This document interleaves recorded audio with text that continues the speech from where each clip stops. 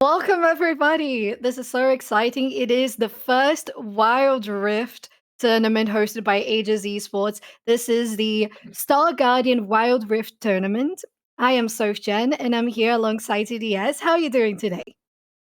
Excited first tournament that we're going to get on the Aegis side for Wild Rift, and I pressured a lot of people to be able to join today, so I'm really excited to be able to be finally on one of these castings, hopefully with a great tournament.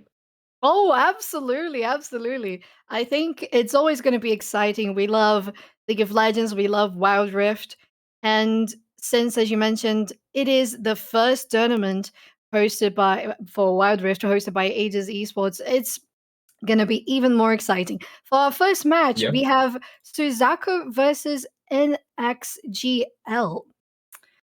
And we can have a look at the brackets. Do we have production? Do we have the bracket link in a command for the chat? Do we? Can we have that information maybe? No? Okay. All right. So we're going to get this handled, but yeah. I think we're all excited to wait for our players to be ready to go in and to do some nice casting and watching of esports today. Yeah, it feels like there is a pretty good amount of expectation coming in from this tournament. Obviously, we don't have the biggest names coming in for today, especially because it's the first one. But there is going to be quite a few teams that are really interesting to see. And I'm pretty sure, especially with the format, looking for having the upper and lower bracket added into it. It's going to be really interesting seeing how it develops, how it gets to the point towards the finals, and who will be the teams that remain and will be able to adapt better overall. Oh, absolutely, absolutely. And since it's Wild Rift, it's like a shorter version of League of Legends. It's more intense, more fast paced. It's gonna be so cool to be part of a tournament like this and to see all these matches happening. So once again, so you guys don't forget, this is going to be always best of threes. So it's gonna usually last around hour and a half tops each best of three. And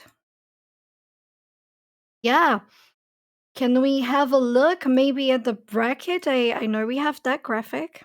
Oh no, we do have that graphic. Going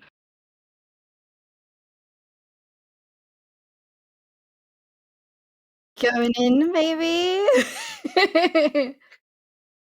We're waiting on it. It's coming in. I'm pretty sure it's fine. It's coming in. We got in. everybody doing this tournament, the Star Guardian Wild Rift tournament for the first time here. So we're adapting. We're doing things along the way. Yeah. Oh, nice. Perfect. Good, lovely. We got it. Thank you so much, Dory. Thank you so much. Yeah, so as we can see here, we got Suzaku GG versus NXGL for this quarterfinals that we're going to broadcast today. And if I'm not mistaken, the higher seed gets priority in picking the side. And exactly, Suzaku has chosen to go on the blue side.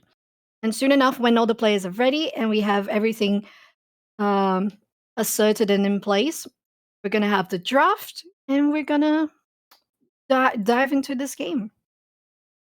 Yeah, and I think we mentioned this, like you were pointing out, the BO3 going all the way to the finals, but the grand finals itself will be BO5. So there will be a adaptation towards the grand finals, changing the format how it goes.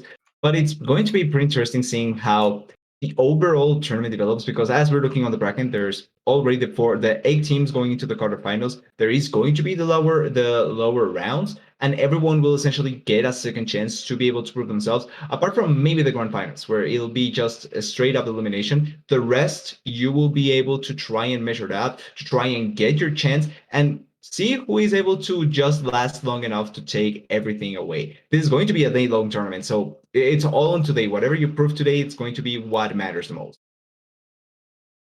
Yeah, absolutely. And CDS, tell me, what do you think is going to be the champions that we're going to see today? Do you have any ideas, any guesses? Who are the OPs for the meta of right now? It's kind of hard to call because we are kind of pretty into the newer patch. It's going to be interesting seeing the adaptations. Obviously, we even have a champion that is stable, like the Kassadin, that could impact quite a bit how the meta ends up developing and all that. But we did get some certain attacks towards champions like the Senna that was pretty prevalent in the overall meta. Then we have attacks towards the Echo in the jungle position, but then mid lane could be a pretty interesting situation for him where he could get picked more. Jace is still a pretty strong champion, and I'm excited to see where the adaptation does come through. I want to see the how the Ezreal ends up sticking to the meta because I've been seeing it popping up quite a bit, and I feel like could be a pretty interesting champion to end up seeing on the drafts as well. Yeah, definitely. I think maybe we can add a Seraphine there. I think she's always a solid champion. Even if you choose to go for Seraphine mid or double AP on bottom lane. Um, what else? Even if you do Seraphine with the Ezreal bot lane, as you mentioned, I think that can be a really, really good combo. Could be potentially really interesting, and obviously always having the range advantage could be something to play around with, and also something that obviously coming in from the normal League of Legends side of things, you don't typically see the double enchanters, but I think that coming on the side of Wild Rift, it's going to be much more prevalent potentially and much more interesting. We do get notice that we're ready to go in, so I'm already excited to just jump in immediately as soon as we can. Absolutely. Let's get into this draft. And once again, blue side, Suzaku GG and next GL on the red side. And it is the ban phase. First ban for Suzaku GG is Camille. Waiting on this first ban from NXGL. Could be potentially opting into something in the jungle position, although Karma has been quite strong as well. Makes sense that we see the ban. I think we may get a Jax as well coming in from Sasaka because I feel like NXG does prioritize those jungle type junglers or hard carrying junglers in that Uh-huh. situation. But it feels like it's going to be the Lee Sin still attacking potentially jungle pool though. Yeah, definitely. Super high damaging and super oppressive engages like Camille and Lee Sin, and especially in the jungle, as you mentioned. Definitely a good ban for the second ban of Suzaku GG. And I agree with you. I'm going to expect something towards a big jungler that can go in, deal a lot of damage, and get out. Coming from the next ban of NXLGL. NXGL. And there we go. Yeah, it's the Rengar. I was thinking, are they going to open to the Kha'Zix? Kha'Zix as well seems to be one of those champions that it was to a certain degree prevalent, could be seen in the ban list as well. Maybe it's fallen off a little bit more than I would like to expect, but it would be interesting seeing the potential there. Olaf was something that I wasn't expecting though. I think I'm kind of surprised if the Olaf does go through because I don't feel like I've seen enough of it yet to really feel like it deserves a ban, but maybe it's trying to check more the pool from NXG's side. Mm-hmm. Yeah, and finishing up with that, Olaf, it really ties up with what you said, the avoiding and preventing the enemy team from gathering that consistent and tanky high damage dealers from NXGL. And the last ban is actually Yumi. So they go for the assassin, the Rengar, and the two supports there, super powerful in this game. And the first pick might be, oh no, Nami, Singed. Okay, they're just hovering. It's all right. Yeah, it's all that's why we always try to wait for the hovers, right? Because you never know what they end up picking. But the Yumi ban coming here, it's a pretty telegraphed ban. I feel like a lot of teams really dislike having to go against the Yumi. But on red side, you're more incentivized because first pick obviously gives priority to the blue side. And that's why the Zen as well gets first pick here. Should be a pretty valuable pick. And I want to see how does NXT answer with this, because there's still quite a bit of champions that you can play around with that are strong enough yet. Yeah, definitely. And Senna is going to be a good resource there for, well, they maybe going to pick the Nami here. But yeah, Senna might be the the good option to keep support with the healing, the sustainability, but also dealing damage from a good range. Yeah. So it's a nice choice there as a first pick. And Nami, super reliable support, the sustain, the engage, the knockups, the CCs are so great overall. She's got everything, right? The movement speed, the heals, and the both these teams are going for the supports as their first pick. And Okay. NXGL confirms the Kha'Zix for their jungler. Was thinking maybe they opt into the Lucian to try and go for a pairing the Lucian Nami, quite a strong pair early on. You can really get the early game going with those two champions, but instead opting for the Kha'Zix, having a pretty good jungler on your side that can really assassinate some of the squishier targets really effectively. And I want to see how does NXGL play around those Kha'Zix, because it is a champion that you have to prioritize in certain instances. And Susaku now answering with potentially with the Nasus. It's going to be interesting seeing the priority that this champion gets. And then what do they have in their jungler position? I would like something that can be aggressive early on, try and snowball lanes as hard as possible, but having something secure that can carry could be an option as well. Yeah, definitely if they're going for Nasus, they're going for a more late game, the stacking game for Nasus, making him strong, leaving him undisturbed on top lane, just farming and gathering those stacks. So, yeah, I think confirming that Ari there, it might be a choice for Suzaku Gigi to go for a jungler that focuses more on mid lane and bottom lane. So they actually go for the Drake, and maybe they're not even going to have that much presence on top lane after all. Yeah, could be the case. Could be not that much focus coming in here. The Jays, like we talked about, is still a pretty prevalent pick, and it gets picked here. Could be the case where we see it going between the Dragon lane and the mid lane. It's a nice flexibility potential champion that you have in the Jays, so it's not necessarily something that we're bound to see in a set position. But with the bans coming in, with the Jace already secured, we do see the Lucian coming in. And like I was thinking about, NXG is feeling close to what I was thinking with the Xinjiao, taking away those early potential champions in the jungle to try and not allow for Suzaku to try and snowball early on. And closing out with another jungle ban. Yeah, we close out with Shyvana, Xin Zhao. I think it's 100% what they aim to do. They have already picked that jungler. It's a Kha'Zix. They can't allow Suzaku Gigi to get those types of champions where they have more tankiness, they can survive for longer, and they're not as squishy as Kha'Zix. So they're gonna narrow it down so the possibilities for Suzaku are more of on the squishier side, and Kha'Zix can actually assassinate them. And for the first pick of the second round for NXGL, we got Wukong, also super strong currently, and Karen, which makes me reconsider who's top lane. So that's kind of the thing that Senna does provide, right? Flexibility towards certain positions that you Oh, do what is put.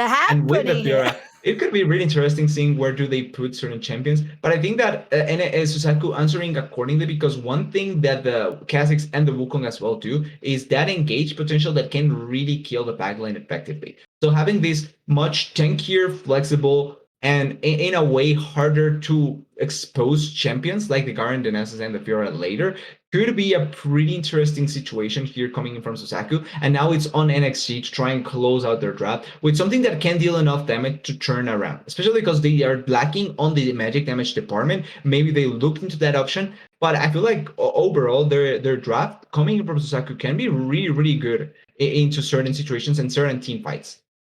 Yeah, definitely. I am still just trying to wrap around where they're going to arrange their champions there because I am still not sure.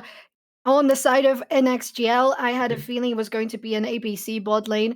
As you said, they lacked the AP damage. And if you get a little bit of armor, that's all going to be negated. So it's important to have the AP damage. Ziggs providing that not only on the form of long range poke, also the ulti super long range poke and clearing waves, but also the ability to destroy the turrets as fast. So sieging is going to be Yeah. good for them. That's solid for NXGL. And Suzaku, well, with that comp, I really expect them to surprise me.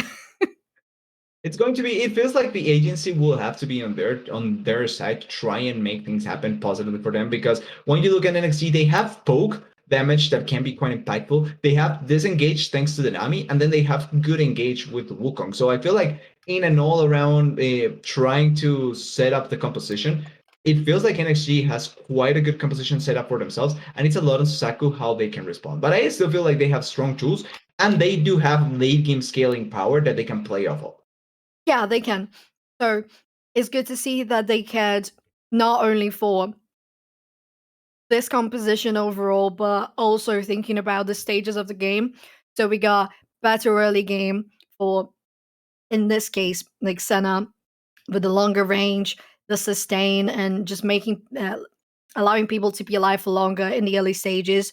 Then we got Fiora, Garen, for and also Ari for the mid game, and a confirmed Nasus big that can be huge even earlier into mid game, but definitely one of the strongest things for the late game against NXGL. So yeah, I think it's going to be interesting regardless of how these games are played. Yep, 100%. And this is just the first game of the BO3, right? So we will still have a bit of time before they can adapt, before they can change certain things, and looking for the continuation of the series, because this first game doesn't mean that it's over. Oh, definitely. And well, we're going to jump into a little break so that we get everything ready to go for the first match of the best of three. So stay tuned. We're going to be right back.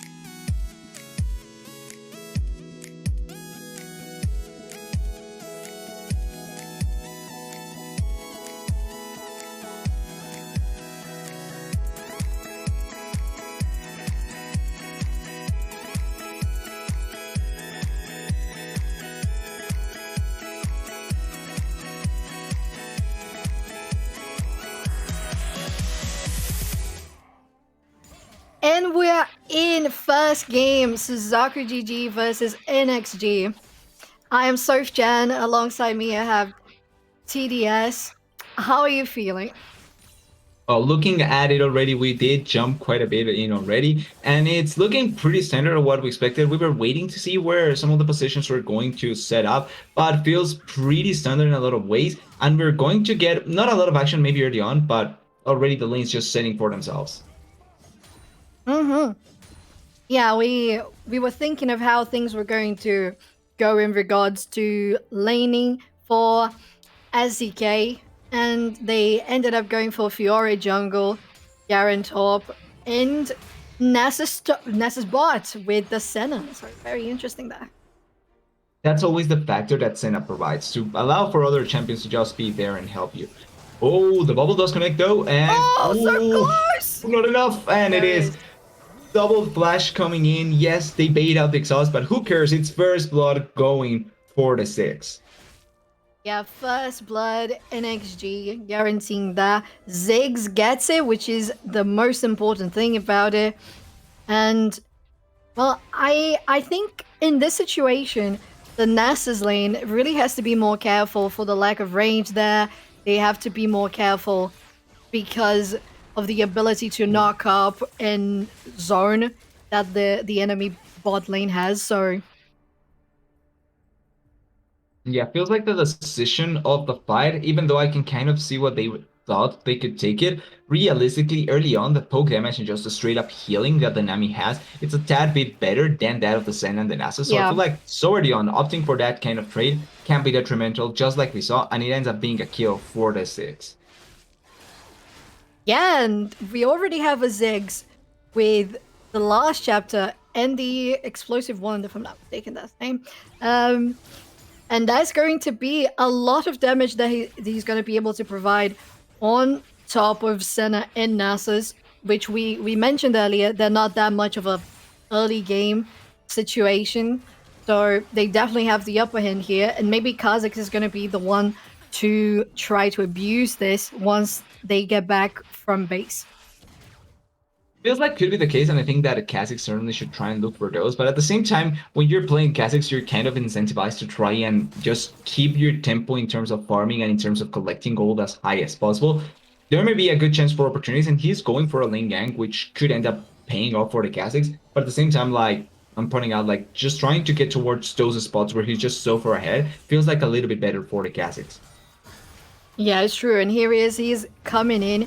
He's got the detection wall, but it's not enough to avoid the gank. The bubble connects. The ulti connects from Nami. It's not enough though. Senna actually gets a nice shield. But as you said, it's not enough. They end up going down. Fiora might be next. Oh no, it's... Yeah, it's actually... Fiora goes down. Nasus stays alive. But this rotation from Jace is so good to see. Ari coming in, the charm I connects. don't think you have enough damage though. They try to get as much damage as they can. Jace tries to snipe Nasus very, very closely to dead. Oh, the kill on Jace, guaranteed from Ari. And it is an equalized 2 for 2, if I'm not mistaken. At the end, it is a 2 for 2. Oh, yeah, the Nasus didn't die, so it is a 2 for 2. All in all, not a bad trade coming in for Saku, but NXG, I feel like feeling the better of that because in the bot lane, yes, it was a 2 for 2. In the top lane, though, in the Baron lane, though, it was the Nasus the Garen getting killed by the Wukong. So all in all, much more gold value going into the pockets of NXG in that play. And ooh, Garen. Yeah, Wukong going in survives, very deep, diving for Garen. But as you said, Garen has a lot of healing, a lot of sustain. They're just going to back to base. And we got 4 seconds on the clock for both objectives here.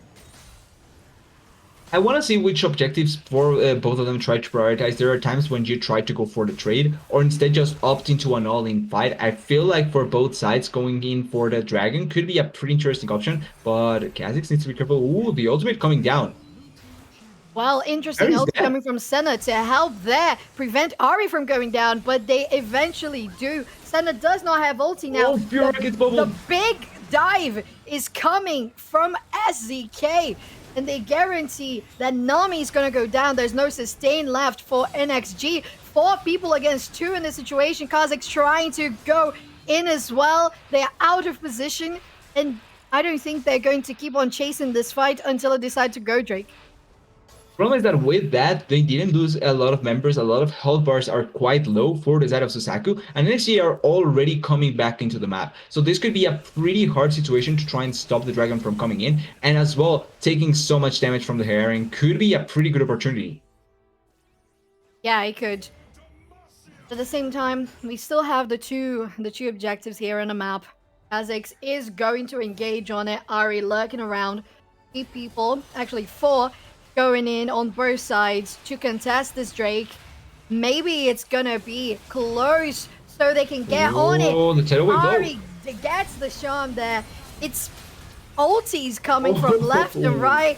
The amazing capabilities of long range that SZK has was able to secure a 4-kill on this fight, and maybe the fifth one is going to really be an nice. unofficial ace. Oh, it's the penta! It was actually a penta! How did I miss the quadra?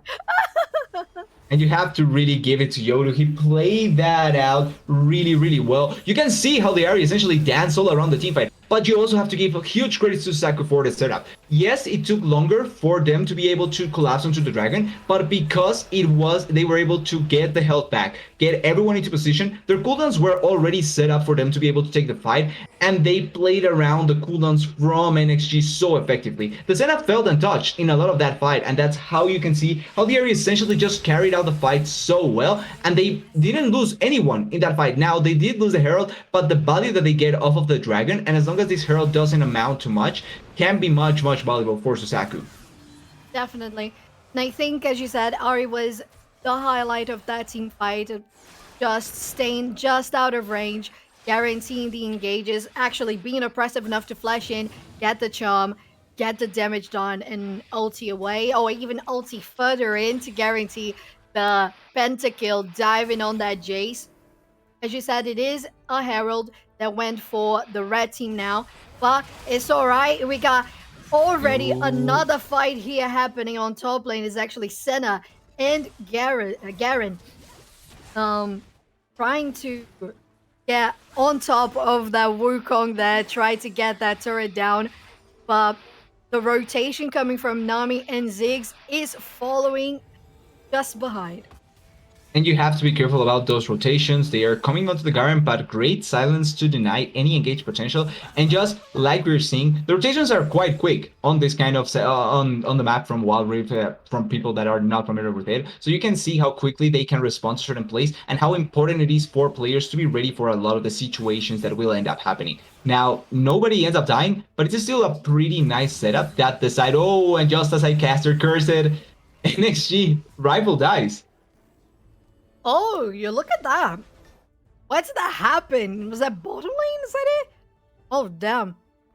Yeah, so as we say, this is a super faster paced game compared to League of Legends, and there is a big team fight happening on mid lane. It is everybody going in on this Nasus. Fiora trying to come back as well, guarantee a little defense, gathering in with 3 people versus 2. So they disengage this one fight in the middle while Garen takes the top lane, the tier 1 on top lane. Soon enough, we're gonna have Drake once again, and that's definitely gonna call out for more team. And with the amount of action fighting that we're seeing, it ends up being a 1-for-1 in the overall. 6 survives by the skin of his teeth, but I want to quickly look at the minimap, because when you see the difference in terms of a structure value that the side of Susaku has, even though trades can be a little bit closer and the kills are not that far away in favor of Susaku, the gold value is. It's 37,000 to just 31 on the side of NXG, and we talked about the scaling potential for Susaku. It feels like it's going to be better, and they are already quite in a good spot for it. Definitely. As you said, we got a little advantage in gold. Not that much that can't be recovered from NXG, but SZK has the bigger potential with Nasus, with Fiora, with Senna, Ari as well, who has usually the power spike on mid game, but also late game. So they've got a very, very secure possibility for longer games here. Whereas on the side of NXG, I feel like they can fall behind a little bit, especially in regards to how much they can make the fights last. It is the Herald dropped on top lane. 3v2. Fiora trying to go in as well. Otis on the Wukong ends up engaging on the clone. Takes a lot of damage. Is almost going to be finalized by Kha'Zix. The ulti coming from Senna. They were already free, but Senna came in to help once more. The bubble connects on Garen. The shield popped. Fiora dropping so low on health. Wukong gets the kill, the shutdown. Garen trying to stay alive to take down the Nami. Maybe the Wukong as well. It's 3 people. Nasus is joining as well. And Senna guarantees the shutdown on these 3 people here on the top lane on this very, very long team fight. Yes.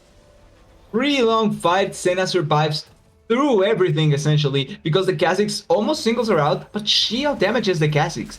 Does a really good job to survive, and then yes, Fira does die, but it doesn't matter. They did take the 6 down in the mid lane as well with just the Ari and the Nasus, so a super important victory coming in for Zaku, and now setting up for the dragon that just spawned.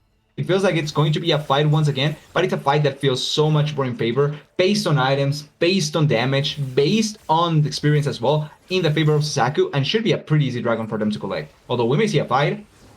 Yeah, but it's also something that can always go in the other way because the fight of mites can go wrong. Nami goes in, ultis on everybody. Wukong the same, trying to knock everybody up. Fiora secures the Drake, and it's the blue team gathering on this Wukong. They're going to go down. Ziggs has to flash away. Kha'Zix as well.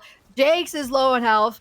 And everybody's still chasing them because they know they have the upper hand in regards to items, in regards to everything level right now. So I agree with that decision. They need to keep pushing. They need to keep being very very offensive for this one, as is actually 10 seconds for the Baron. The last Herald has gone away, and it's 5 seconds for Baron. We'll see how they're going to choose to rotate this next fight.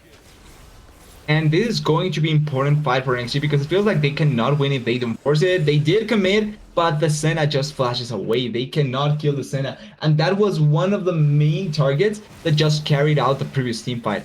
Ooh, Nasus. Yeah, they may be thinking of going in, just clearing up the wards.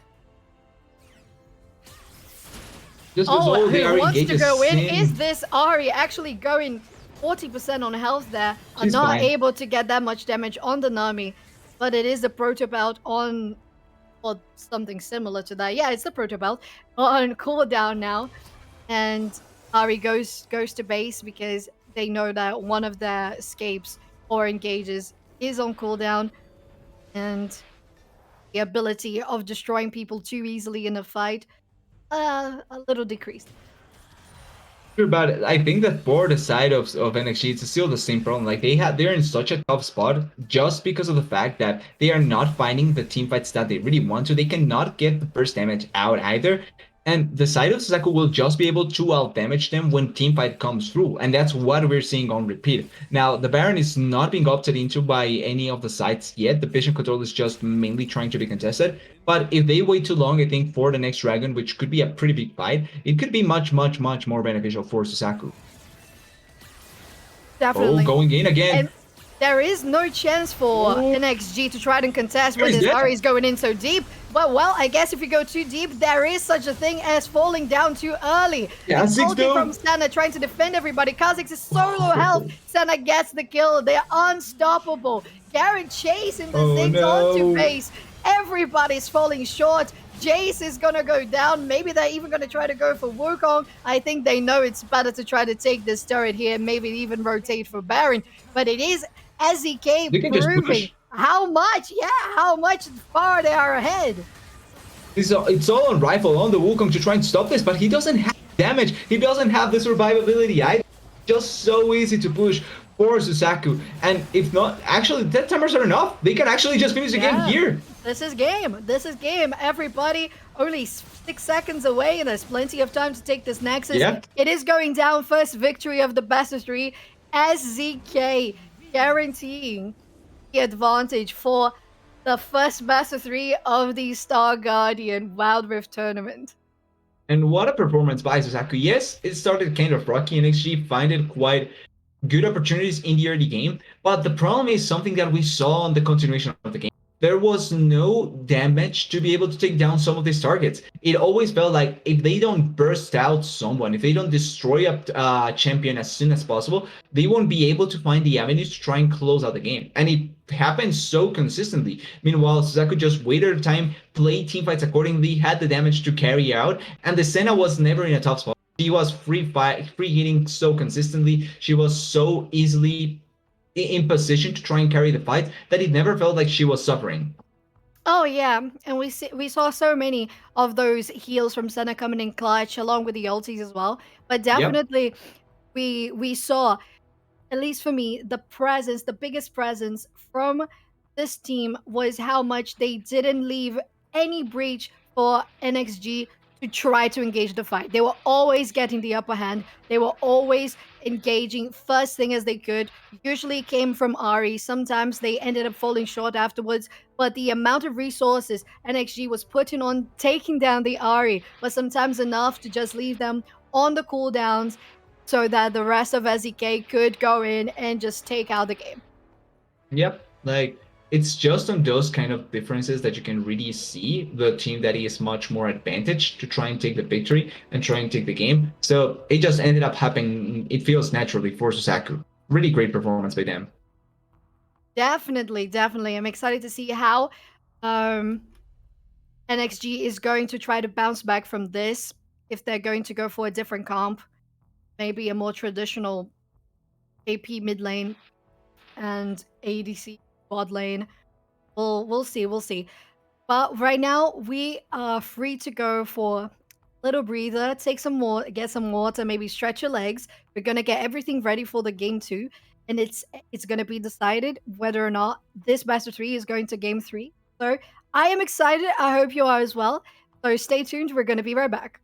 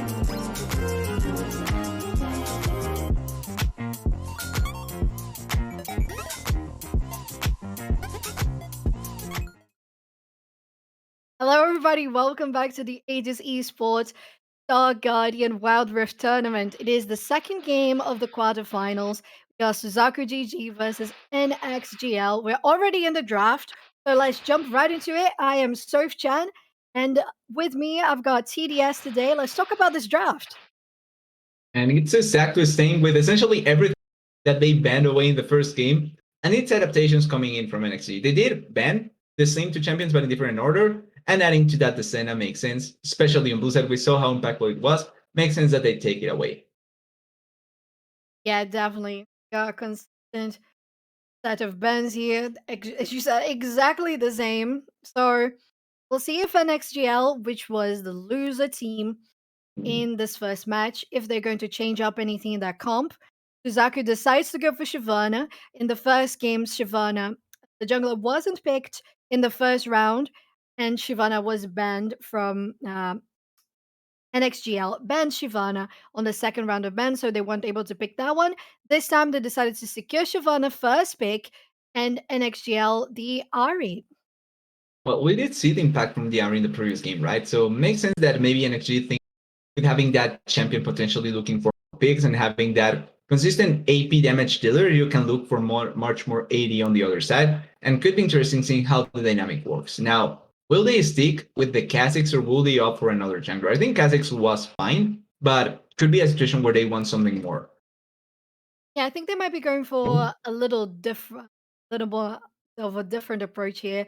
They've got Ari and Thresh, so they maybe are going to go for a more traditional ADC on the bot lane, as they already have the AP damage in the middle. Ari might possibly go against the Yasuo in the mid lane. There's always a good matchup to watch. To be fair, 100%. when I'm playing it, I absolutely hate it. But especially if I'm the Ari. But Yeah, typically we're on the other side, right? Not on the Yasuo side, but on the suffering. definitely the suffering side. That sounds so sad, but yeah. And with that, they paired up with the Nami, so we have a bit of the same from the previous game and something new from this game, which is nice to see. And I want to see what they end up picking with because you were talking about the 80 carry side, right? And I think that this is No, perfectly there fit for that. definitely. Here we go. We got the Caitlyn. We got not only the ADC traditional, but a very, very long range one, which is kind of compatible with how was the Senna played in the last game. Of course, Yeah. without all the sustain. But the combo from Yasuo and Nami is already going to be so great. If they even pick more champions on the side of Suzaku that can knock up, it's going to be devastating because we know how Yasuo is in regular league. But Wild Rift, the map is even smaller. So the abilities look even bigger. So the tornado that Yasuo is going to throw in your face is going to feel like it's hitting all over mid lane. So It's it's definitely a big threat. 100%. It's the psychological advantage, right? It's having that Definitely. being so big that you simply cannot react. But and one thing that I do want to comment with the Caitlyn, the wind wall is so good against low range AD carries because of how small the distance between him and Yasuo. But with Caitlyn, it's not necessarily the case. Yasuo needs to still come closer to you to try and fight you. So it's something that the Caitlyn can still do quite well. And the bans as well. We went through all the second a lot of attention towards the bot side of the map for NXG. Meanwhile, top lane was the focus for Suzaku. With the Riven ban, we didn't see the Riven, I think, in the previous game, so hopefully we get it later on this in the tournament. Yeah, and they actually picked sets now, which is fairly compatible champion in regards to Riven because they've got the damage, they've got a little bit of displacement they can do with their abilities, but they're also not squishy. They have good survivability. So good pick coming from the set. Garen confirmed for Suzaku once again. And it's really funny to see how these two teams, when they didn't pick a champion, they bend it for the enemy team. And when they could pick a champion, they picked the champion that the enemy team picked. So this time, Yep. Ari is on NXGL, where it was on the other team earlier. Nami was on the other side as well. So like, It's all how the they pair it things up. doing the switcheroo. And Varus, look at that. Also very nice ADC to combo with the rest of this comp and against the Caitlyn as well. So very interesting. Last one we got to confirm now is going to be probably a top or a jungler. Set can either do both. So True. And I think the Barris here to add on to the range potential, the buy getting covered could be the pick, and it is. So having that jungler in that position and having the single target, right? You can now focus on to going for one of the backliners and try and destroy them as quick as possible. The NXG has quite a good amount of pick potential, and they do have much more consistent damage compared to the previous game. But I still think that there's certain instances where maybe team fighting for them may be a little bit difficult because it's mainly on the set to create a space in team fights and then on the Caitlyn as well, potentially. yeah, we can't forget the engages and the potential of being so repressive coming from Ari as well that we saw in Suzaku's last game. We also have Vi. True. She can go in very deep on their Varus, try to take down Yasuo maybe just bait everybody to use their abilities on her while Caitlyn's doing the backline damage. That is trying to engage on them as well, bring them to their side of the map. So I think both teams have solid comps. They look very traditional. And to be fair, sometimes it's good to get back to the roots. And I'm excited. I'm excited. I think it all is going to come down to how NXGL is coming back for this next game after the first loss. It's important to reset the mental. And the first Definitely. game went really away from maybe what we expected from NXG, or at least it really was apparent that there was an advantage and superiority by Zosaku. So it's on NXG to reset mental, to try and think a little bit more on what they want to do, and try and play more for their strengths than to just get swept up in the pace of Suzaku. So it's on them to try and showcase better things. And Suzaku, they just need to keep playing good. Like they already showcased great playstyle in the first game. They just need to game. Definitely. I think what lacked from them, of course, was not only the damage for Yep. NXGL, but also the proactivity that was coming from Suzaku. They were being like blinked, they were already on top of you, engaging on you, knocking you up, and taking down your biggest carries. So I think they have to be NXGL has to be more reactive to these plays where they're not going to be defending against an attack, whether they're going to engage on it. Yeah, it's a lot of feels like there's quite a bit of semantics to think about going into this game. But I think for these players and for the level of play going to be seeing, it's manageable. And certainly they have the tools in the draft they have put up for themselves to try and play it out. So I'm pretty excited to see how they do develop the game. Yeah, me too. So we're going to go for a quick break while everything is ready for this next second game of the best of three quarterfinals. And stay tuned because we're going to be right back.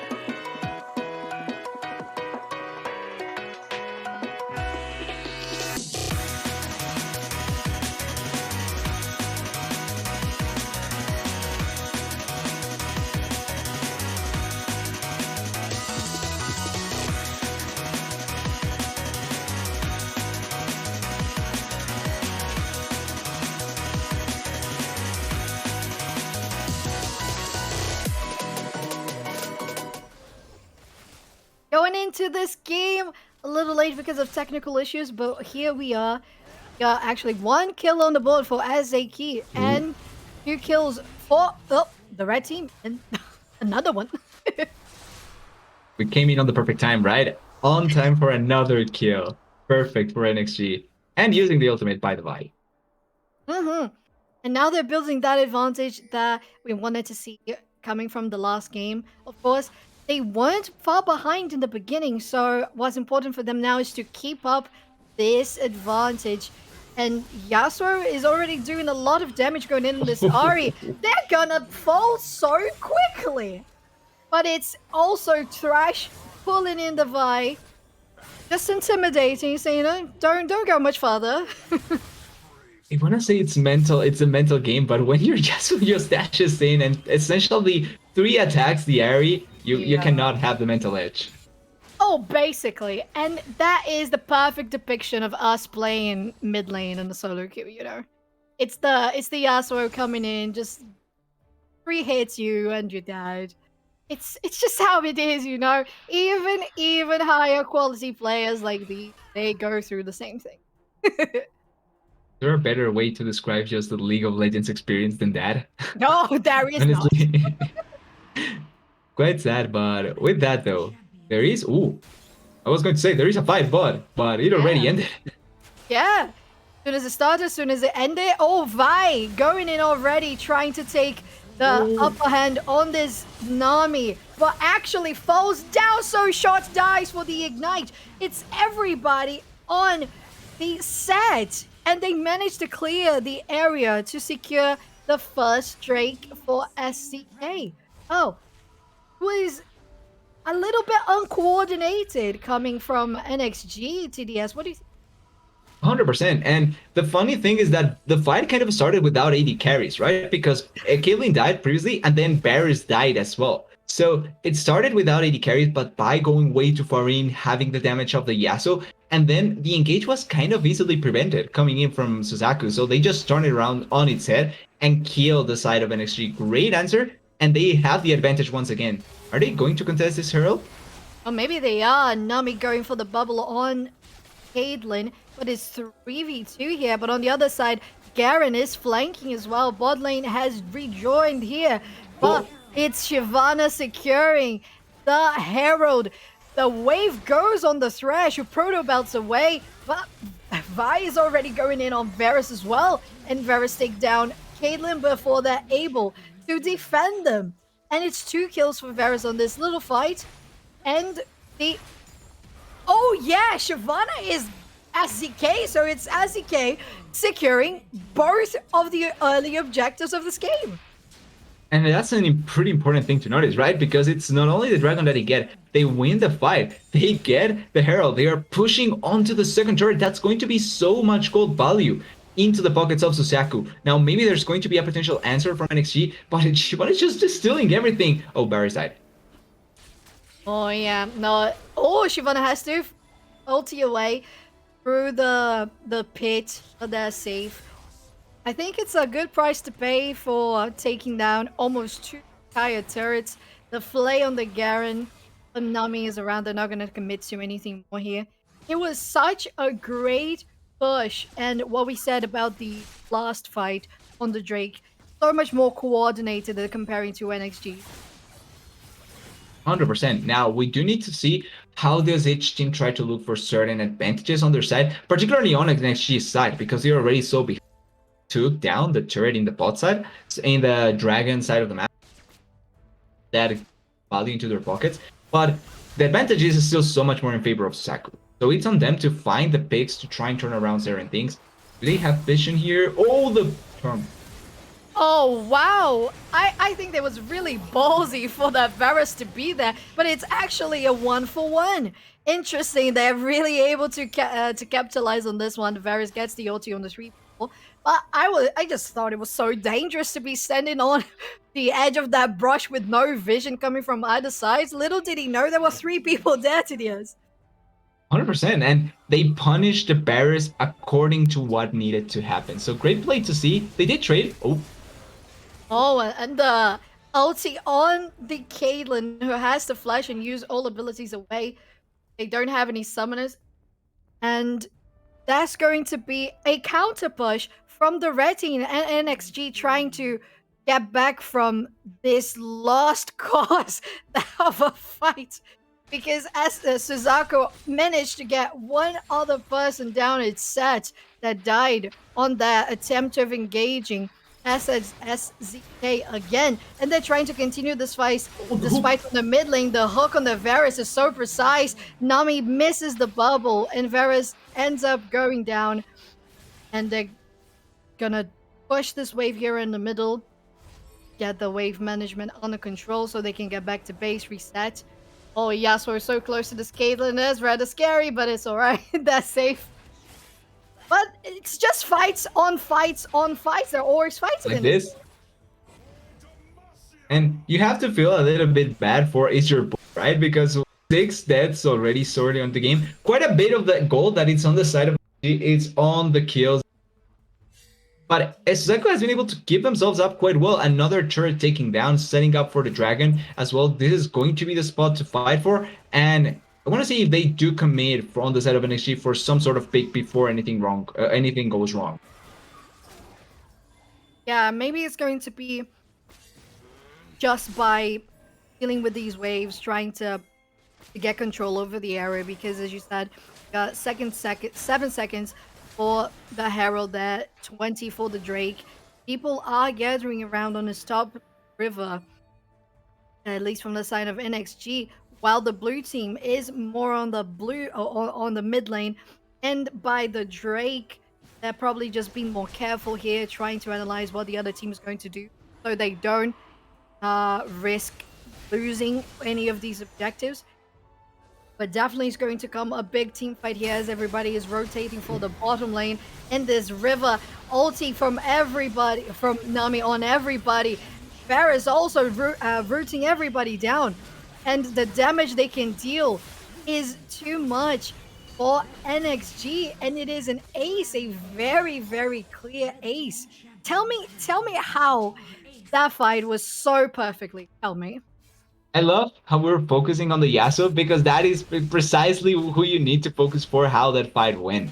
It's a lot on the engage that ended up happening with the Garen tidal wave to try and set up the fight, but the knockup from the Shyvana into the Yasuo not only amazing, but it carried a lot of damage, and then the wind wall positioning blocked every last bit of damage that the Caitlyn could have done in that fight in favor of the side of Suzaku, and they just were able to carry it out and destroy the side of NXG so swiftly. They secured both objectives as well, thanks to that.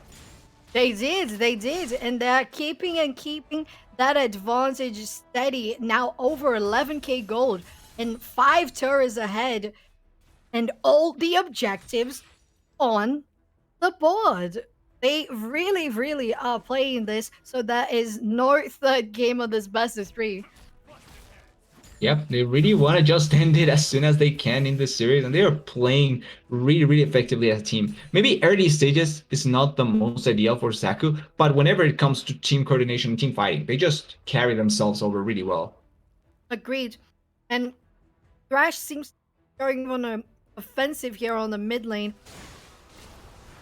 But so far they can't do anything, as there's still the tier 1 on this turret. But oh, Vi goes in, flash from Nami, and ulti from Varus. So this little trade here was definitely in favor of NXG for 1 summon the spell and 1 ulti cooldown for just a Q from Vi. Not a bad trade, and she still has the ultimate, so maybe could look for another play. But with the timing, everyone kind of resetting, couldn't get that, and the set dies one. This Yasuo. Yeah, and beware of the Garen in the bush. Garen in the bush it's not a dream, it's true, and it may haunt you down. as well the Shyvana. Wow. I fear this might be game. It's another ace. It's another ace. Everybody's here, they can push all the minions. The Nexus doesn't have that much health. And Suzaku said, we're not giving you any chance to fight back. We're not letting you farm. We're not letting you grow. We're taking control of this. And we are taking the victory home. 100%. For them, it felt like for NXG, they had their moment. They needed to find those picks, which I feel like they did a couple of times, but they didn't never really find them on the members that had a lot of value. Like, yes, Boa died quite a bit, but like after the third death, you have to focus on the members that have the gold value, and it's not Boa. So them trying to pile the value onto the AD carry didn't really feel like it was going to be worth. And at the end, Yasuo and Garen, we saw it on the side lane. They were just destroying the members of NXG. Yeah, they were. They were, and as you said, it's so important to keep the good perspective on.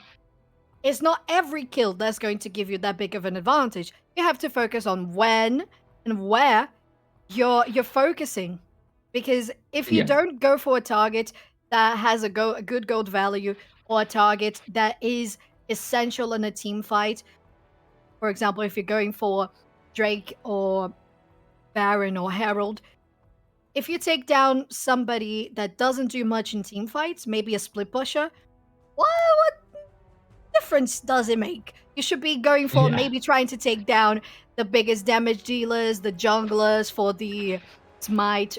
So you really have to be more precise on who you're choosing as your targets and how you decide to go about your team fight.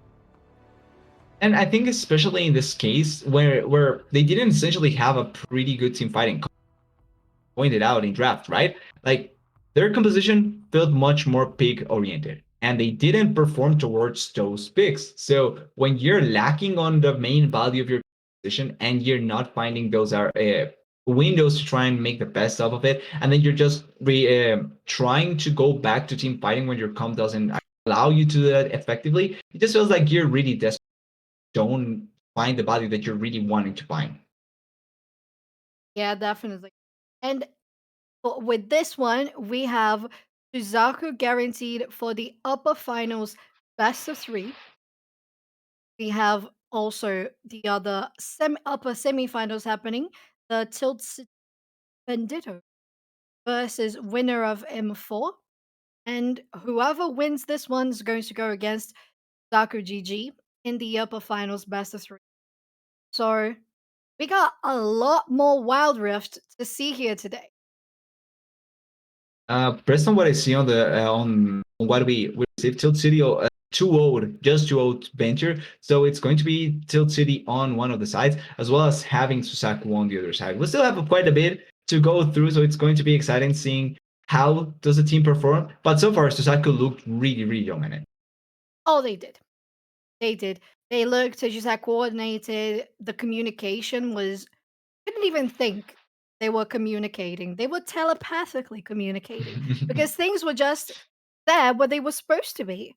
There was no, at least from what we watched, that didn't seem to be like in confidence. They seemed just very assertive in what they were doing the right calls at the right time, and mechanically, macro, micro, everything was in place. So I think these are very good contenders for grand finals. Feels like it's going to be the case, and with how the tournament is set up, we're bound to see them at their best in a lot of these matches. So it's all just waiting for it to happen. And Oh, yeah. Yeah, we are. And as we wait for it to happen, make sure to lean back, relax a little bit while we have a break and we wait for everything to be settled for the game of Soccer GG versus Tilt City Banditos, the confirmed other winner of the upper semifinals. So we actually have now coming up the upper finals. Don't miss that. Stay tuned. We're going to go right back.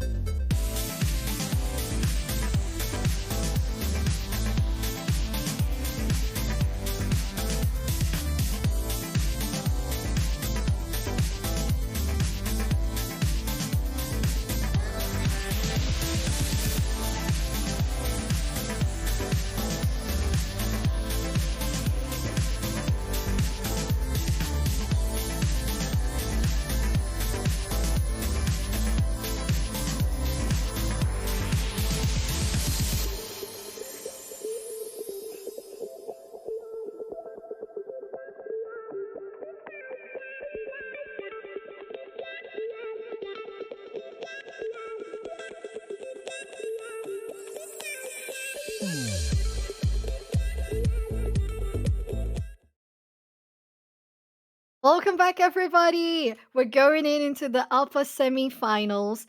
We got right now Tilt City Banditos versus Yawn. Yawn won 2-1 against Faith, and Tilt City Banditos won in a sweep versus Venture. Once again, I'm Surf Chan. I'm gonna be casting here tonight alongside TDS. How are you doing tonight? Ready for the next round of matches. We have a pretty interesting one in the first round with Saku just destroying NXGL. And with a lot of 2-0s, Yon wasn't the only one that ended up being a 2-1. So I think this matchup is going to be maybe much more contested and a little bit closer than maybe a lot of expect, right? Yeah, definitely.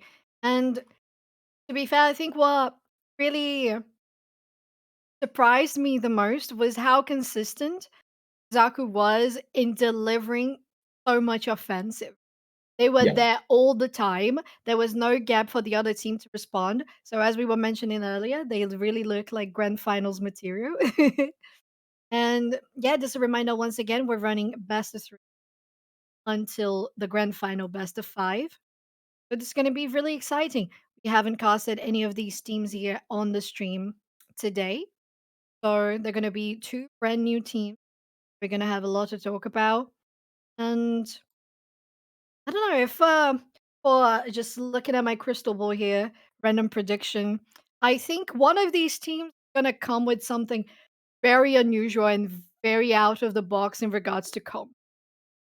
Okay, that is a pretty interesting call to do, and I'm gonna hold you to that. Then I'm just wait and Okay. see what ends up happening. If there's no pick that seems interesting, I'm going to call you out. Yeah, feel free to call me out. It is it is your right to do so. And yeah, as we mentioned, it's brand new set of teams here to us. This is the first time for Aegis Esports that we are broadcasting Wild Rift. So it's a lovely little Star Guardian Wild Rift tournament. So exciting to be here as Have we? everything pink and glittery is just lovely. I was actually gonna say, have we actually had on stream Start Guardian skins yet? You would We have we? did. Or not Yeah, on we haven't. stream? I don't think so. Yeah, that's true. Oh, I would really love to see one of the new ones. So we could have we had a Senna that didn't play Star Guardians. Um, Imagine if we had an Oriana, have Sona. But I think my favorite is It is good. I like the skin. Although I like the old Ario looking good. Saya as well. Saya and Rakan are really good. And we may get the chance to see it this time around because teams are already in draft. So we can just jump immediately into it. Yeah, we can. And let's go right into this draft as players are going to be picking and banning here. Nothing different than usual. First ban for Tilt City Banditos, is going to be Olaf. And a Yon going for Camille and Yumi. All three champions that have already been seen here in the broadcast so far. Yeah, there's a lot of similarities already to what we have seen in terms of banning or picking. So certainly showcasing that there's already kind of a meta that the teams really don't want to go against, or at least don't give up if they can. Now we're lacking to see if the Senna will be the case once again, if Shibana will be banned away again. So there's still a couple of champions that maybe will get a little priority, but so far the same as previously. And Delusion, ooh, Yeah, Delusion, very interesting. Always such a good ADC, right? I don't think there was a single moment bigger than, I don't know, 2 months that Lucian wasn't good in either League sure. or Wild Rift. It's just such a good ADC, like always. It's so consistent, so solid. Yeah, you feel like you can always find impact with the champion, right? Like the amount of time that you can put into it and play and feel great about it is just so consistent that it just feels like it's not going to go away that much unless they nerf him to the ground, which could happen. But so far, it's not the case. And Morgana banned away, which Oh, means Senna is open. yeah, there she is. So we're expecting to see that Senna Star Guardian there. It is, after all, the tournament, the moment we're celebrating all that Yep. is right and just, right? like all the Star Guardians do. It would be a shame not to see that skin once again We need to on hold this the players broadcast. accountable for that. Oh yeah, we're gonna hold them accountable. And Leona, oh, I love that support so much. Leona picked against the Senna. A reminder that maybe Senna is going to be an ADC. It can be a support, but Yeah. it has been an ADC picked earlier from side of Suzaku, wasn't it, TDS? Yeah, it was on Susaku's side, and it did perform quite well, which is also the reason why I like that Benditos are going for Leona and Gragas this time around, because those are really hard engaged champions. They can force onto the enemy team, and against a Senna that is kind of long range in a lot of circumstances, just having that straight up engage from long range, like the Leona, like the Gragas, can be really, really good. So I like the idea already going. Agreed, definitely. Oh, we have the combo of Nessus again. Wait, are they going to do? Well, they Sorry, can just still flex. yeah. We just a highlight for you guys. Senna and Narcissus was the bot lane picked on the first game by Suzaku in the quarterfinals. So it's very interesting. Are they going to do something similar, or is it going to be just regular Narcissus on the top lane and Feels Senna like support? it depends on always on gets picked against them, right? But in Yeah, the first game, really. it did perform quite well. So I wouldn't be mad against it. And if there is no clear answer against it, I think that you just can just send it down there, especially with the fans coming in and the counter potential. But six once again, long range poke, magic damage, a good pairing of champions. I think from the side of Benditos around to try and kill from a safe distance can be quite good.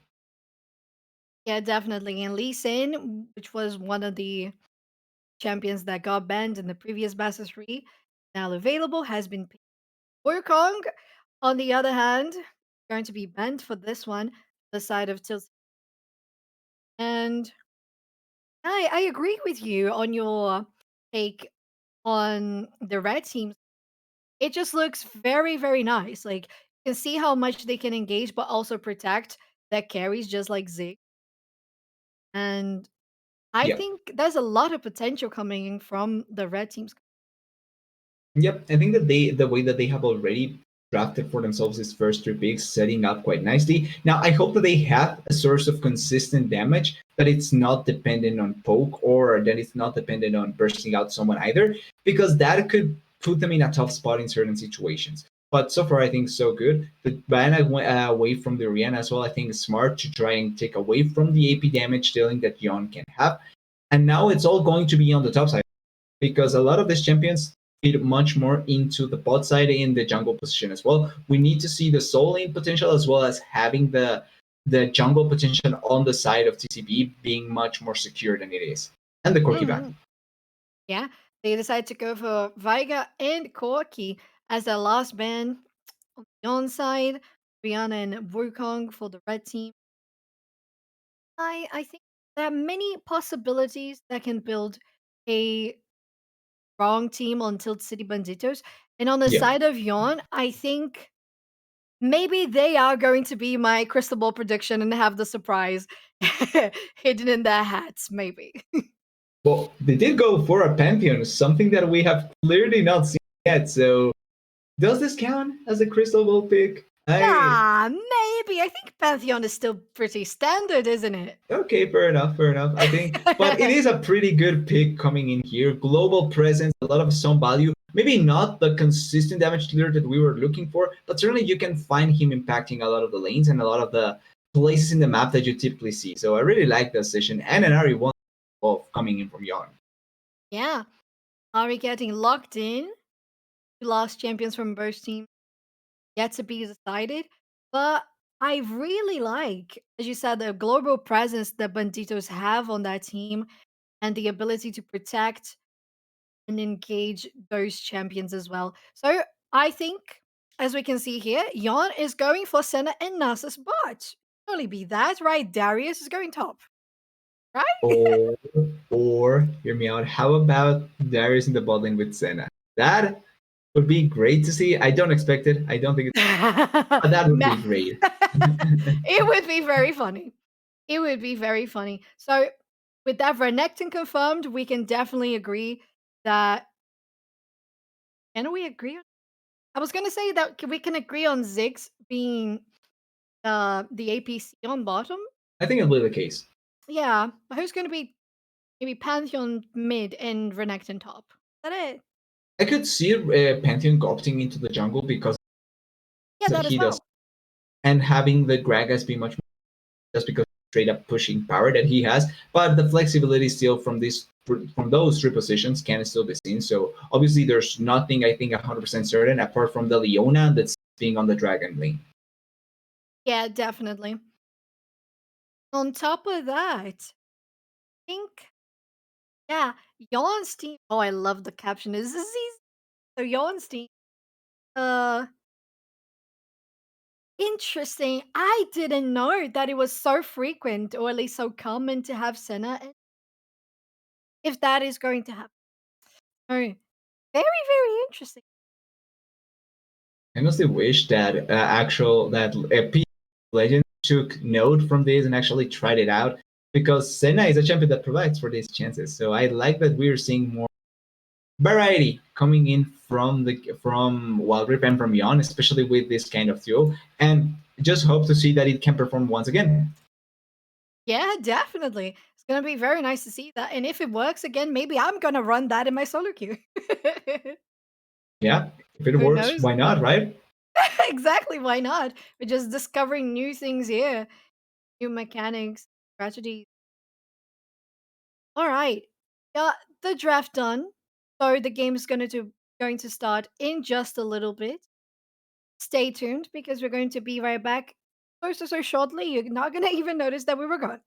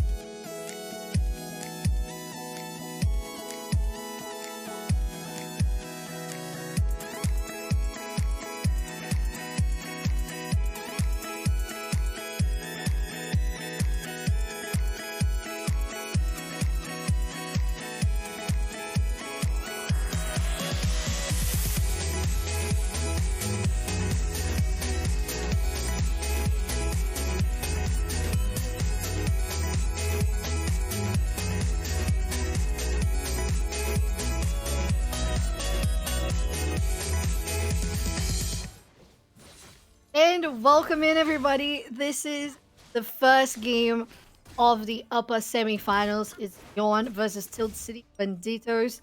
We're live right into this. I'm Soph Chan. Alongside me, I've got TDS. How are you doing? Excited for another matchup that we're going to get. Ignore the scoreboard. Nothing has happened. The game is on zeros and engage. Ooh. Yeah, it's Gragas going in, deciding to throw in the early ulti there on Nasus. Big engage has been thrown, but nothing much came out of it. Nasus did use the flash, so it is a summoner spell that is unavailable now. Lee Sin is lurking around this mid for this Pantheon. They want the bread, they want the baker. They really want to kill him. Ooh, but it's going to be the Sen and dead instead. Yeah, it is. It is Senna going down in a big engage coming from Leona, taking the ulti, the stun hitting their head, stunning them down. And here on top lane, it's just the usual top lane things. They just smack themselves, they get some farm, go back, reset. But once again, it's another gank happening on bot lane. Lee Sin tried to follow up, and Ari went very deep on Leona. But the defense and the armor she can have with the W is a lot. So she was very, very well to just go back and retreat. It was a great flash timing from the 6 though, so at least preventing that kill from happening. And we see now the Pantheon trying to move around as well, just like the Ari. But in reality, Banditos are in a pretty good spot. They got the kill, they didn't lose anyone either. And Pantheon still has the value of his ultimate as well as his C, although he was in on this war. So I think that Darius should be in a pretty good enough spot so that he doesn't die. Yeah, we'll see. We'll see if the element of surprise is going to be enough. Renekton is already going in to take some damage there on Zenith. Zenith or Zenith? Zenith, yeah. On Zenith. And as you said, they are alright. Lee Sin's this Pantheon decides to retreat. As Lee Sin is actually going directly on that Herald, just starting it as soon as he goes alive. As soon as it spawns, like you're pointing out, they are just trying to force it out. And I like the decision here because maybe it does give them time to try and move towards the dragon. But Gragas as well decides to go immediately for the dragon in response.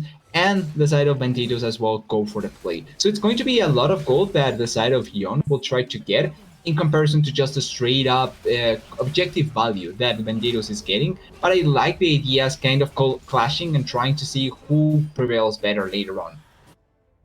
Definitely. And as you said, it is the immediate value coming from the Herald. As Renekton goes in on this Darius, not does enough damage and just falls down to retreating here. But what's not happening in the bot lane is retreating. Is everybody going for this Nasus? So many ultis. If I'm not mistaken, we had the Gragas ult and Leona's as well. So a lot of cooldowns wasted on this Nasus. And this tower is still not dead. So the area is still under control for the blue side. The flash, very, very well timed from Leona, allows them to escape. But I think these two teams are playing a close match. So far, it's 4 kills in advantage for the red side. But there's still a lot of game to be played. Yeah, feels like there's still chances for the side of Young to find good plays or at least find avenues, try and just make the goal go much favor. And I like the aggressiveness that Banditos is trying to show off, right? Because yes, it didn't work out the play, they did blue the ultimates, but they did blue the flash as well from the Nasus. And that means that for a potential future aggressive play, they can look for it. Oh, Zenith? Yeah, they can. And it's 2 people here on this Renekton. Also, the ulti coming from mid lane from Senna to help with the shield and the damage. But that Renekton was bound to go down. It was 3 people against 1. And then in the spot lane, they're really, really determined to taking down Nasus. 2 ultis straight on the head. It's Leona actually going first before Nasus does. And Nasus is still alive. Exhaust popped on him. Pantheon ulti to come back and help the Ziggs. And that was a 2-4-2 trade. Yeah. Essentially a 2-for-2. Pretty good that John is able to answer. Oh, correct that. 3-4-2 now with the 6 dying down there in the bot side. They also collect the turret. And I was about to say just how good the rotation from the Pantheon was because it helped try and negate a lot of the gold value that the play was going to be for Yon. But with that kill and that turret going in favor of Yon, it's just much, much better for them. Yeah, it is.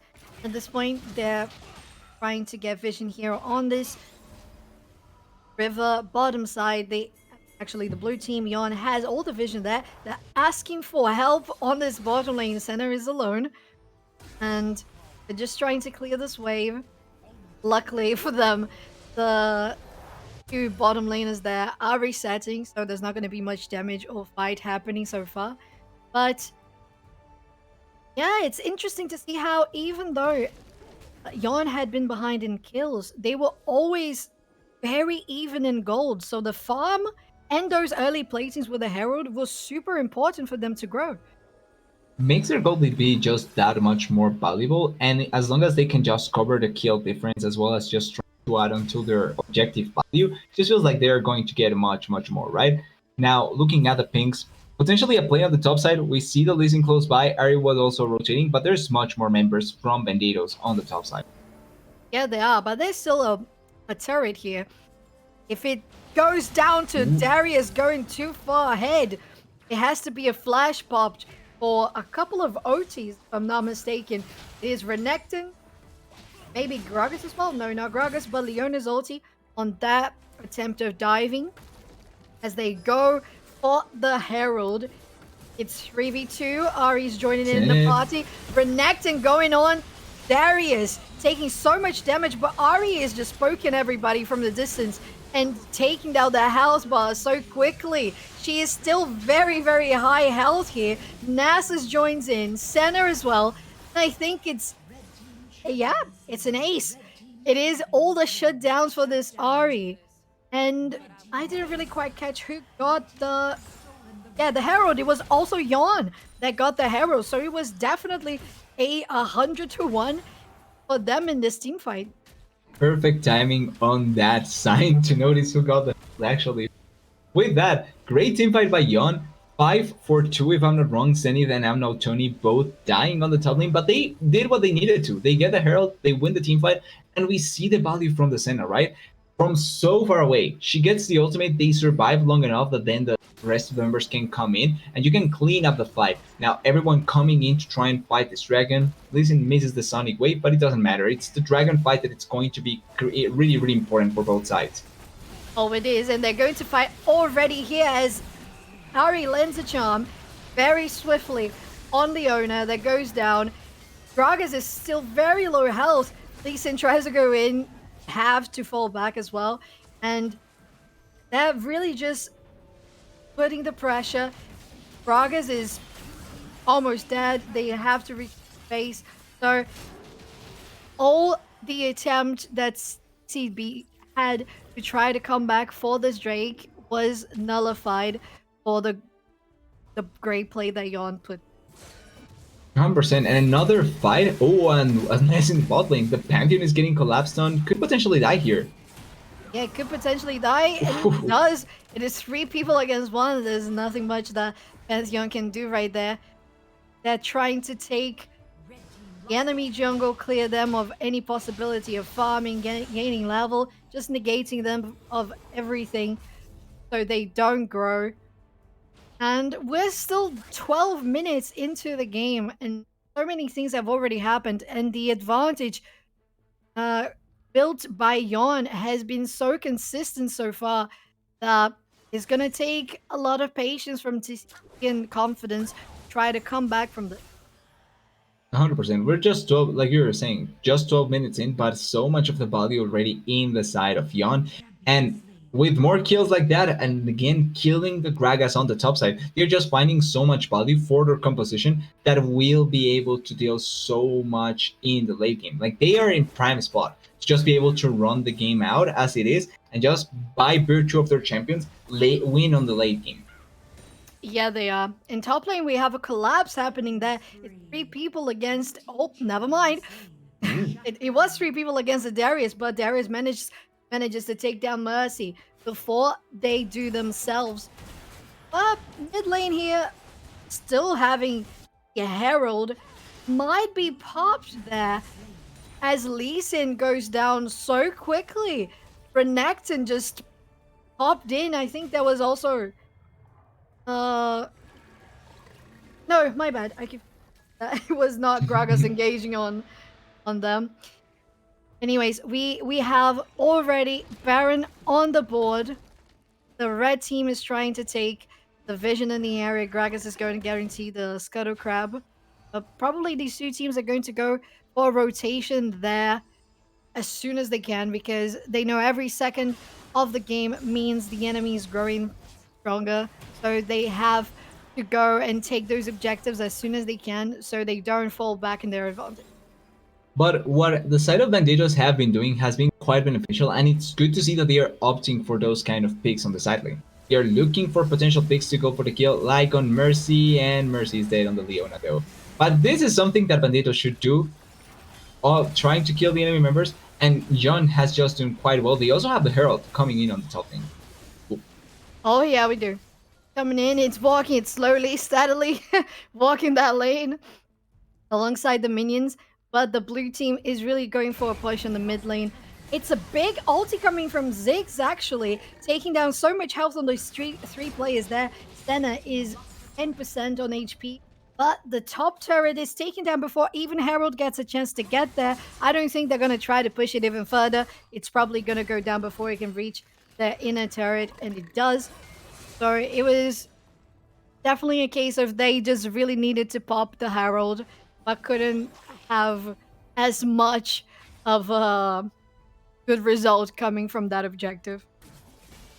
Feels like the only bad thing about all that is not utilizing the get anything out of it. Like, I understand why they didn't commit for it because they already kind of went over with the push. They got the position in mid lane and all that, but they could have gotten also in bot lane. Ari almost dying out, ultimate by the Senna was forced out, but at least nobody dies. Yeah. And to be fair, I think, well, we have Baron live, so anybody that dies at this point is a potential threat for the enemy team to get the Baron buff. So they have to be very cautious about these plays. It is, as we know, a super fast game, and everything can change in a second as we got Gragas going in straight on that team. And Leona following up with the ulti. Ziggs dealing massive damage on their AoE, but the blue team is still very, very healthy. The Zonias are popped. It's not enough to take down Senna. They're still going after that Renekton, and it is 4 people down on the side of TCB. And with the timers, it's not enough for the dragon that is spawning in 15 seconds, so this should be a pretty free objective for the side. And great team fighting. They win that team fight super well, reacting to what happens when Bandidos tries to force a play. And it's the try attempt at bursting out the area that doesn't commit. When they are able to respond to that attempt and just out damage the side of Bandidos, it just feels so much more easy to be able to pull off. And with this, the dragon goes in the favor of Yon. Yes, it does, and it's another objective in the hands of Yon. I think so far they've got 2 Drakes and 2 Heralds. Have they not? I think they did. They got both. Yeah, they got both of them. Every time a objective has spawned, they've taken it. So I think their recipe for success is keeping up with that responsiveness and being on the right place every time something good is about to happen. So that's what I'm expecting from Yon, and that's the level that I expect from TCP as well, to come back from this 10k gold disadvantage. But it's quite a bit of a gold disadvantage that they are in right now. And the problem is that we talked about this with TCP. They have avenues to try and play the game out, but I don't think straight up team fighting is the case. Like, I think they need to put much more pressure on the side lane advantage that they had, especially with the global that the Pantheon does provide, because that's a better avenue to try to look for it. Everyone is collapsing in the mid lane, though, potentially for a fight, maybe, or a pickup in this situation. Yeah, we'll see. It's Lee Sin going in on the Renekton, getting the ulti, almost finishing them off, but it's not quite enough. But Lee Sin is going in on this Pantheon here, actually going to be saved by the redemption. Lee Sin almost dying to the redemption, actually. That was very, very scary. But who's that just going in so deep? It's Ari. Ended up getting killed because that 2 in 1v3, that team isn't quite getting on their backs. And Pantheon ultis on top of them, trying to make something come around on their favor. But Yon is just really managing to fight these team fights so well every time, TDS. And it's something that we have seen already, I think, on the for the duration of the tournament so far. We have seen when the teams have already set up their damage. They have a team fighting comp that just feels like they are going to damage the opponent, and the avenues for the enemy team that is much more pick focused, burst focused, doesn't find those avenues. It just feels like it's going to work out much more in favor of the team that has the more consistent team fighting approach. And it's worked out so far in the 3 games that we have seen on stream. Yon played that really, really well. In the last fight, they do commit a little bit maybe too hard, but at the same time, it doesn't really matter because the side of Bandidos cannot force the engage or cannot force the burst out before there's stasis, their survivability, or the rest of the members from Yon can arrive. And that's why Yon just essentially is able to almost always outfight them. Yeah, and that's precisely what you said, is the ability of these teams to perform good, consistent team fights every time. And that's what we saw here with Yon. That's what we saw with SZK, SK, SCK. So it's definitely that type of play style that's going to get them towards the grand finals, the finals, or other further stages in the competition. But Yep. it is the first game going to the hands of Ian. I hope you guys are not getting sleepy there, because it's only going to be the second game next. And always there's a possibility of there being a third game. And we always love an intense third game, don't we? Would be really exciting and would be giving a little bit of a spin to what we've seen so far. So hopefully we can see Bandidos turning it around that potential third game later on. Yeah, it's true. As they get everything ready for the next match, we're going to go in a quick break. Stay tuned because we're going to be right back.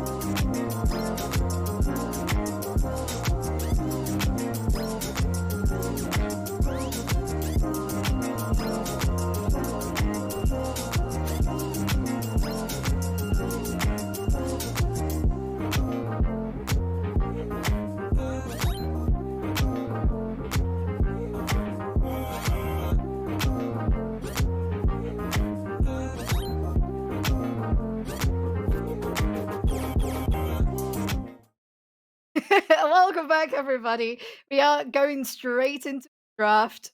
We have Yon versus Tilt City Banditos, the second game of the best of three semifinal. I am John and TDS. What do you expect for this next game? Please, Benson. It's been 3 games so far, and in the 2 games that Senna has been open, she has won. So please, unless you can get her, but I'm pretty sure you're not gonna get past blue side. So Benson, that's the keyword here. Perfect. Benson. That enough Aurelia. Exactly. Benson. Oh, there she is. Nice. They actually did it. Cool. So it's 2 supports and possibility. See, as it has been played recently, banned on the side of Teal City Burritos and the meal Yumi on the side of Yon. Those two have already been banned before. And the last ban of Ziggs. Very, very nice, since it has been a very frequent choice in regards to APC on the bottom lane. I think a quite interesting option, not a bad one because of the flexibility and the damage value that he provides, as well as because that opens up obviously the potential for having much more AD focused on the top side. So it makes sense, but certainly quite interesting that he did come up. And now for the first pick, Wukong, I think if I'm not wrong, banned per game, so could be an option here. Wukong has find quite a bit of value, but Lucian as well was banned away. So good answer coming in here for Young. Yeah, definitely feeling confident locking in first pick. As we talked earlier, Lucian is always so reliable. The damage capability are high. Yep. The escape actual like going in, and sometimes Lucian, if it's strong enough, just like an assassin, goes in, dashes, double hits, Q goes back. So nice to see that ADC has been confirmed. For the side of Steel City, have Lee in once again, and Caitlyn. Caitlyn did perform really well on a previous series, didn't? Yeah, she was playing in the second game, if I'm against a Barris, which doesn't have the highest of ranges, but the piercing arrow certainly does have quite a bit of range to play off of, and that I feel like was the idea. So I can understand why the Caitlyn may be being picked here, especially because of the traps can affect the mobility of a couple of champions. So it could be interesting. The only thing is that Lucian Nami, if it ends up being a Nami being picked paired up with the Lucian, can be quite difficult on a couple of champions, especially on early trades. So could it still be quite dangerous to play against it if not careful enough. And the Wukong, we talked about this in the shop, gets picked here with potentially the Garen. Yeah. We have seen a lot of Wukong and Garen in these, a lot. And they seem to have been doing great work in every team comp. They're always such a good um flexible option. All of these that we've seen today. Yep. So not surprised at all. Oh, and we got Veigar here, one of the champions that had been banned previous fastest through. Exciting to see this one being played because it's a tricky one, can be so powerful, but you have to have such careful position, right? So excited. It's going to be interesting, and it also gives extra value to taking away from the mobility of the enemy. Like we talked about the traps from the Caitlyn, Veigar with the Event Horizon can be even more problematic because of the size of the cage and how much the stun may last, just long enough to even set up for the trap. So it could be quite good to play off of with. And I want to see how Banditos certainly play around this. This also does give them, I think, a little bit of better potential towards the late game, thanks to the scaling that the Veigar does have, and that is something that we have seen previously working out for the teams that have won. So this time around, maybe will be beneficial for Bandidos. But already jumping into the second round of bans, Morgana once again, we haven't seen much Morgana. I think that every time has been banned away, if not just either ignored, and the Gragas this time around as well.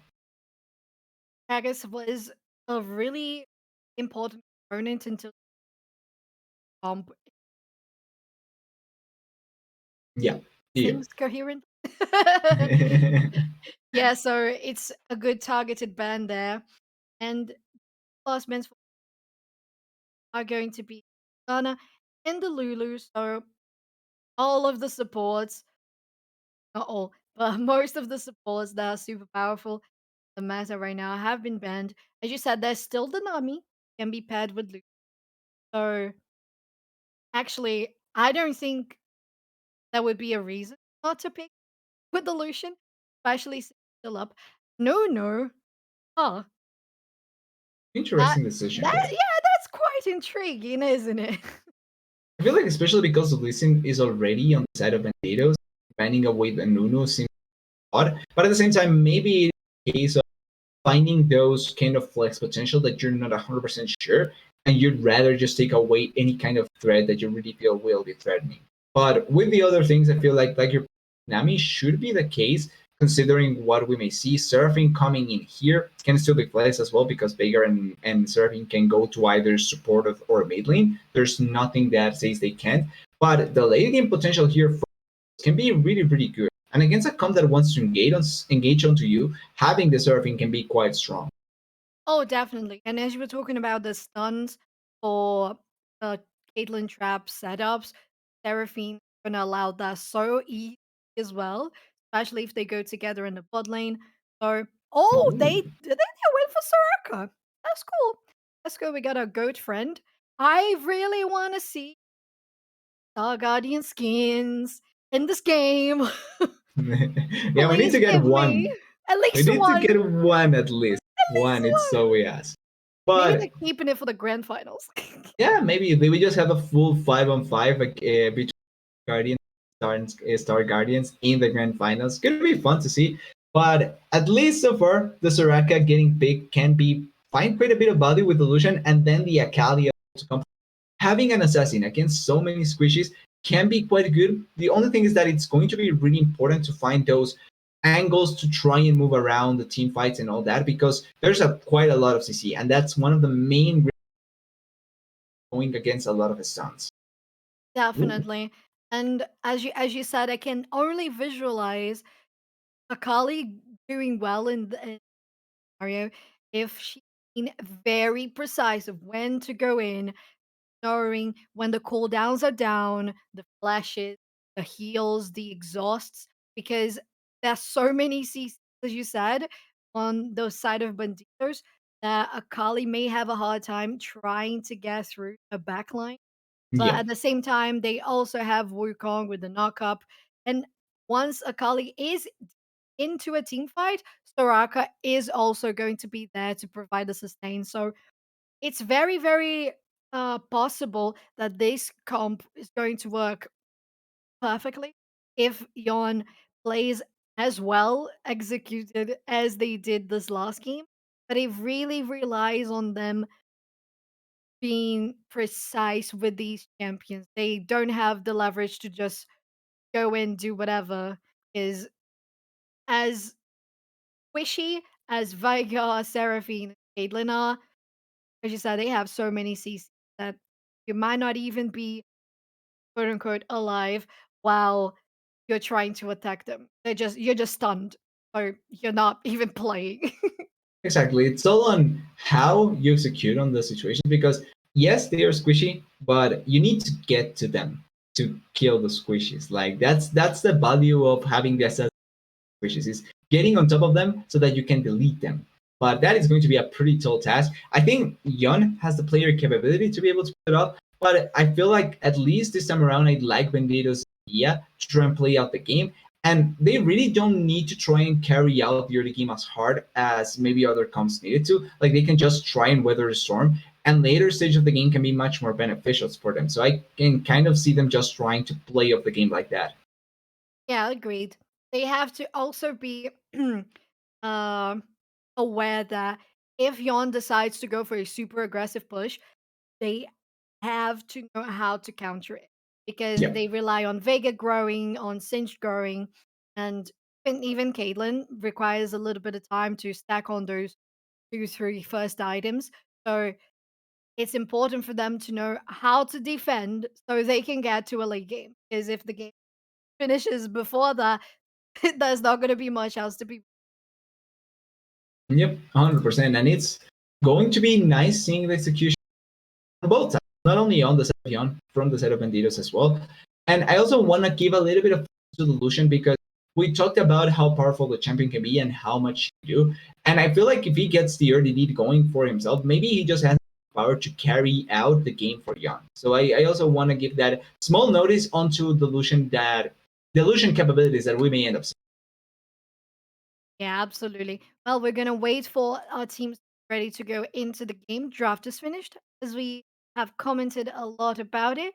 So stay tuned. We're going to be briefly back into the action.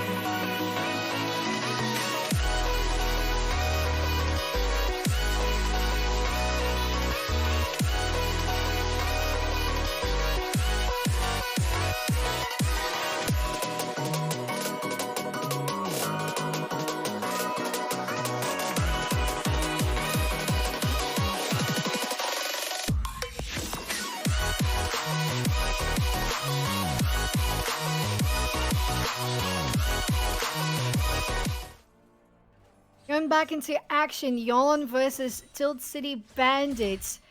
TDS, what are you expecting for this game?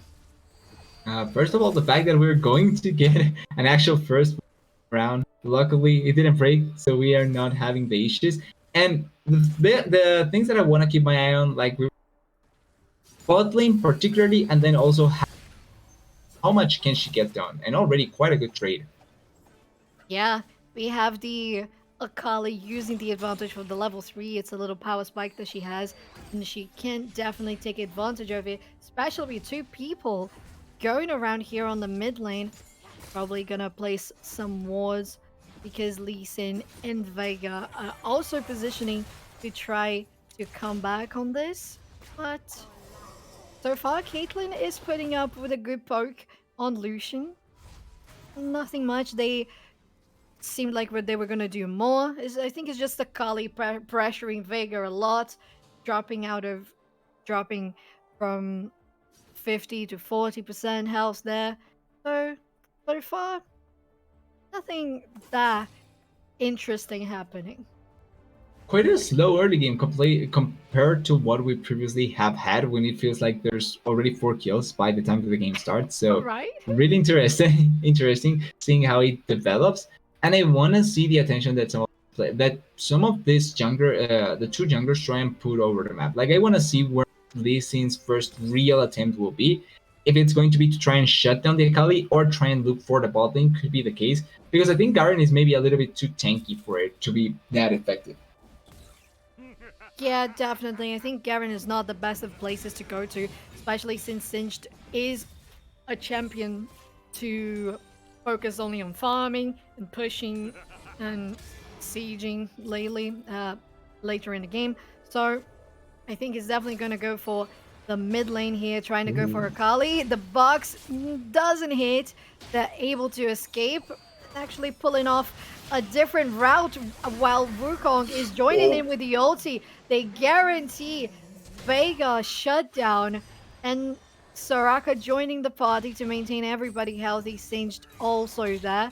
But I don't think they're going to go for much more. Lucian here bullying the Caitlyn here. What's happening? It's just the typical situation where you see the Lucian alone. He comes in alone, carries the one you, but blowing the flash away from the Caitlyn as well. And I want to quickly talk about the mid lane play because it was a clutch Soraka ultimate to keep alive the Akali before the Akali ends up falling off, and then it was able to survive. Really nicely played. Ooh. Oh, so close. Soraka is fine. That's incredibly well enough. But first blood in the buckets of the Wukong can be quite impactful. It definitely can be.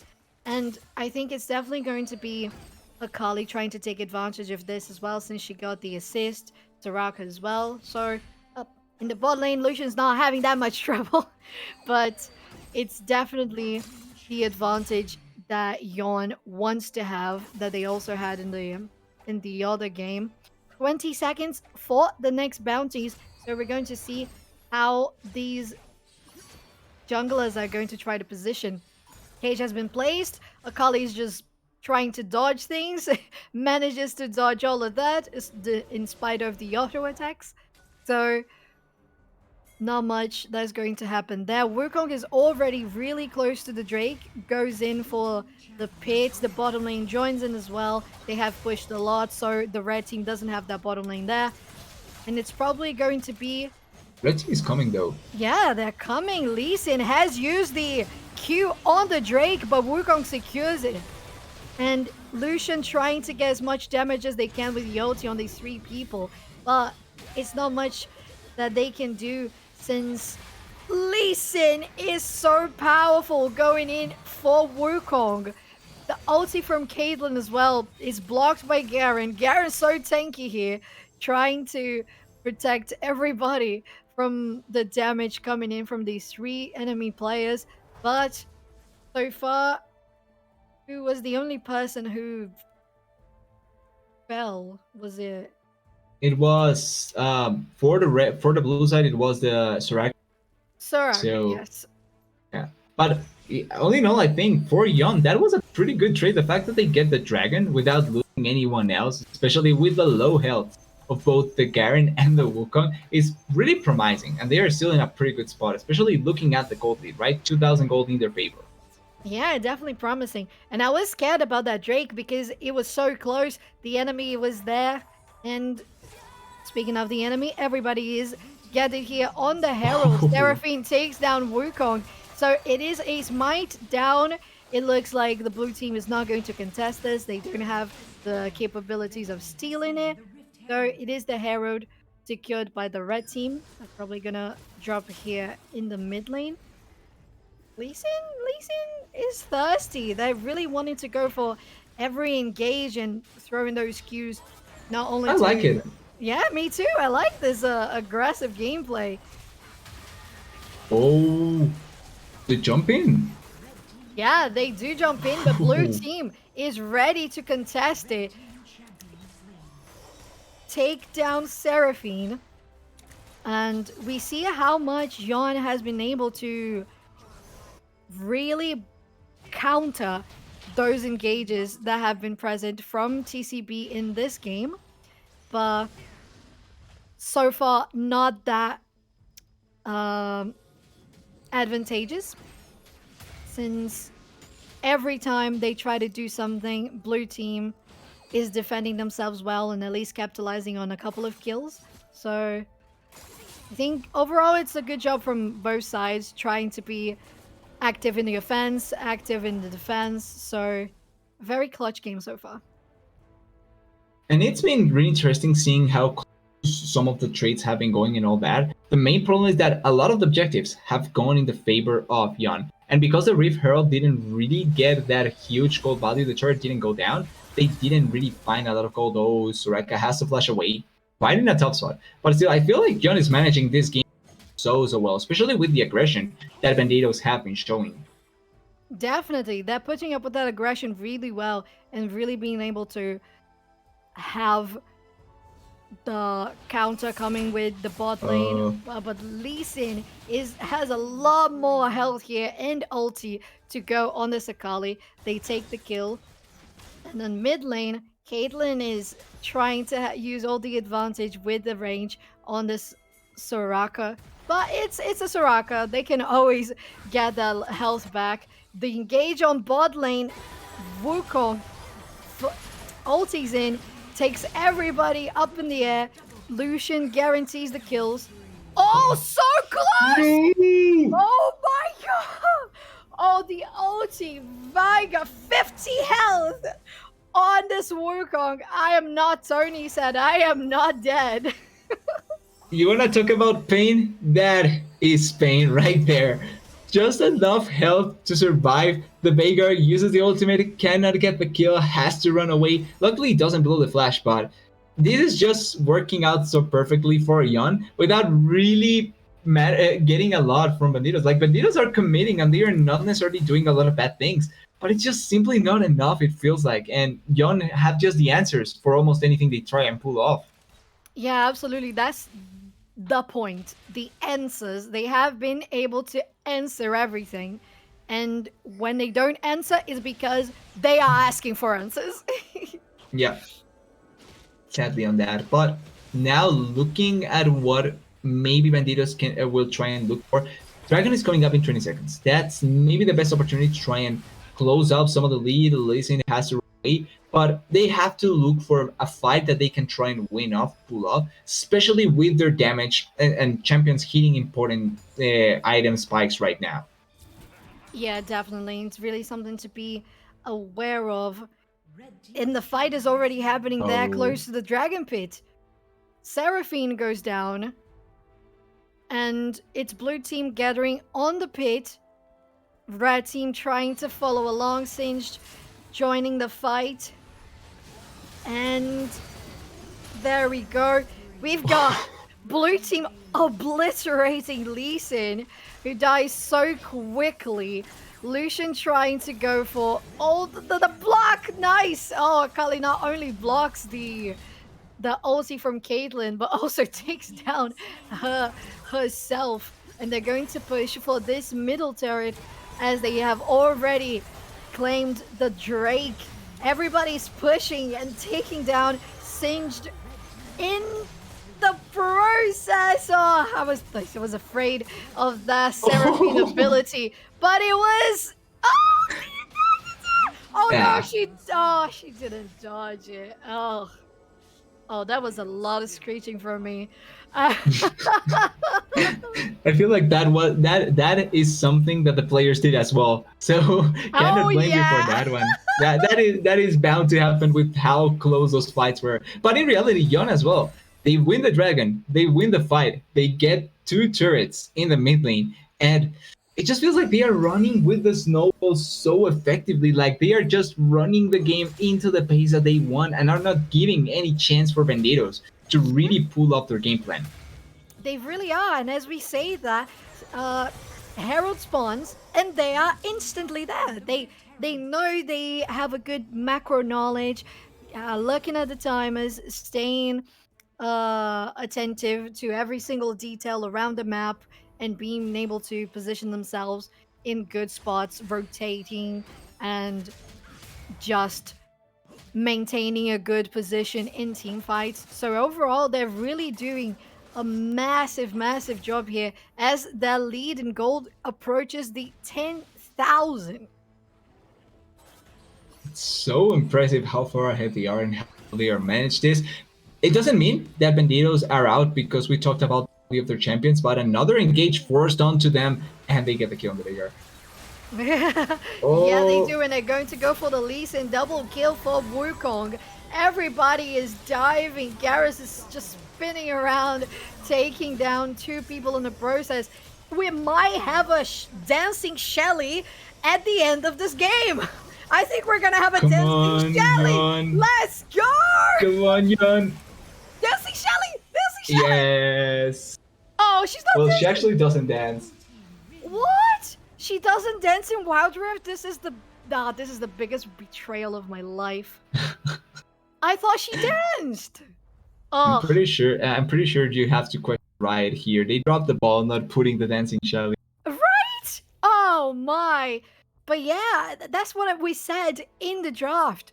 It would. Oh, let's have a look at the damage graphs as well before we leave. But we have. I'm not turning 10,000 there. Lucian 14,000. Poor Vega stuck on less than 6,000. Even less than Seraphine Seraphine. did more damage than both carries. I don't know what you can take away from this, but I can clearly take away the fact that Lucian first pick seems to be a pretty good option. Hey, that. Certainly, it's so much damage. I don't want to say carried a lot of fights because value in this game was so massive, and they just found so many avenues to try and play out the game. But the Lucian certainly pretty important champion, pretty good carry, and destroy the enemy team in a lot of those situations. Oh, they did. And the aggressive positioning coming from Wukong, from Garen, even Akali as well, but of course in a more delicate way. It was just so effective every time because they knew Lucian was going to be uh, behind their backs. And Soraka was also going to be there, just healing them up, giving them the strength. So they just really played that to the letter, to a T. And it snowballed this game so quickly. How long did it last again? I think 15? it was less than 20? 15. Less than 15? I think it was less than 15 or just 15. Yeah, 13 Oh, minutes. 13 minutes. Wow. This was a hell of a stomp. Played really well. Really goes to show how well you played out, and they certainly did to carry out the game. And seems like we had also. I was just looking at the bracket and looking at the results. Suzaku also 2-0 on their side, so we already have our upper finals decided. Oh, yes, we do. Upper finals is going to be Suzaku GG versus Yon, the winner of our match 8 of the day. This is going to be so good because we've casted Suzaku GG today. We've casted Yon. We've seen how much they can put on the table for this tournament. So I think this is going to be an incredible match gameplay wise. Yep, it feels like those are the two teams to beat so far, and we're going to get our first taste of how close this matchup can end up being, or if one of the teams is clearly just ahead of the other, at least at this point. It's also going to be an indicator of that. And I'm really excited to see how does it end up being on when we watch those two teams playing. Yeah, definitely. So while we get everything ready, Take a break, you guys. Have some water. Don't forget to hydrate, okay? It's good for your health. Don't forget to hydrate, stretch your legs. Just chill a little bit while we get back with our upper finals best of 3. Stay tuned.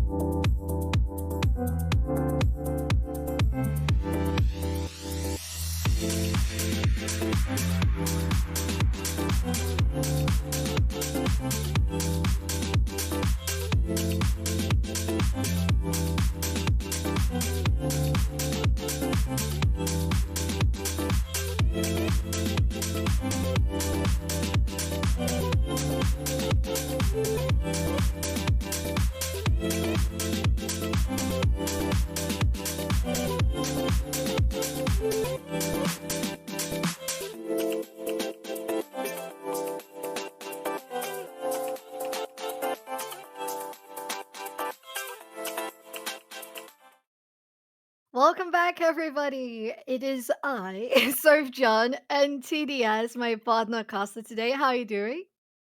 Ready for the upper grand finals. We have seen quite a bit already, so to get more, we need to see those players playing the play. Yeah, that. Playing the play. That's the one. Playing the game. And yeah, this, as you said, this is the upper finals. It is a best of three of Aegis Esports Star Guardian Wild Rift tournament. And we're going to be casting Suzaku GG versus Yon, two teams that we have casted today. So if you're interested in checking those games out, just check our VOD in the channel. And yeah, this is going to be really, really fun because we thought that Suzaku GG and Yon have displayed so much skill in the games that we broadcasted today that a match between these two giants, it's going to be super promising. Yeah, those seem to be the teams that are not only cutting our attention, catching, are playing really, really well. They have the tools, or they have had shown to have the tools to try and perform to a really high level. And it's going to be potentially, like, I don't want to say that nothing can be surprising, but this feels like could potentially end up being the grand finals at the level that so far. So Yeah, it's going to be a pretty good first showing. that's very, very true, very true. But yeah, as we see here, it is a possibility that Suzaku might go, the Suzaku Oyon might go for the grand finals, either for going straight now for being the upper finalists or going down to the lower bracket and fighting the finals again. So we might as well Yeah. see these two fight each other in the future. But yeah, so far we're just waiting for everything to get set up, draft players to go in. Everybody's just waiting the let's go sign, the green card, and we should be ready to go for some action soon enough. I want to know. Yeah, I want to say they are going to start. So the important matter is watching how they can play. And so far, I think we have learned quite a bit of important things watching the game so far. And I feel like one of them certainly Senna. No, take that away. We don't want to see that again because it's been so one-sided whenever the Senna picked on one of them. The other is that I think having a lot of champions that can deal consistent damage has been much more beneficial. So that's also another adaptation that I hope we get to see. And we're in draft, so we can see that already. Perfect. Lovely. Right in we dive, and the draft gives us the first round of bans. And looking at the leasing makes a bit of sense, especially because it feels like when he has good enough pairings in the other lanes, trying just carry by himself, he can actually do quite a good job.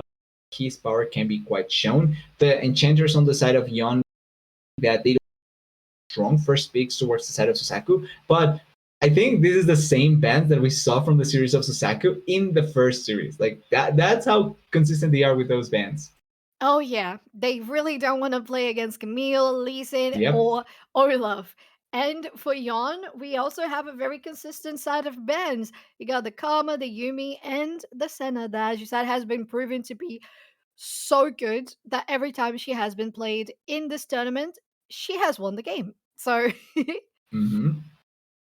It's nice that we're not going to get it back. But now the Susaku go for Shivana in the first pick. That's a champion that we saw from perform quite nicely, and in the jungle can be a pretty good carry champion to play off of. So I want to see the answer from Yon. They played around the Lucian. Corki was banned against them as well. So this is going to be the first taste that we will get with the Corki, and I want to see how well can the Corki perform. yeah, what are they going to choose to pair with this Corki?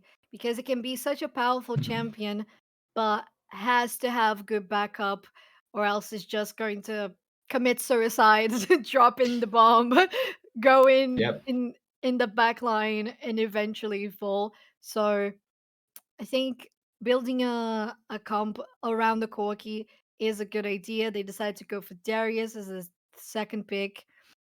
And we've seen Nami also being played by Suzaku along with the Shyvana. So two yeah, there we have it. It's the Lucian as well, pairing with the Nami on the bottom lane, as you very well reminded us. That is a threatening bot lane.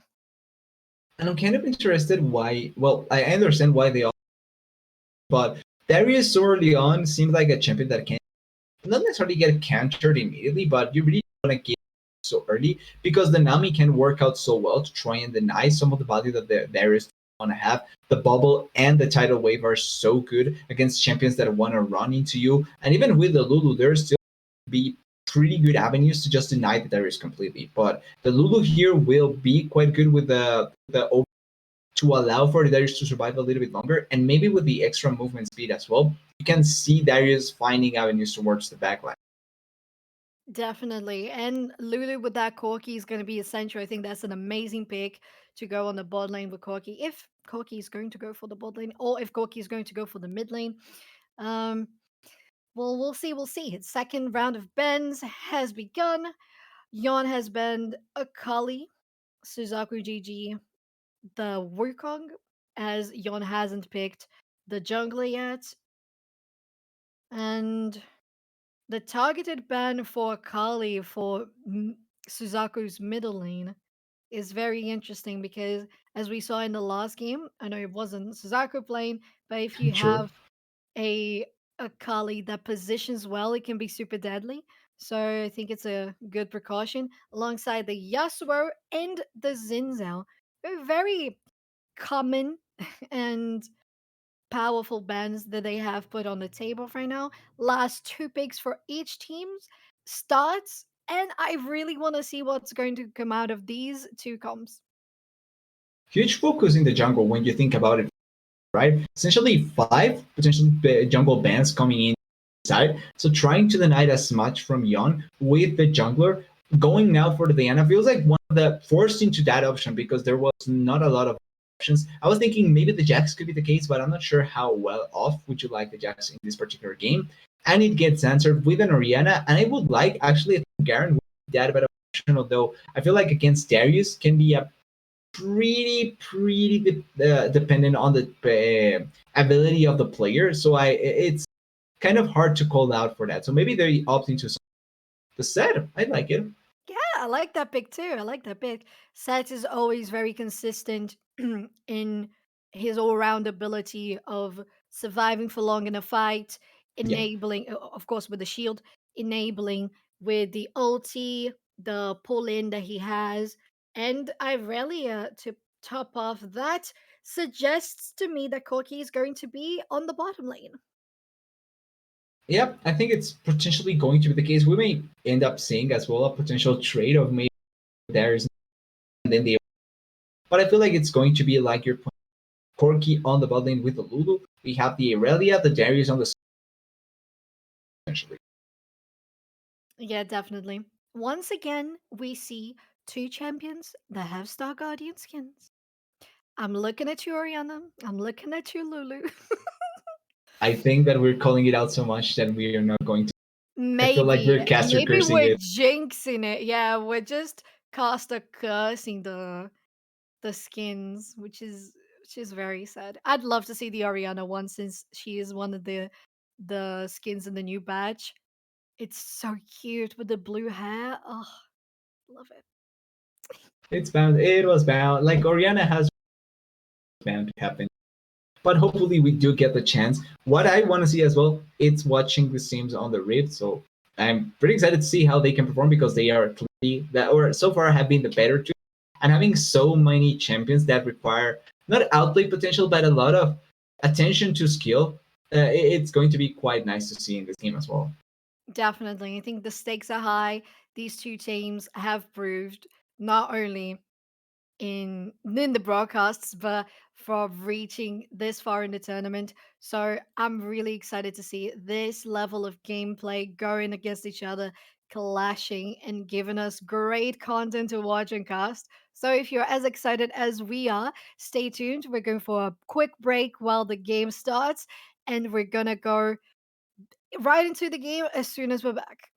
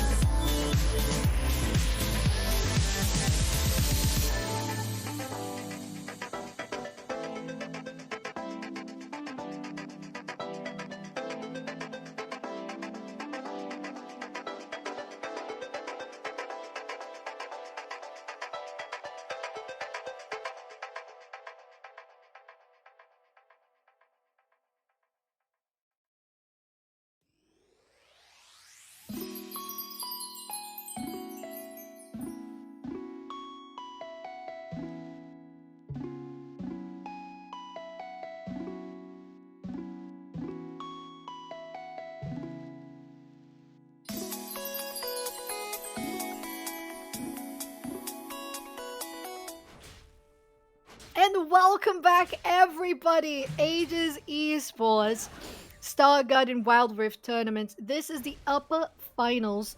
Suzaku GG versus Yon. I am Sofchan, and this is TDS with me. How you doing? We're finally back to watch the first game, so I'm glad that we're getting it early on, even with initial difficulty. There with the skin! Oriana is wearing Oriana is wearing Okay. Star Guardian Oriana, isn't she? Is it not? I don't think. Wait, it is. It is, Yeah, yeah. that's the one. Yeah. Okay, we got one. We did it. We pressured them hard enough that they We were. have been. We have been talking about these skins since the first game, and nobody played them. There's so many Star Guardian champions in the game now, and they haven't played once until Johto. Yes, we stand Johto in this household. Now we have to be careful. Caster curse him now just because he took the skin. But good job, Johto. Certainly carrying on that idea well enough. And this game started already kind of interesting with the Lucian dying in bot. Oh wow, what happened there? Ooh, double kill as well. Irelia getting a double kill and Corki joining as well. So yeah, it is a wait, hold on, what? It's already jungle. Ah, okay, there it is. I was very confused for a second. Oh, Shyvana going in as well with the Uzi turning into a big old Drake, taking down as much damage as they can on the Corki, but the shields coming from Lulu are very powerful as well, and they managed to escape. They are able to run away quite well enough. Demon King was forced to use Flash as well, not getting anything. And then in the mid lane, there is a trade of kills between both mid laners. So feels like equal overall, except for the fact that the Irelia is already quite strong with 2 kills. The bot lane is trying to take the Terra, though a little bit of that gold, which at least will cover up for a lot of the losses that happened down there. But it's still a pretty good start by Yon. Definitely. I think these teams both looking very even, aside from Lucian being maybe too aggressive. You must not underestimate the Corki, my dude. And they cannot underestimate the Irelia because second time on the gang getting the kill on the top lane. The set dies without achieving much, and they are taking down the turret quite quickly. Yeah, they are. Shyvana is looking to flank them there, maybe, or just take down the area. Yeah, they're just maintaining position, probably waiting for Sat to join. They throw the OT, miss it by a little bit, so it was just to scare them off, not let them take the tower down.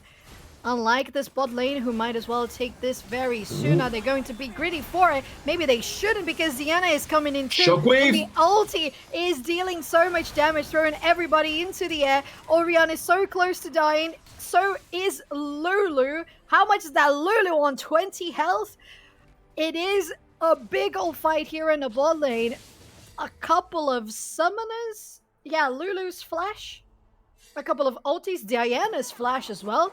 And no kills on the hands of either of these teams. How did nobody die? It was such a forced fight and nobody ends up dying. Darius will collect the first turret thanks to just the amount of pressure that they had on the top side. But Shyvana did get the Rift Herald as well. We may see quite a bit of gold influx going into their pockets. Dragon is down though. This is going to die before Shyvana runs. Yeah. Yeah.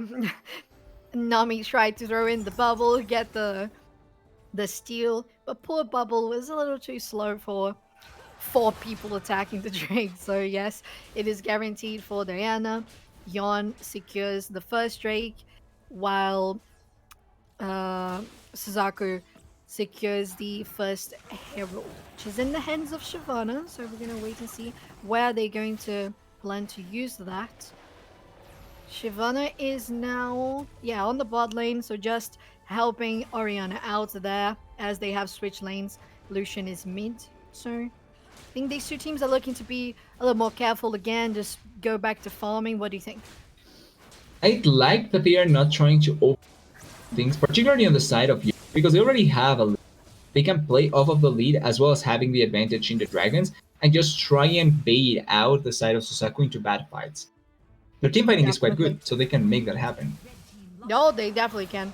The Diana with the ulti from Lulu just going in, knocking people up twice, and Corky just coming from behind, throwing the rockets, making sure everybody is taking damage gradually until the point Corky becomes a monster, and people don't take damage gradually, they just explode.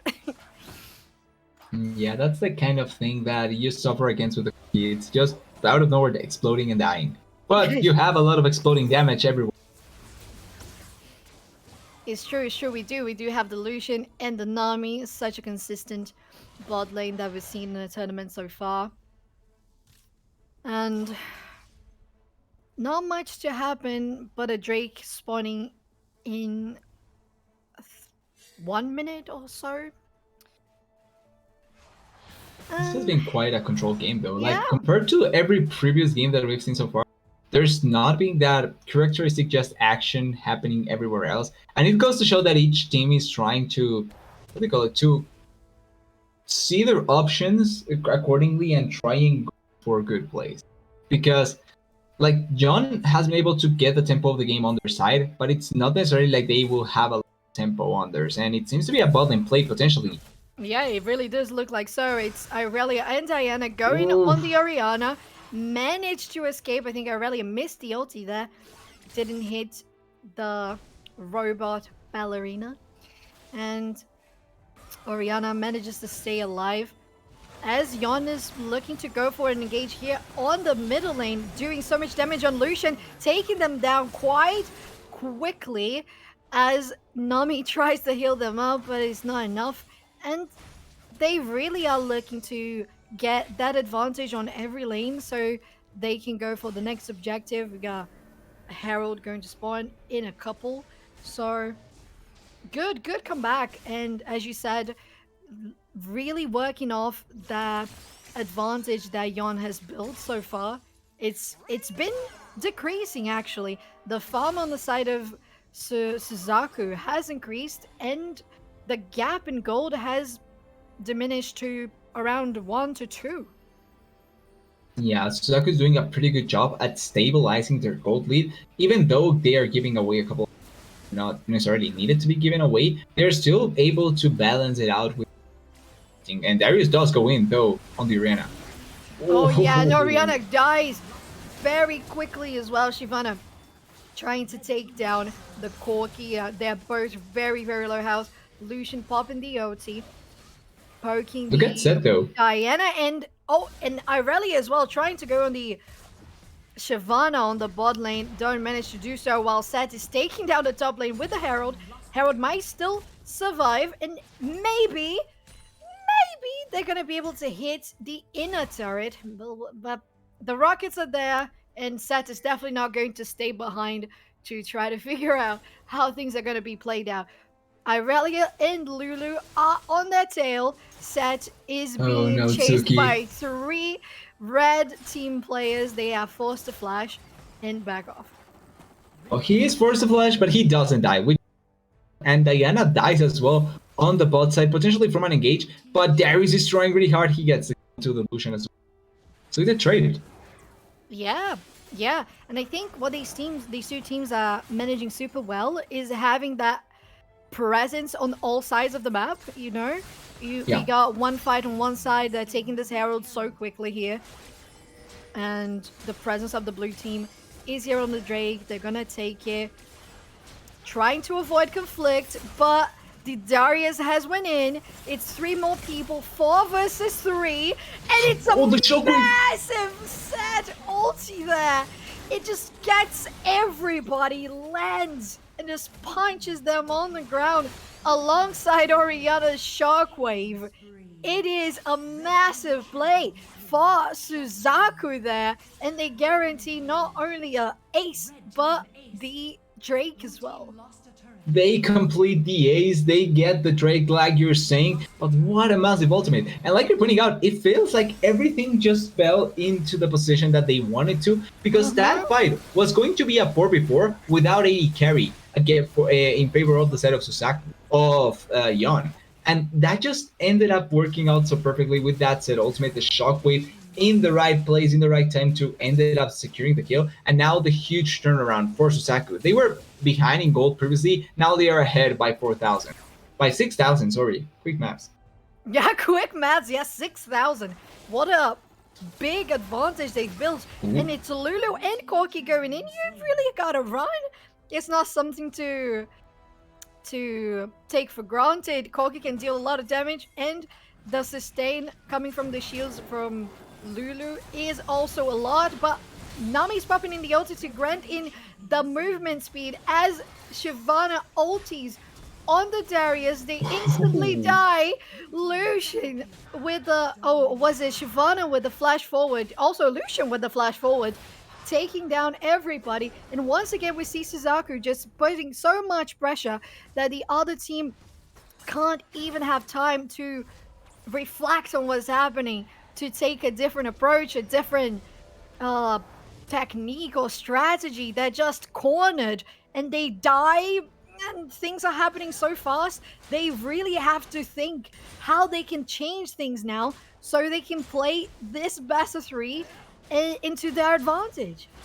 But honestly, it's so much on the side of the Shyvana, right? Like Shyvana has been doing so much in this fight, getting the ultimate down with the breath of fire to slow certain targets, and it just sets up perfectly because you have first of all someone to dive in for the shock.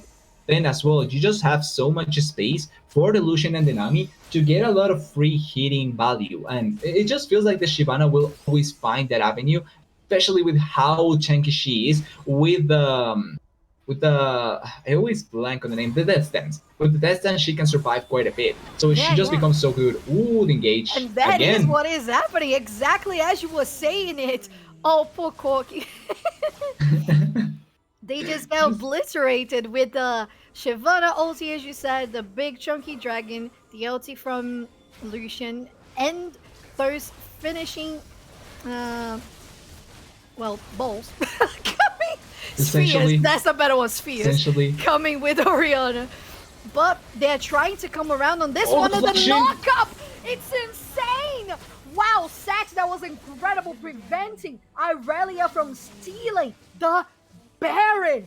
That was absolutely massive for Suzaku. What an incredible play. Tsuki, amazing. But Diana is going on this Oriana as well as they try to Oh take the no! APC as fast as they can, but it's not enough. And it's another ace. I think It's this game. Suzaku guaranteeing the game. Wow. Well, I'm still so impressed, speechless with that set play.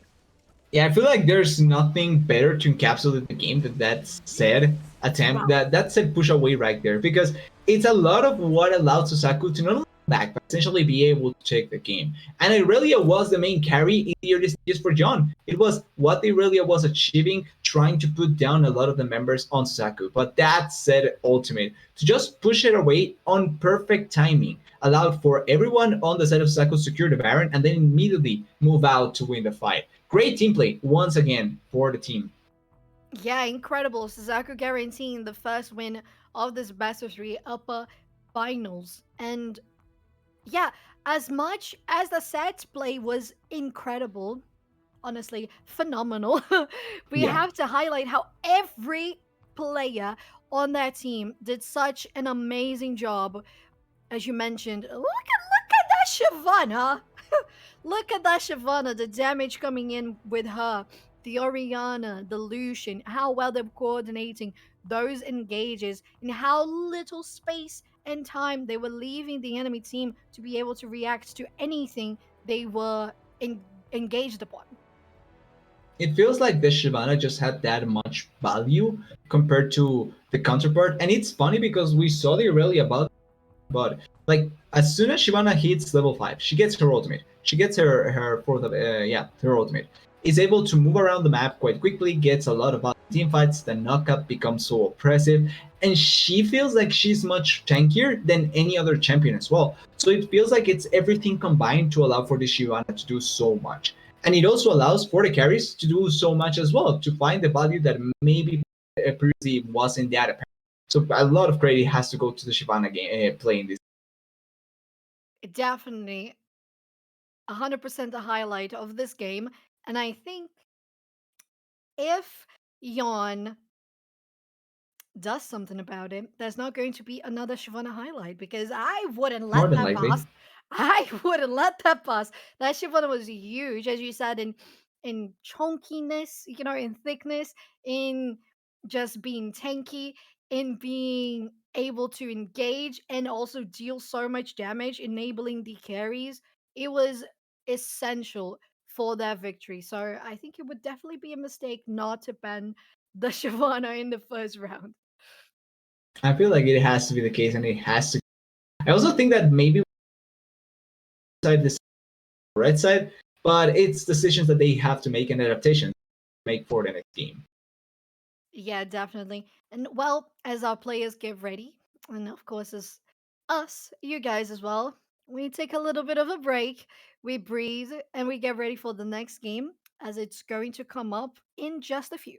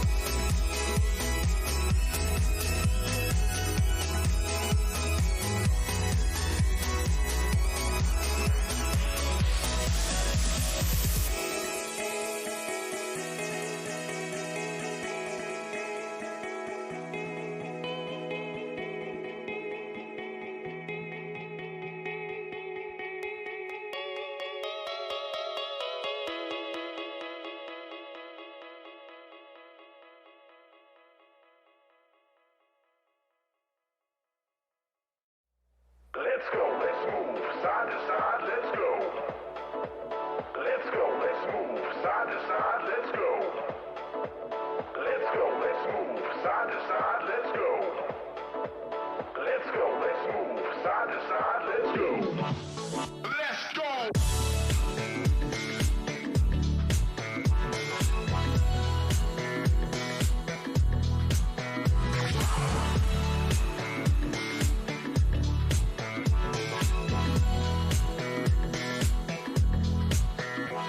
Let's go, let's move, side to side, let's go. Let's go, let's move, side to side, let's go. Let's go, let's move, side to side, let's go.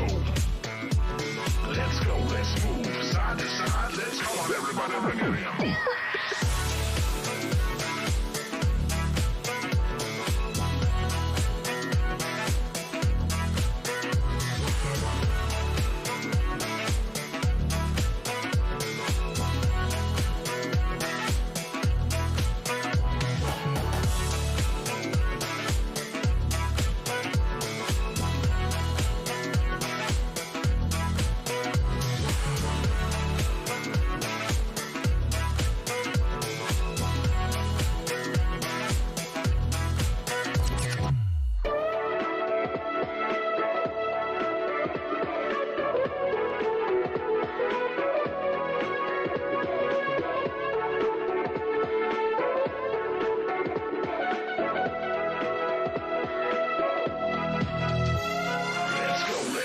Side to side, let's go.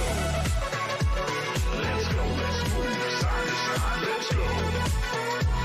Let's go, let's move, side to side, let's go.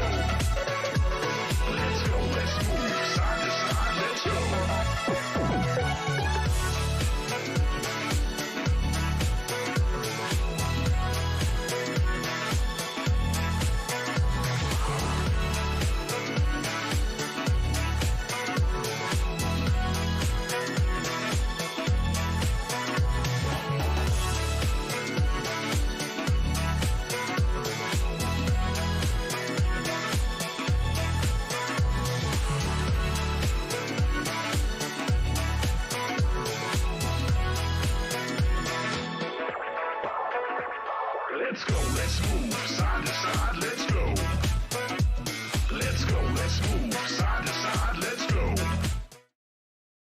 Welcome back, welcome back. We are here with the draft for the second game, Yon versus Suzaku GG.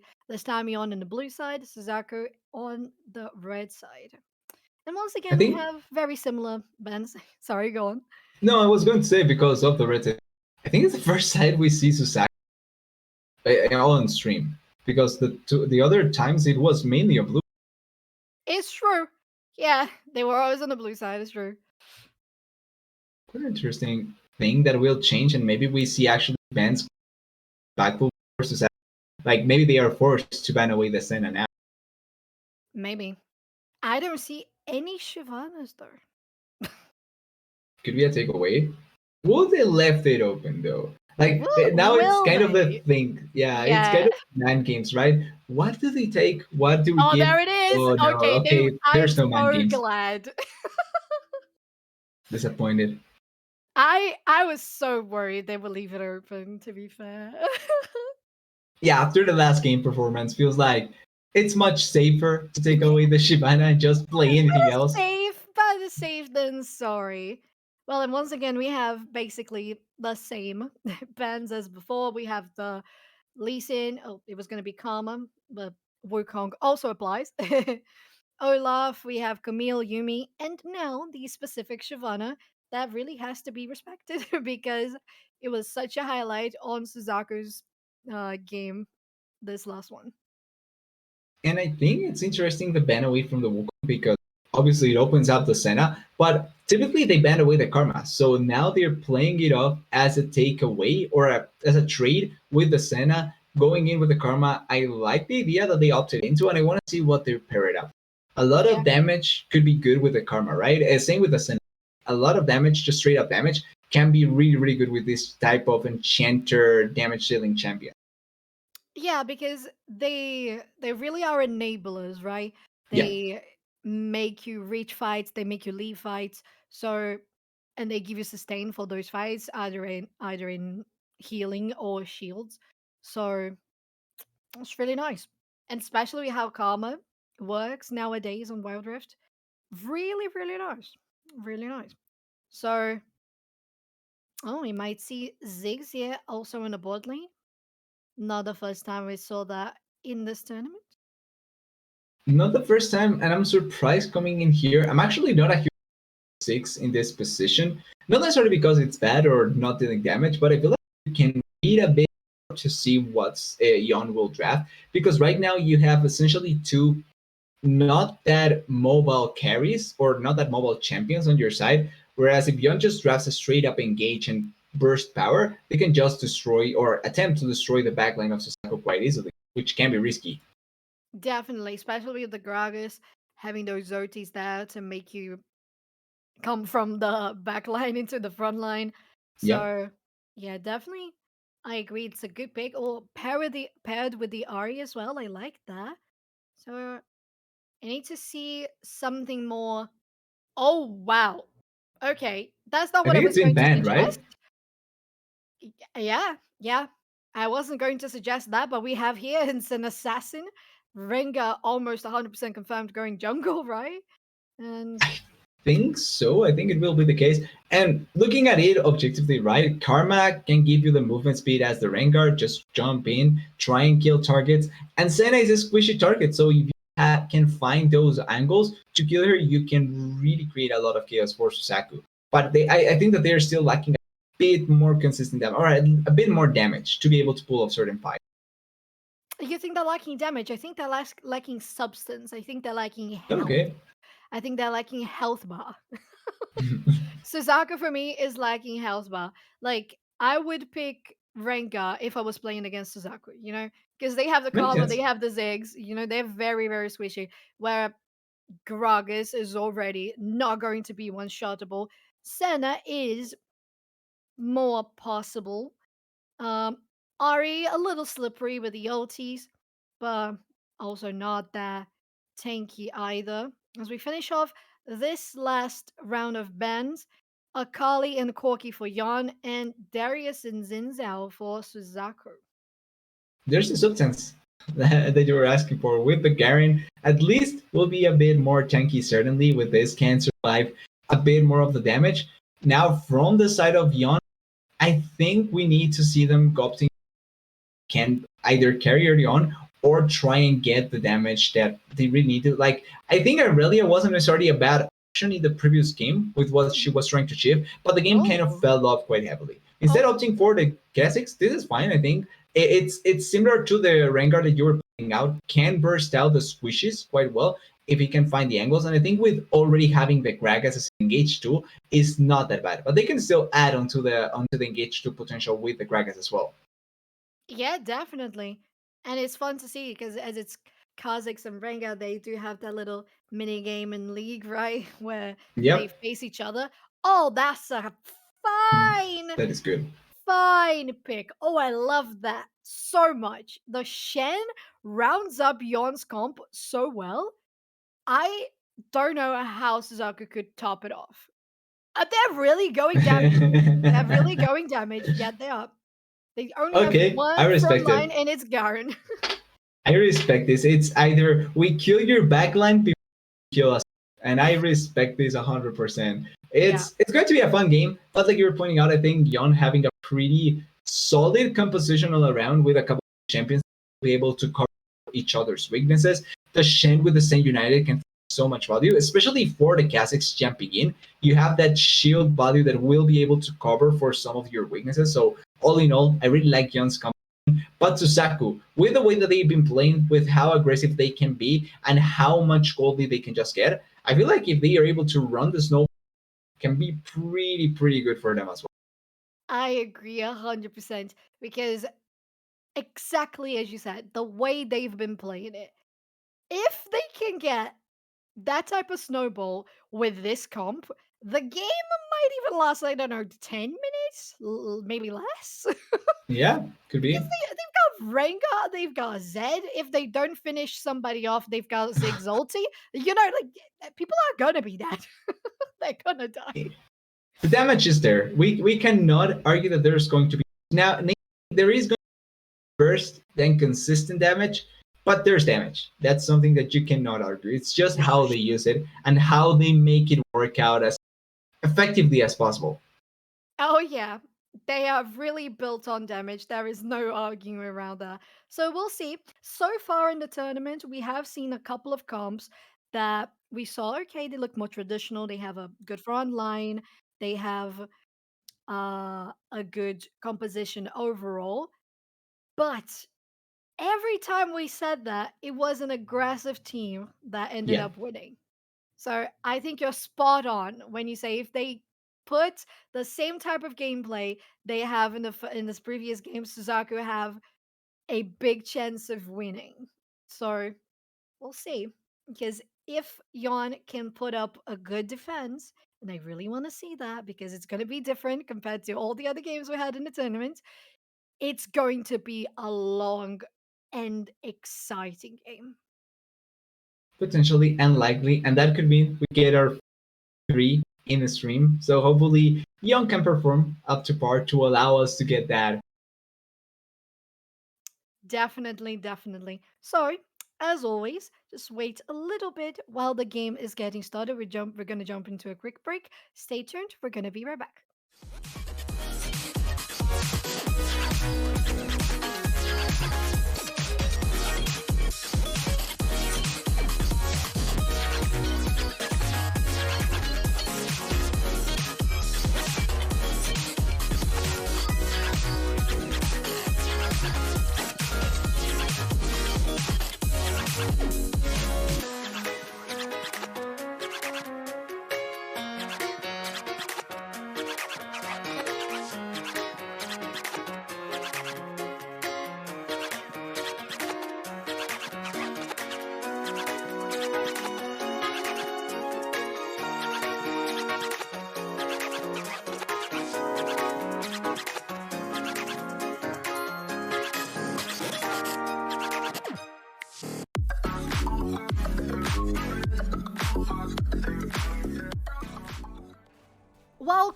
Welcome in, everyone.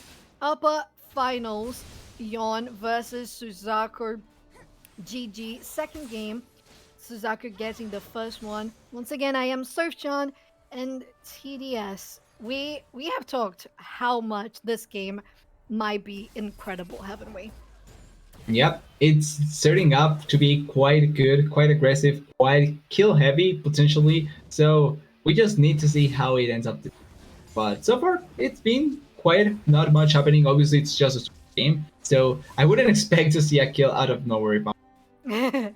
Yeah, definitely not. But we have the Gragas and Senna on bottom lane. Oh, but his mid lane is already getting spicy. Ari falling down on quite a bit of health taken there. And Zed also trying to go back on the same amount of poking damage. So we have the two junglers sneaking around, Rengar on the mid lane and Kha'Zix on the lower river. I think they're just clearing there, getting the Scuttle Crab. Yeah, there we go. Vision for the blue side on the bottom river, vision for the red side on the top river. Nothing much as you mentioned. Yeah, been a pretty equal way of playing the side of the map or side of the game from both youngers and both teams. They are not trying to attempt a lot of the uneasy plays that we see sometimes where you try to commit a little bit more towards getting the vision and then maybe try and go for a kill, which ends up just setting up for this kind of a slow paced start where nothing much ends up happening. Like both youngers do are strong enough, I think, right now to maybe attempt to go for a gank, but I feel like maybe they're just waiting for the right time for their ultimates to come up to try and play off of that.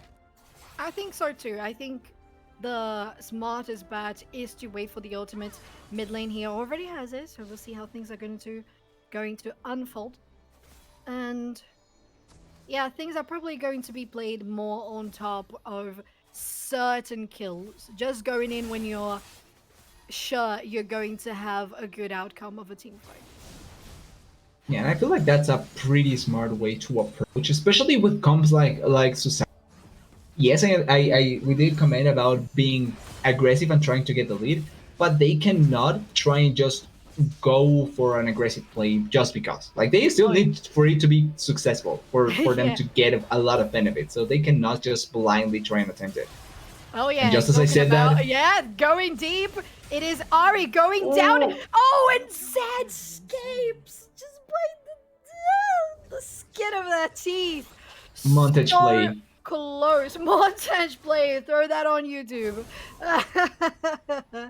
And working out Oh, quite well. That was yeah. so well executed. It was really, really nice.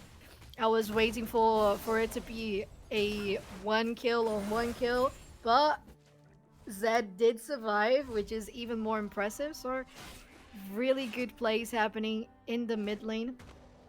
And they're really not done with it. They're poking themselves a lot. Ari is pushing the wave here to crash it under the tower as Zed has just reset.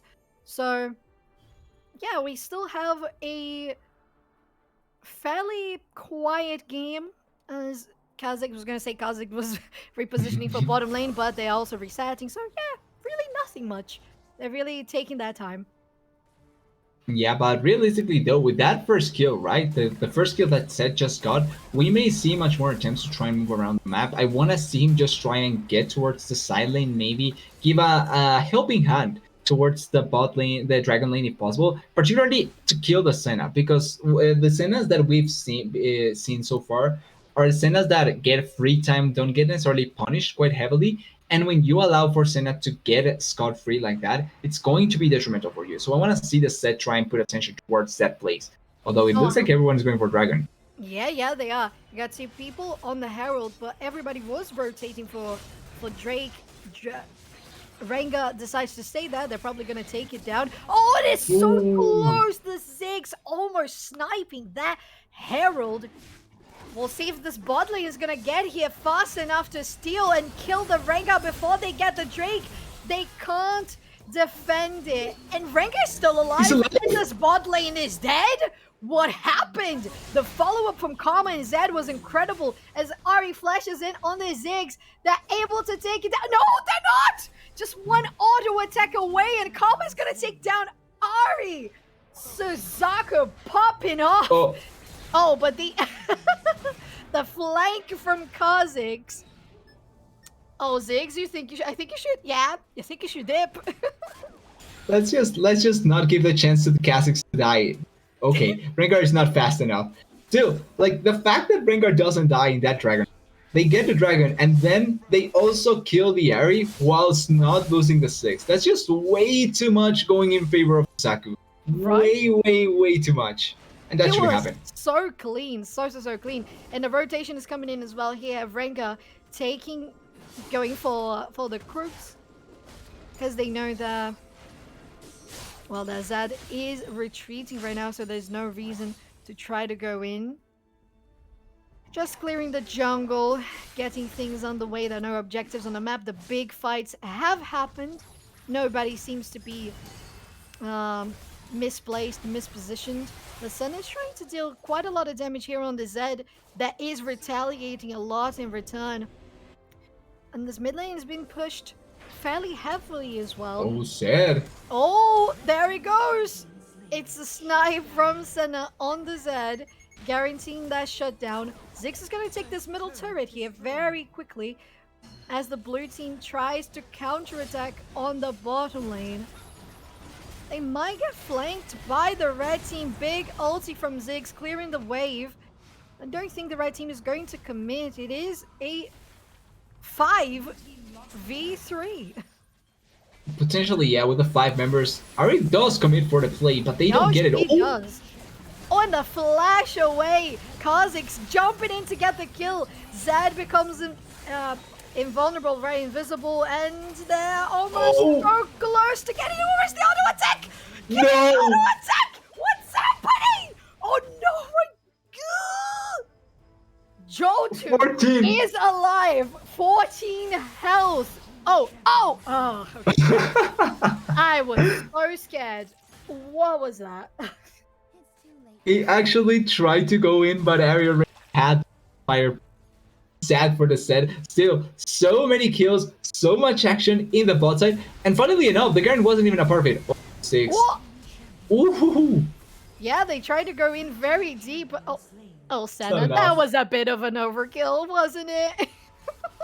I like the attempt though. It's friendship, the power of friendship, right? Trying to protect your ally and Right. they don't die and it fails. Right. Just a second late. But yeah, as you said, so much action here on the bottom lane. One fight after the other. It's really demonstrating how these two teams can play. And yeah, we got 30 seconds for Herald on the clock. Soon enough, we're going to have the counter for the Drake as well. And that's when things are going to get spicy once again, as these two teams are really committed to putting up a good fight and guaranteeing these early advantages. But also looking at the scoreboard, right? The kills are quite close, but the objectives are not. The objectives are much more in favor of the side of Susaku. They have gotten quite a bit of value. Yes, Karma may have died. Oh, Senna. Senna dies as well. They might even take Gragas down. No, it is not. Oh, never mind. It is. It is a kill. Oh, beautiful. Johto, you're playing so much on this Zed. Wow, the skills. Give this person the YouTube montage. He's playing up with his fancy feet. Sadly, he dies, so not like it looked good. He dies, but it still looks good, right? And you get the value, like you get the kills and the turret. So all in all, cannot ask for more from the set. Oh, definitely. And there's 30 seconds here for the Ocean Drake. He's going to spawn. And right now, the advantage in gold is going for 6,000 for Suzaku. As you said, they've got 3 turrets, they've got the Drake, they might even get the next one as well. So their positioning and securing of the area here is great. They've got the pink ward in the tri-bush. They're maintaining the vision around the pit. Zed going in for Karma, who has to flash away. Gragas is trying to maintain a good position around the area, but it is too much damage. Rengar can just melt the Drake. end the champions as well. Big ulti coming from Ziggs hits only one person as they have to flash away. Ari trying to deal as much damage as they can. Shen falls down. Karma so little health. Gragas goes down to the Rengar as well. And they're trying to chase the Zed. The close. Oh, the max range charm on the Zed. What are you doing? Kha'Zix, run! What are you doing, Kha'Zix? He's baiting. Or not. Oh, maybe kind of. I mean, both of them go down, so that is very interesting. So I want to hear your thoughts, GDS, on this, because this was a clown fiesta. Oh! And it doesn't stop. The Harry dies as well. Zed is just way too strong at this point, and it's on the Senna. Oh! Oh, I think it's no! Oh, the bait! Oh, Johto! Wow! I'm just... This person must be having the greatest time of their lives playing this game as Zed. Oh, Ziggs so close to dead! And He's the alive. ulti actually saves them on the way! Oh, Gragas was looking for the shutdown, but Ziggs had the shield from Karma. Can we speak about how everything that just happened, every bit of craziness, Garen was just doing the herald? This is fine. Yeah, exactly. It's just watching the dog in the firehouse. Like, just looking at his scoreboard, you can pretty clearly see the objective of the Garen so far this game. 0, 1, and 0. He's just doing his thing. That's it. This is really doing his thing. The classic top laner doing his thing. And Ziggs is going here on this Ari alongside the Rengar, so they have the possibility of diving in pretty quickly because this Rengar is already so strong on almost 10,000 gold in their pockets, as is almost everybody in Suzaku's team. They really keep building this advantage, don't they? It feels like, yeah, the longer or the more that Young tries to close out the advantage and tries to go for plays, which I don't think it's a bad idea to try and go for them. Yeah. They end up giving more advantages, sadly, for Suzaku. And it feels like the gold lead that Suzaku has allows them to keep on getting even more gold, which for John is kind of hard to find those avenues, although they still will have a pretty strong comp to play off of in the later stages of the game. It's just that it just feels like the wallet dip at this point is so hard to try and go over. Definitely. But they're trying to concur here. All together, joining in the middle lane, maybe trying to go for a kill on this Ziggs. The snare does not connect. And Kha'Zix was trying to get on a kill on somebody isolated, but they know everybody has to be very, very close. And Rengar is super close to this Kha'Zix, who's not going to survive. The amount of damage on this Ziggs is insane alongside the Zed. It's just people going down one after the other. And I'm sorry, Gragas, you don't have enough damage to kill that Zed. And the fight is also happening here on top lane. Karma tried to go for the kill. Karma is going to get the kill on the Q. The flash over the wall is clean. The confidence on the team members of Suzaku is so good. Maybe the Garen is going to die here. Maybe that. Nah. Oh, that was so close. There's no maybe for Tsuki on the Garen. He just runs in and gets the kill. But it's funny how everything of that happened. They are pushing for the... Yeah, they won. They actually pushed for the win. Wow. So effectively. They had the damage and they had the open base already. And it all starts with that engage that we see from the Rengar, right? It just kind of works out perfectly because at the same time, they were trying to collapse onto the Garen. But because they bursted out to members, it didn't matter. Yo, let's have a look at this damage chart. Damage chart. There we go. Who would have guessed? Oh, wow. 31,000. And how long did the game last? We said that if it was Suzaku to win in an aggressive push, oh, it was actually even longer than the last one. I didn't even notice. I thought it was quicker. They just had so much of an advantage and so much control for certain that it felt like maybe it was going to be quicker, but they just managed the map so well on Suzaku's side. Definitely. And I think the hugest difference was something that we had been talking about since one of the first games we casted today, was how much Suzaku has been able to, well, and a good example is the one you said, Rengar going on Kha'Zix, people on the other side of the map going in on Garen. No, sorry, going in on Senna? the and the Shen. So basically, that is a perfect picture of how Suzaku has been able to play these games so well, just being aware of the map so clearly and having everybody in a good position and knowing when to engage on every particular position, like knowing a good opportunity when they see them and communicating well enough to know who's going to a certain area or who's going to another. So just the coordination they have displayed, and on top of that, the micro skill level, the gameplay, whew, they really are shining through this tournament.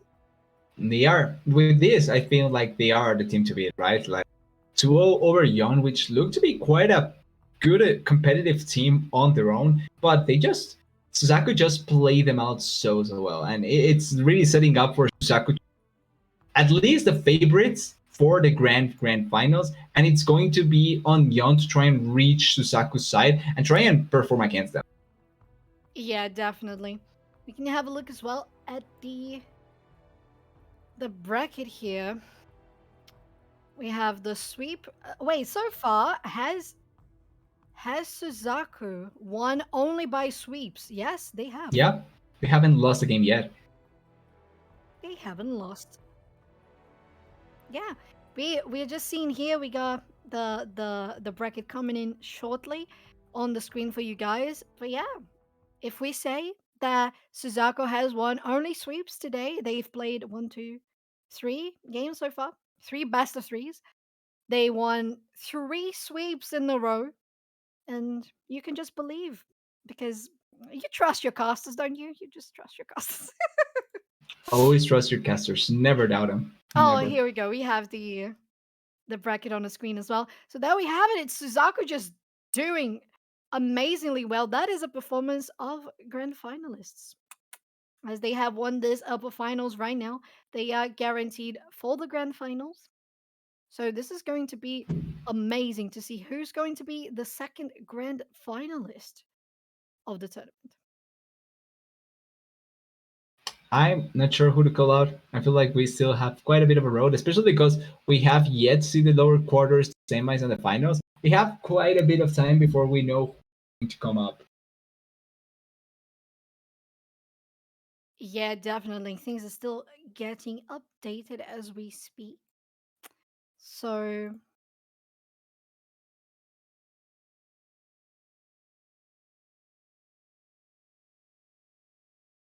lovely. Everything is going to be figured out soon enough. So we're gonna have to pop a quick break as you know, we know you guys like us and you like having us here, but we all need a little break.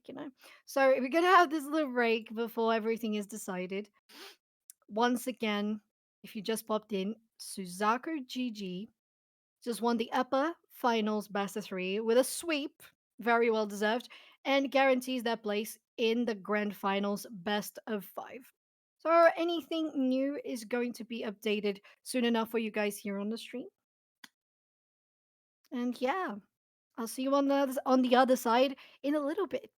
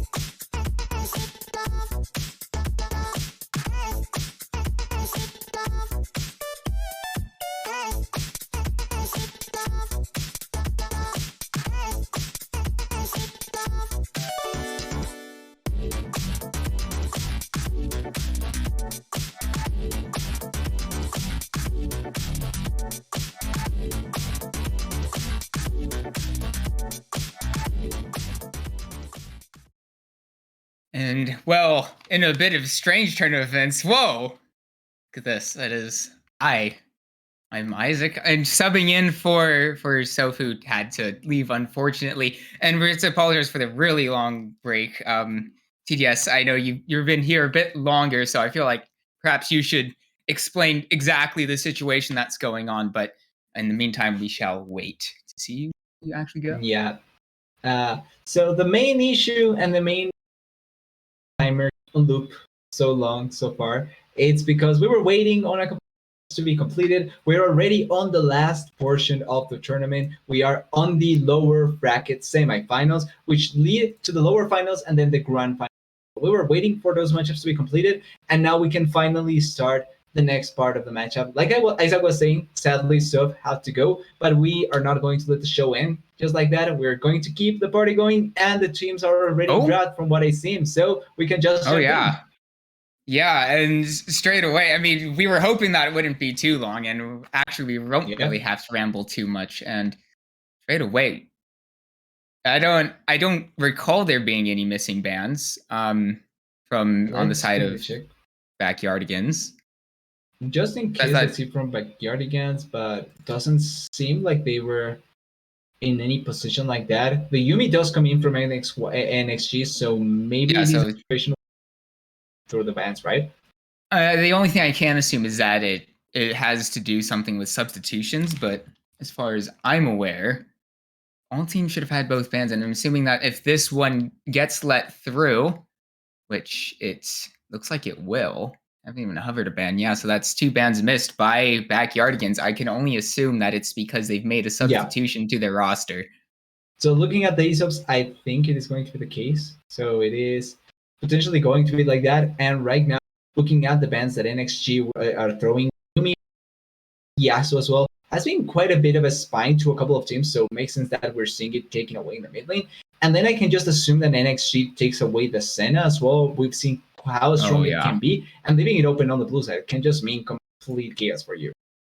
Yeah, Senna definitely a very, very strong pick that can really fit any sort of role that you want her to. It's actually it's ridiculous. Like I would be surprised to see it still up on red. Did this red side ban actually Shyvana hover and it's okay. All right. So they may opt into trading Senna for Karma, something that we saw pretty well in one of the matches. So this could be a pretty interesting situation in seeing who will be the stronger pick between the both of them, or who can play better around that potential play. But I'm not sure how they are going to execute on it. Although BYG is taking quite a bit. I hope that it's not a situation where they just simply didn't realize that the draft started, because it seems like it's going to be like that. So I think it might be the situation because they've already missed the first pick. Okay, yeah. So looking at it, it seems to be that they have different from both sides, from what I'm seeing. Which means that one is on one draft load, the other, but separate from the draft load that they are both playing. Yeah, and separate from the ones that possibility. That is a real possibility. So while that gets sorted away and done with, we have time. TDS. Star Guardian event. So I mean, I don't know who's your favorite Star Guardian. Like this is. So I'm a huge fan of Ari. Anyway, I already played quite a bit of Ari. God, I can't believe it. So, oh my God, yeah, I'm out of here. No, you can't. It didn't pick Star Guardian Urgot as his favorite. Nah, that thing has never come. And I'm not a huge we're good in on it itself. I know, but you look at it long enough, you just don't feel right with that kind of champion being a Star Guardian. But that's just my thing, maybe.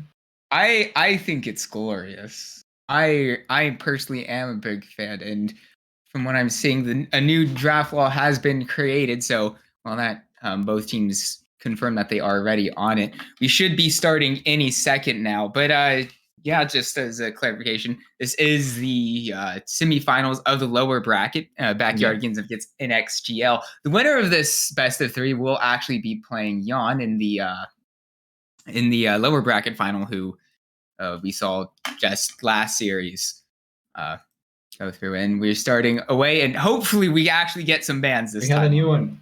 Yep.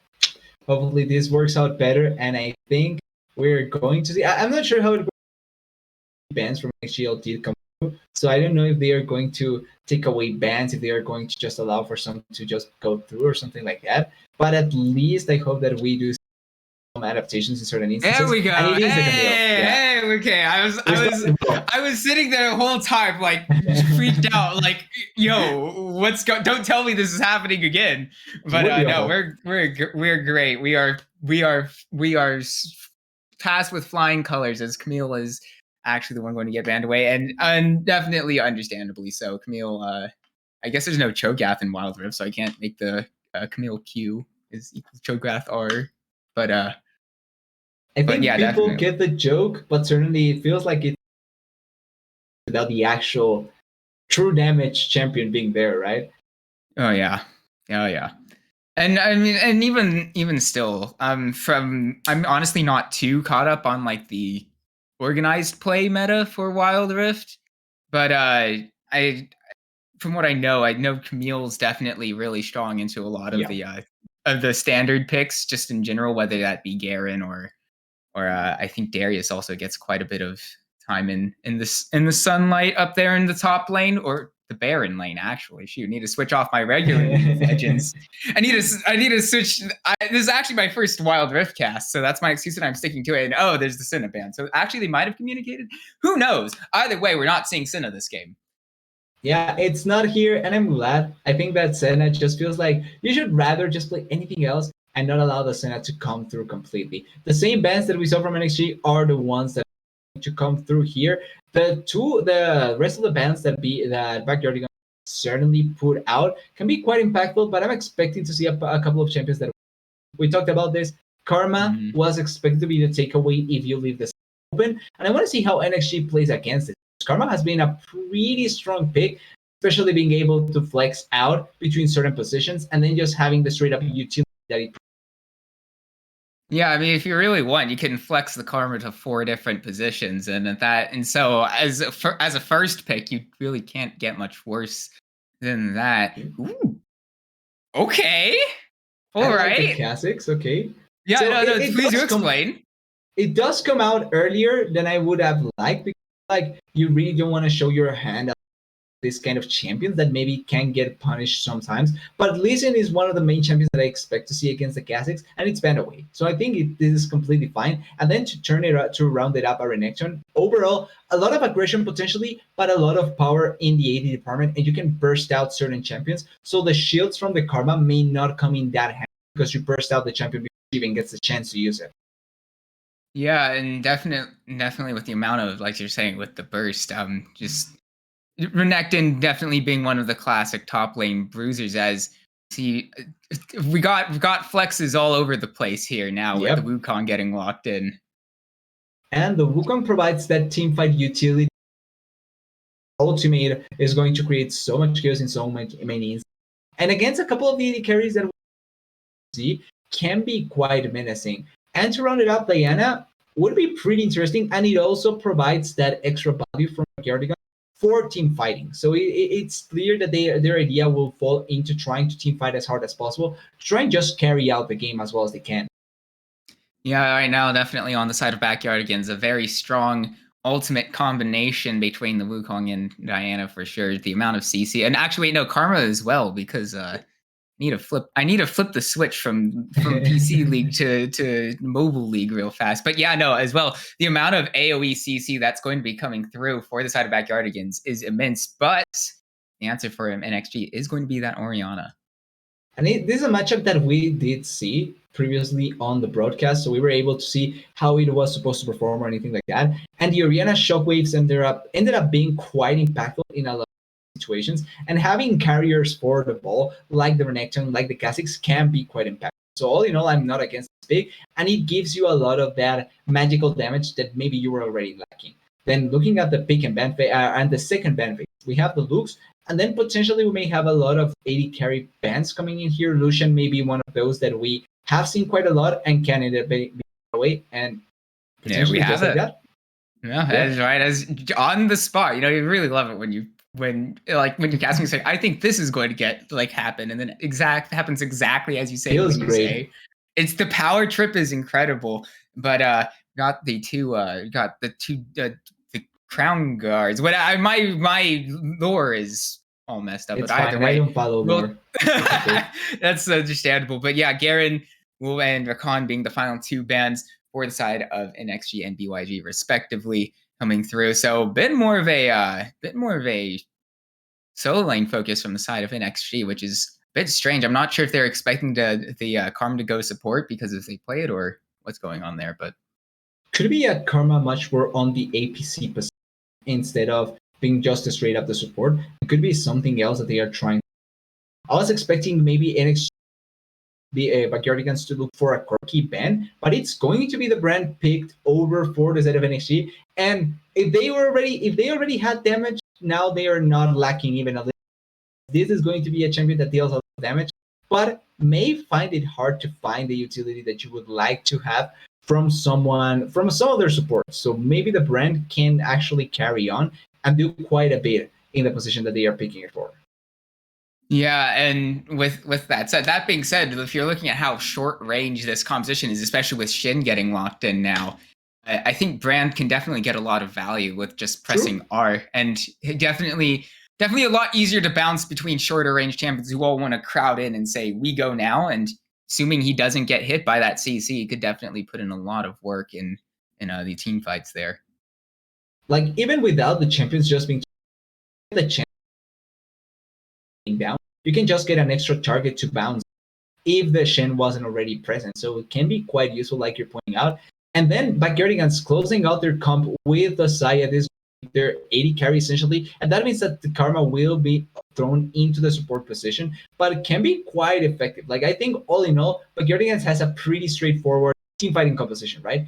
Front to back, you have your tools, you know what you're getting, you need to be able to execute on those. Meanwhile, NSG has a bit more pink potential with their comp, and I think that they do have a lot of value, but I feel like they are going to fall off after a certain point, particularly because of the renection, the Brown, and the Kha'Zix as well. Like I think to the Backyardigans comp, their composition will just stack damage much more easily and will have much more later on. Yeah, I mean, I'm trying to figure out how they're lining up now because I just assumed that would be Orianna mid, but I think it's Orianna in the AP. So I think it's going to. I'm sorry, I don't know if you're cutting out on like all the end, but I did not catch that part at all. Yeah, it's I was saying down there, and Brand will be the mid lane potentially. Yeah, definitely definitely. That is a definite. Blah, blah, blah. English is difficult. I agree. Yeah, no. But I think I've seen a little bit of Brand in the Dragon lane a bit. Cool. He definitely doesn't have that much utility. The only thing is, the Braum pick I think is a bit strange because Braum requires the auto attacks, and so unless if it's to proc his passive, so unless if it's like I don't know Kha'Zix ADC, which it has to be 100% on the Kha'Zix or on the action, right? Well, yeah. Orianna actually you bounce your attacks because of the passive, but it's not that consistent that you get that. So I feel like if NXG was going to go for some support position, I would have liked something more like just something that goes in with the team to just straight up force fights. I feel like would have been much more beneficial. I think Thresh would have been good here, especially with the utility of saying Lamau no with the lantern. So could have worked out in a way, but with this though, I do think that NXG has windows to play it off the early game. I think that their early stages are going to be really important, and they can play it off like that. But they need to really get us pretty good advantage going, because if not, it can be quite difficult for them to close. Yeah, that's definitely a slight point of concern. But NXG, I mean, they absolutely dominated their last series, and they've been on fire today. So really, if there's any one team that you could say could probably pull it off, I mean, I would say it's probably them so far. Yeah, I feel like that's a pretty good bet, especially because they against the so far the best team that we've seen in society. So certainly it's not like they can do these great things, and as long as they are able to keep their should be able to carry on. So there's a pretty confident based comp that they are running, and that can be able to if they are able to play it off. Sorry, 1 second. Sure. And I this is where the lack of experience with Wildlist specifically. I'm assuming we're in a It's okay, spectator. it's okay. I'm assuming we're in a spectator delay. I'm assuming that's what this is. I'm not too sure as to the process of this, but no, that's we could I guess we're going to send it to a break, a very brief one. And when we come back, we will have game 1 between Backyardigans and NXGL. Go anywhere.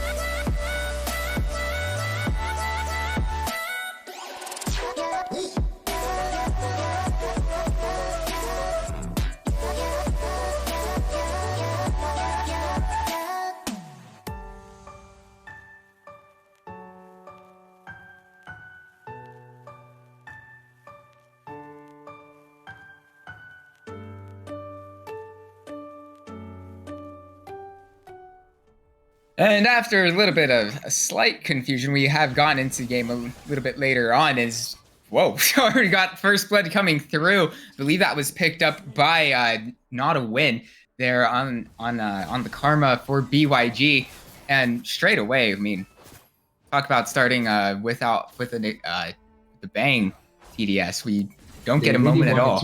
They really wanted to jump into the play, and just like that as well on the top lane, Eiffel got us onto the Shin as well. So they're not trying to play it off coolly. They want to the kills and the plays to happen, and I'm all in for it. I want to see the action and the aggression from both sides. Yeah, and well, luckily enough, we've at least got that for the most part here in the bottom lane. Another interesting is looking at the trinkets. Got 4 control wards on the side of NXG. Now, again, like I said, I don't really know the competitive play meta, but I don't think I've ever seen straight off the bat 4 control wards and a sweep and an Oracle lens. So I mean, from what I've seen today and how I think it's a good way to start it off to try and keep a lot of vision control, and it's helped quite a bit of teams. So I like the idea overall, and then obviously the time never really that messed up that you cannot just change it straight up, and we've seen quite a bit of that as well. So that I think that is a pretty good standard start to try and keep the control as much as possible. Yeah, and so with that in mind and the super early game nature of this composition that NXG has drafted, they clearly came into this with the plan, and that honestly, I'm a little bit surprised considering this is mostly because I'm not prepared at all as Cloud trying to find the first taunt, but I'm not sure if he really wants this because Rifle is on a whole level up, and now Cloud going to have to walk back once again, and he's starting to really feel those trades up there in the top lane. Yeah, those trades going off against the Renekton, especially if you're not ready to take the full round of it, and the Renekton is able to run off the matchup right now. Maybe they even set up a potential dive coming in. Renekton has ultimate, 3 members coming up. Could be the play. Yeah, I mean, surely this has to be Cloud going to hop away, but I mean, what can he really do? Flashing. Actually, everyone is here. it's not quite enough, and as the ability has already been used, Cloud stays alive and gets that first heal going on to the ADC of Scarlet Kitten, and as well, here comes Rifle, about to go down. There it is. Oh no. And yet another kill going over to the side of Backyardigans, and just really great stuff. Good awareness on that recall to then move over. Notice that the dive was coming in and cover for their top laner and pick up those kills. 100%. Great movement late coming in from the side of Backyardigans, responding accordingly to the play. And they had the time thanks to how long it took for them to be able to rotate or to try and force the play on NXG's side. It just ended up benefiting so much for Backyardigans. And yes, the kills doesn't necessarily fall immediately into the pockets of the side as she gets one, not the full body of the kills, but it's still quite good for them. And the dragon starting as well soon. Oh. Yeah, and another thing that we got to see demonstrated in that last fight. I'm sorry, I'm on my toes because we could very well see a fight breaking out here right now as Arma's going to get marked up by the concussive blows, but wouldn't be able to get away, not being able to auto attack there. But yeah, the consistent damage just isn't really there. So we get the contest. There it is. NXG does manage to claim this one, and then meanwhile, their health bars are just so low. Flash forward. It's not quite enough from the Xayah. I do like the idea of trying to pick it out. Actually, no, wait. It was the recall arrow of the feathers. Featherstorm doing quite a bit there. But yeah, still overall, I believe that was a 2-for-1 going over to the side of NXG if my eyes didn't deceive me quite there. But their health bars were so low that it could have just one slight pixel difference could have definitely seen a very different team fight as a result. Could have been the case, but I think one of the main differences in that fight that benefited NXG, it's the fact of how it started and how they developed. They had a numbers advantage, they committed for the fight, and Wukong didn't really find an angle for it. Oh, Xayah, bye-bye. Oh, wow. Okay, that was very quick. And a bit to the periphery of the screen. But yeah, she was there, and then she wasn't. Didn't quite have the ultimate available. Can't go untargetable then. No summoner spells, fairly easy kill for Thor. And with that, also with this Rip Herald now collected by NXG, both objectives have been collected by them. So now we need to see where do they put it. I like the idea of trying to put it off in the mid lane because of the number of members that were there, but instead it seems like they are going to hold off. Hopefully they can throw the Herald out for just a better overall play that can net them quite a lot of gold. Yeah, and especially I think maybe around this top lane if they can get a good shove in, because that tower's looking a bit low there, and I believe the Rift Herald damage is roughly the same in Wild Rift. This is my knowledge coming through. I'm pretty sure it's about 2.5 plates. Oh, fairly certain. Yeah, there it is. They do actually send it to the top lane and then roam around. So just trying to generate a little bit of pressure on that top half of the map. Cloud now maybe not aware that Thorn. Members coming up? Yeah, we've got 3 members there, Renekton, Braum, and Kha'Zix coming through, but the taunt will find 2 as Cloud makes his escape, and really won't have any sort of trouble coming through there. Will have to burn the flash though in that fight. For the Shindo, right? It's one of the easier champions to try and run away when you try to think about champions survival. Thanks to the dash, thanks to the flash, obviously that he did have to expend, but it's not like he's fully dependent on it. Like, you can go for the trades without having to worry about not having your flash. Yeah, and so definitely a good overall, I would say semi-favored to Backyardigans, especially since really it's NXG who are on the clock to make this for them to win this game. And every second that goes by, it just feels slightly a bit more Backyardigans favored. But as it were, and not to mention 3 people going to the top side there to try to take one that they don't even get the kill on is a little bit yikes. And they do like to go for those kind of plays. I like that they are still at least trying to stick to committing with the Renekton and the Kha'Zix, because I feel like those 2 are the strongest early game members that they can try and put pressure on. And ooh, Yeah, Bush we got play. a bit of camping around the blue buff, such a very valuable objective here. And actually, no, I'm they're just going to getting they're just going to look at each other. It's like when you're on the school ground and everybody says fight, and they say, and then they don't do anything because that's what you're supposed to do, kids. We don't condone violence here. But this isn't a school ground, and actually the Stand United will come down. It's enough. It is enough to get the kill. Cloud will still manage to come through into the spot lane, but very, very strange timing on that one for Brand that got to the kill. happen.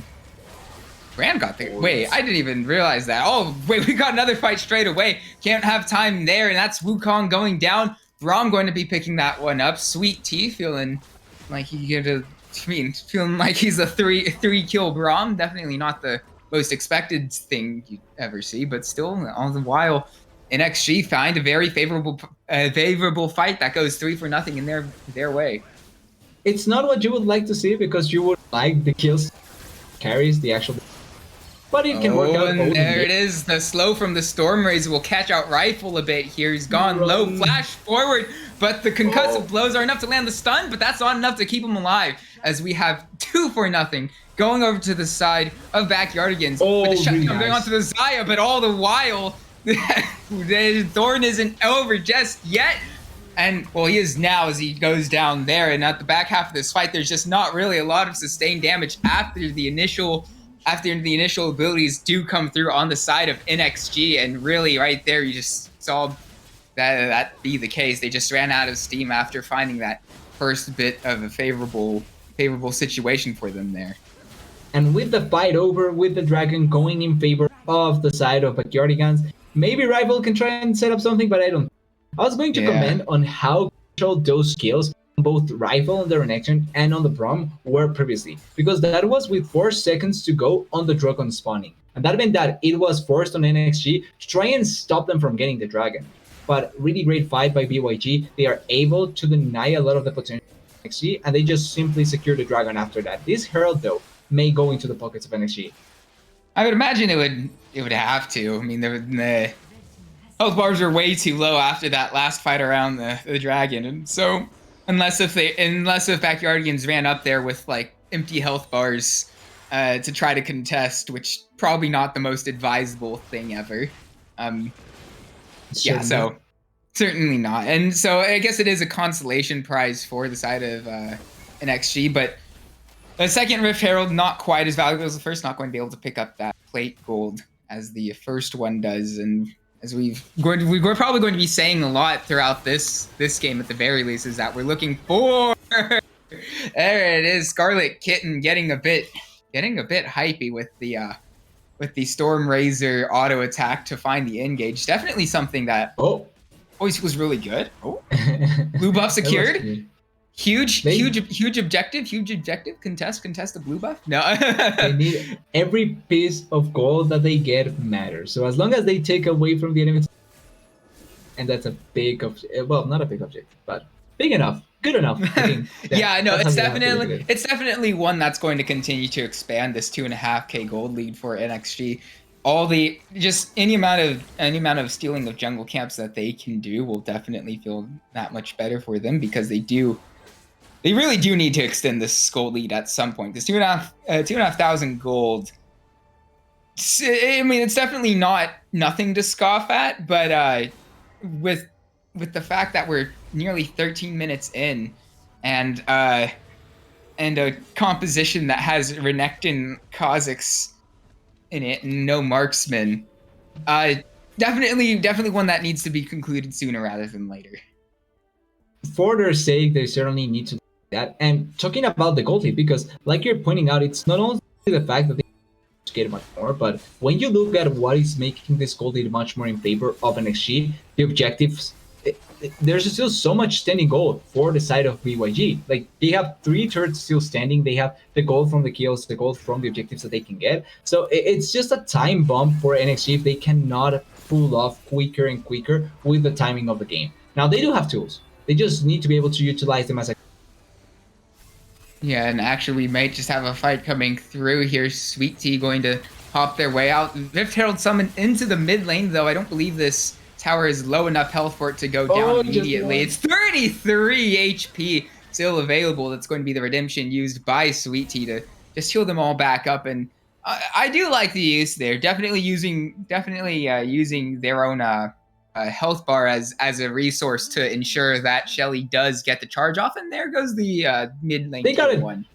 Yeah, they got it. That's what matters at the end. You do get the value. And in the bot lane, we have a fight happening currently. Yeah, we've got the teleport down from Rifle, so perhaps a slight numbers advantage. That being said, Stand United is actually unavailable. I was about to say it was, but it's actually, sometimes eyesight is difficult. But no, yeah, without that Stand United available, the side of Backyardigans are just going to have to completely disengage that there and say, no, we don't have a way to fight this. Yeah, and I think it's down, not because it wasn't used or anything. Diana wants it out, right? So as soon as the Diana dies and the Stand United doesn't connect fully, you just simply cannot take any sort of fight. And just like that, like you're pointing out, they disengage, they don't force anything to happen, and it's favorable for NXG. So still not a huge deal, thanks to the fact that they don't get a much wider lead, but it's certainly working out. They are finding good enough picks, and I've liked watching Throne on the Kha'Zix be able to move around the map and get those small picks that maybe can net them some sort of lead later on as well.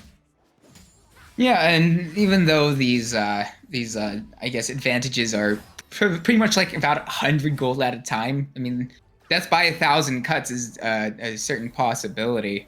And as this next strike's coming up in just in about 10 seconds here, the Stand United is back up and available, so we won't be quite seeing that one again for the same situation as last time, and perhaps this will make BYG feel a bit more comfortable. But yeah, as you're saying, vision control strongly in the favor of NXG here. I believe they probably just have to concede this one.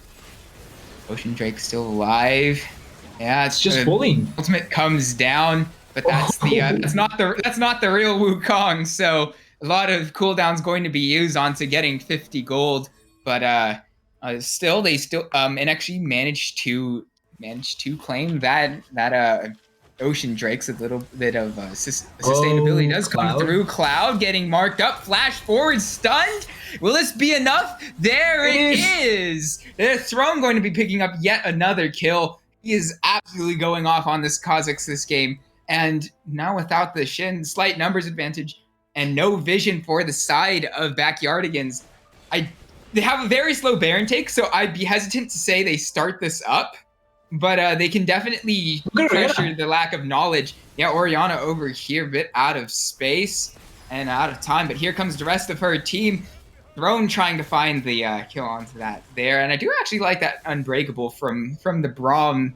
There's trying to stop these coming back from the backside. Definitely very good awareness and knowledge of that champion to even do that. Honestly, it's something that I wasn't even conscious that not necessarily was a thing. It's like I knew it was a thing, but like not consciously knew it was a thing until I saw it happen. Yeah, it's definitely not something that you see being used all the time, and definitely like to see that. At least some just a demonstration of champion prowess there.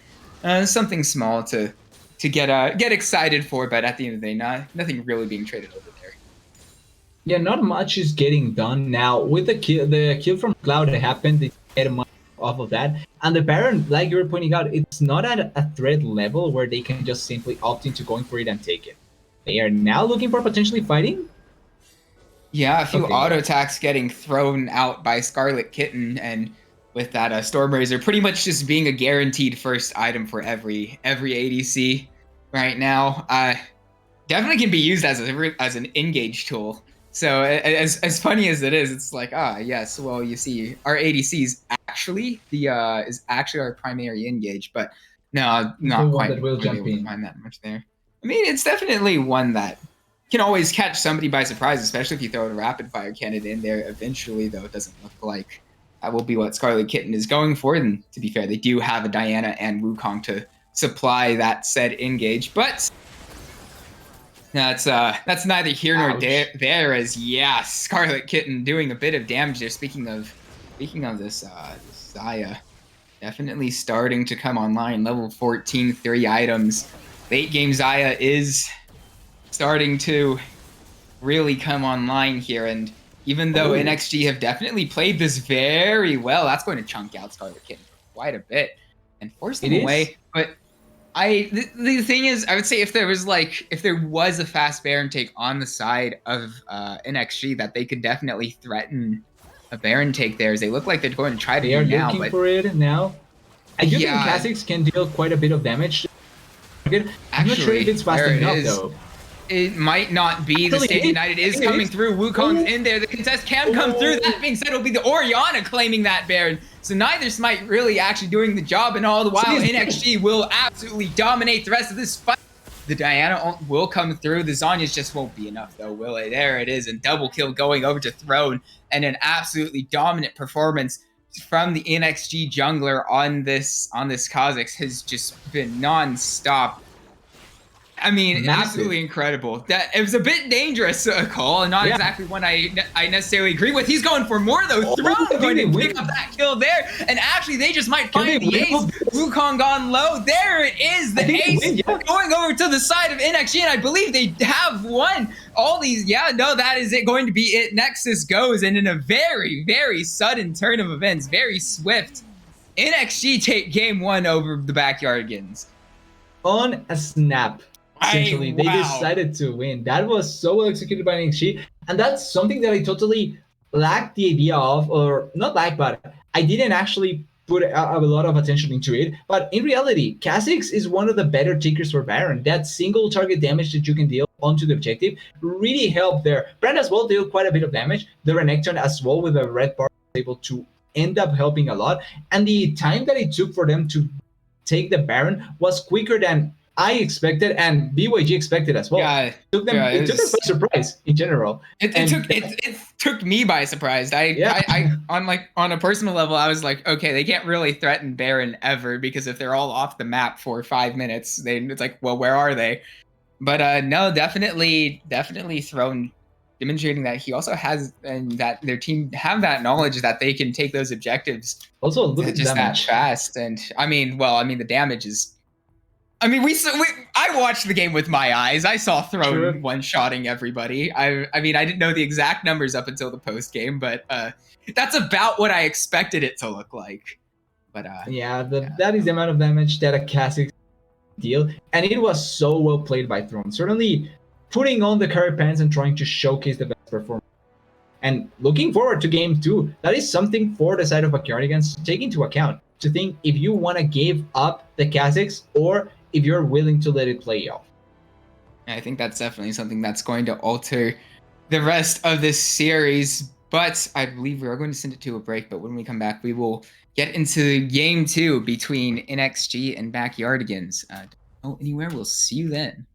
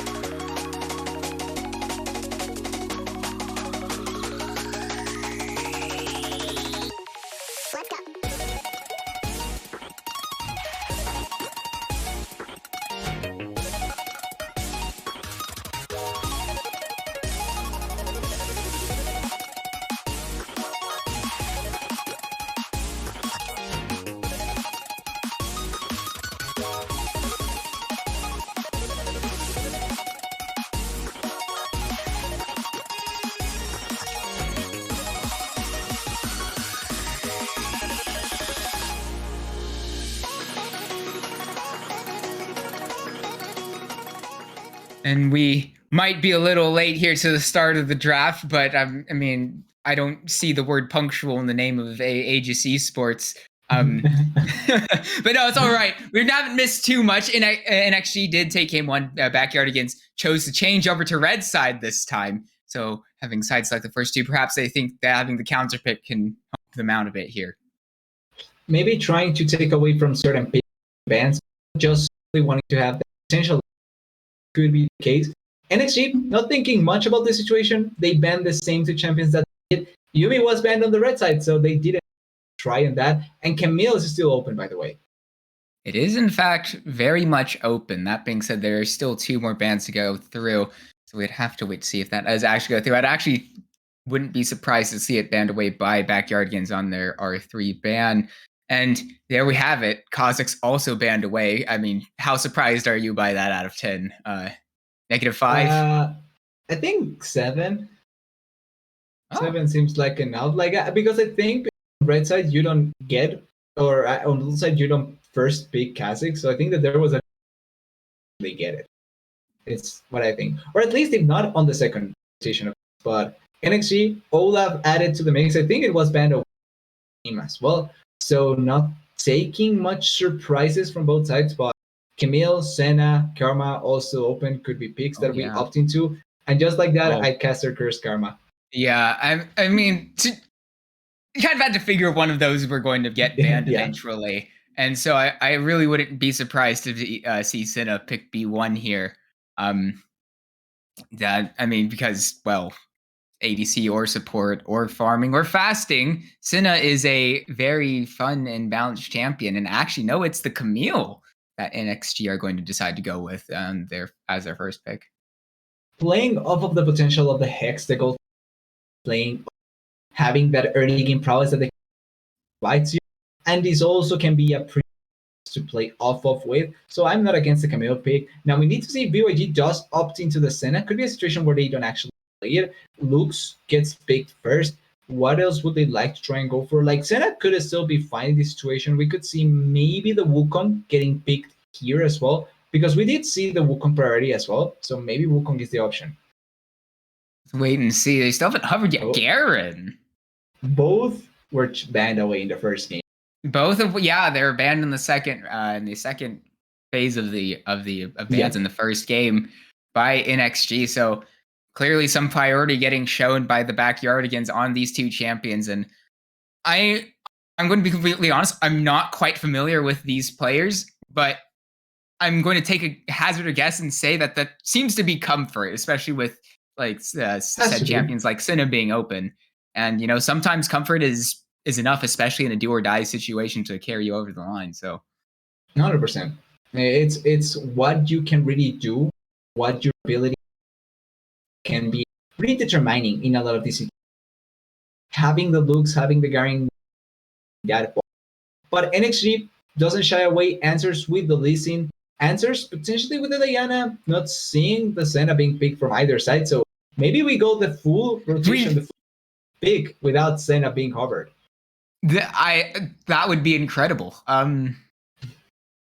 We have to wait and see. Backyardigans can definitely make it a possibility with their R3 pick.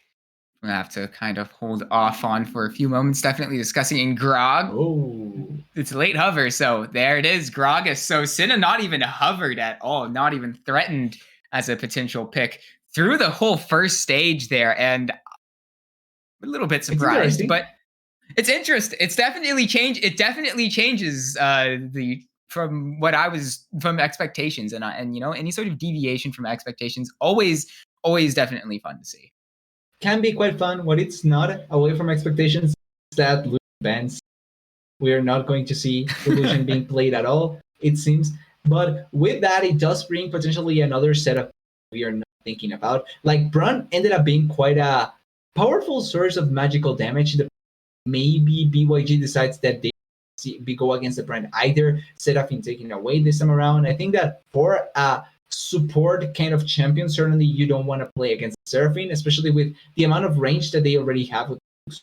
So makes overall sense. And there's still quite a bit of champions that can end up being in the ban pool. Even the Corki, for example, that we didn't see at all but Corki is still a prevalent enough champion as well.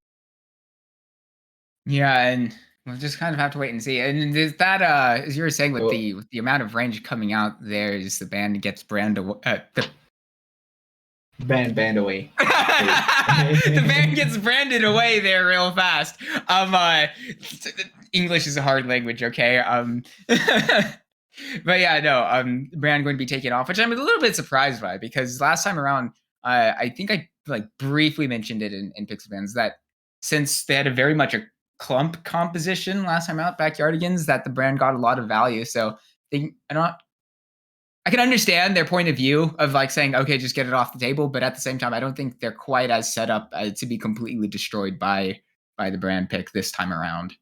Yeah, I feel like the conditions better. Try and feel like the brand was going to be the pick going in this time around. The Jays did come into the ban, and we talked about the Corki, still a power champion, gets picked in this situation, may be placed into either the mid lane or the AD carry position, has the value there. But I think that you have a pretty strong carry to play off of, and the poke still can be quite strong from Backyardigans. They have the looks and the Corki. That can be pretty long-range damaging abilities. Oh, yeah. Ooh. Oh, yeah. Okay. I do like that as a response in terms of the poke, though. Extra healing. Definitely. Yeah, extra healing. You say, well, if they're going to try to poke us out, we just say no. And that'll probably be that. Obviously, you can only heal so much so fast, and especially since the own health bar going to be used for that. But I definitely do like the Soraka pick here for NXG and Jinx. Okay. Interesting. Yeah. Going for a pretty strong hyper carry. And it's going to be a lot on what they can achieve. Jinx can get to a spot where she's not simply completely out of resources, where she doesn't get a lot of that, then she can really be a big threat in the later stages, especially against champions like the Garen or Gragas that are quite strong mid shields. You can play off with the Jinx quite well, and they can be killed. And the Nunu as well to close. We're going to get early game action from the junglers. They have to look for pathings towards ganking. Yeah, and I'm a personal big fan of Nunu games because big snowball. Yeah, I think it's just really fun to watch to like roll the ball around and say, haha, come in at Mach 5 speeds into your lane with a 1 second knockup, I believe. I think it is. Don't call me on that, but I think it is. No, don't quote me on that either. I don't know the exact amount of time, but just definitely. But either way, it's still I just find it hilarious to witness. But either way, as you were saying, Lee Sin and Nunu going to be the two jungle options here, and yeah, definitely very much early game focused. And honestly, I'm a little bit surprised by the Nunu pick, because with the amount of poke coming through, I mean, I guess Corki can utilize that passive a bit nicely due to the bonus attack speed, but I mean maybe Garen.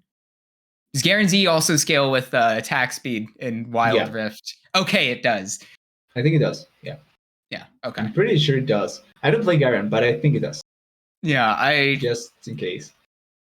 I know at one point he definitely had attack speed in like his most popular build, but I know these days it's like Hole Breaker and win game sort of deal. As always. I see that PC League is transferred over to the mobile version as well. A little bit late on that. We're suffering the same way. It's fine. Yeah, it's suffering all around. We've already had this Hole Breaker meta, Graves top, but any moment now we should be loading in. Actually, we've been called for an intermission, so perhaps it's taking a little bit longer to load in. But either way, when we come back, it will be game 2 between Backyardigans and NXG. NXG up 1-0, and don't go anywhere. This just might be the series done before you know it.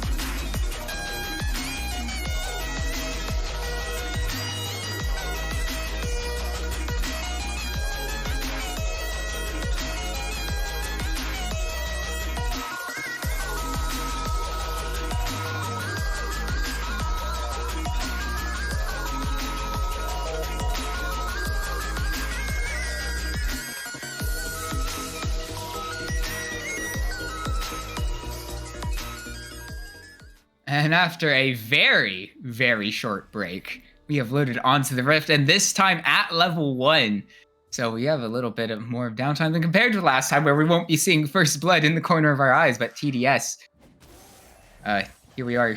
We've got NXG looking to close this out as swiftly as possible in this here game 2. And that's Grog's support, actually. Wait. Yeah, I think I think it makes sense until the point that I thought it was in the APC. It's going to be interesting seeing how the core.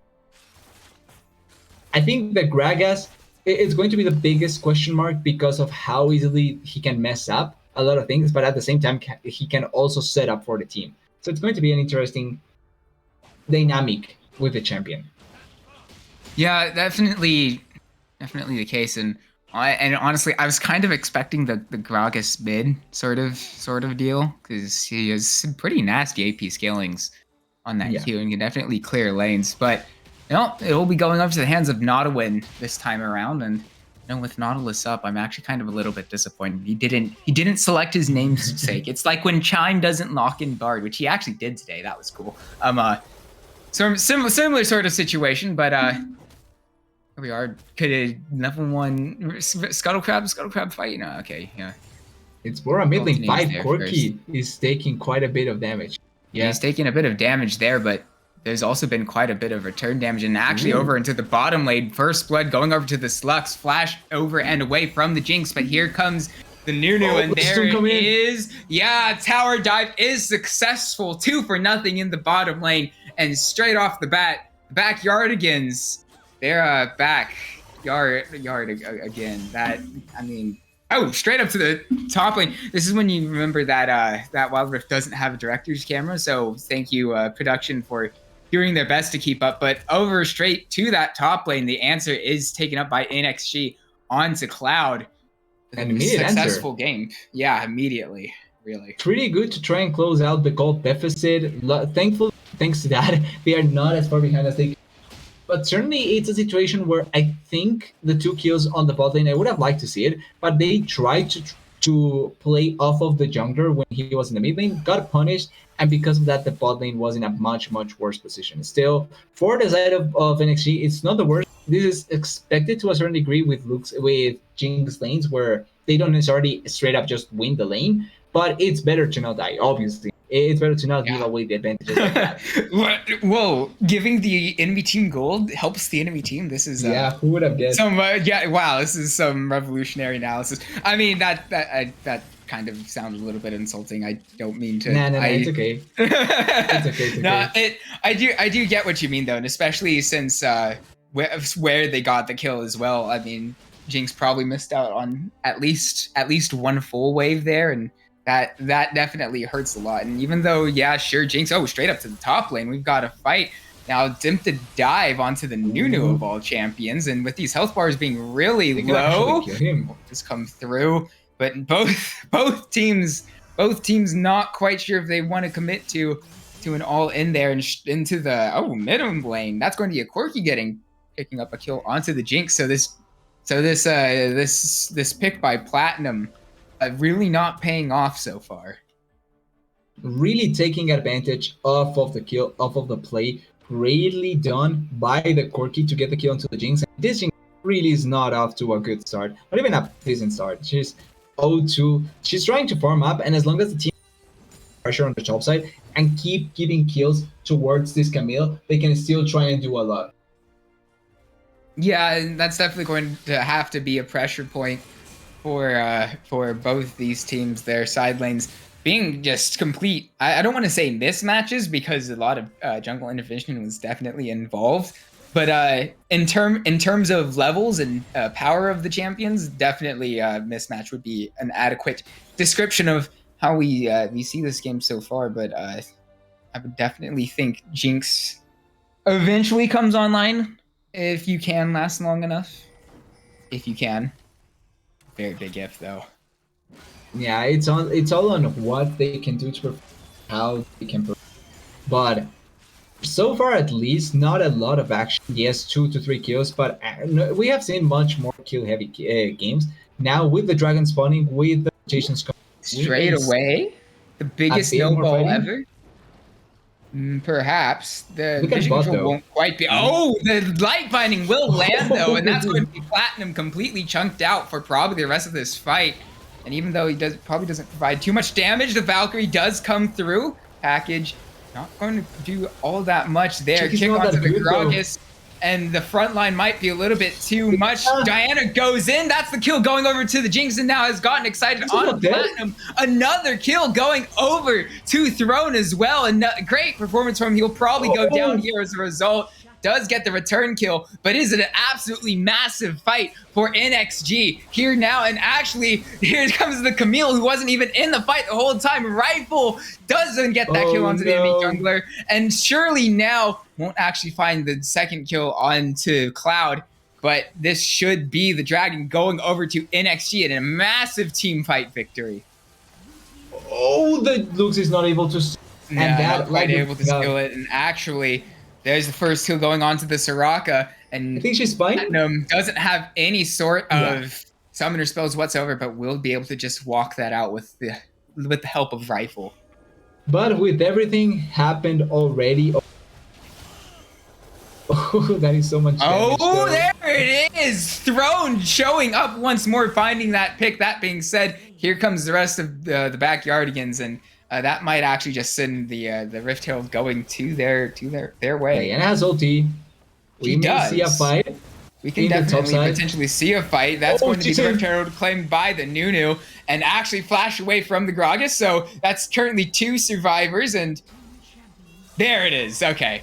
Took long enough. The wish will come down in time from Sweet Tea to keep himself alive there, but definitely a very good attempted snipe from Scarlet Kitten, but won't quite have enough damage to get the burst to get the kill onto the enemy support. If the play works out, it looks amazing. I respect it. Oh yeah, no, it's and they. Oh, sorry. I was just going to say they get another kill onto the Jinx, so value is there, 100%. It is definitely there. Yeah, and definitely sitting on 2-2 now. Starting to at least have parity with his opposing laner. So, you know, not sitting 2k gold back without any sort of anything to show for it. Definitely starting to come online now. Now with that little extra bit of attack speed with the longbow. And I know it evolves to Fimbulvinter, is name of the evolved tank. It's the Winter's like bite or like Winter's whatever. It's going to be whatever the name of the item is the tank tier item picked up by Sweet Tea. Go Winter's Approach. Winter's Approach. Thank you, observers, for giving us that. But yeah, going to be picked up. And I mean, I guess is this a thing that a lot of enchanters tend to do? Because I know there was a Winter's Approach picked up last time around.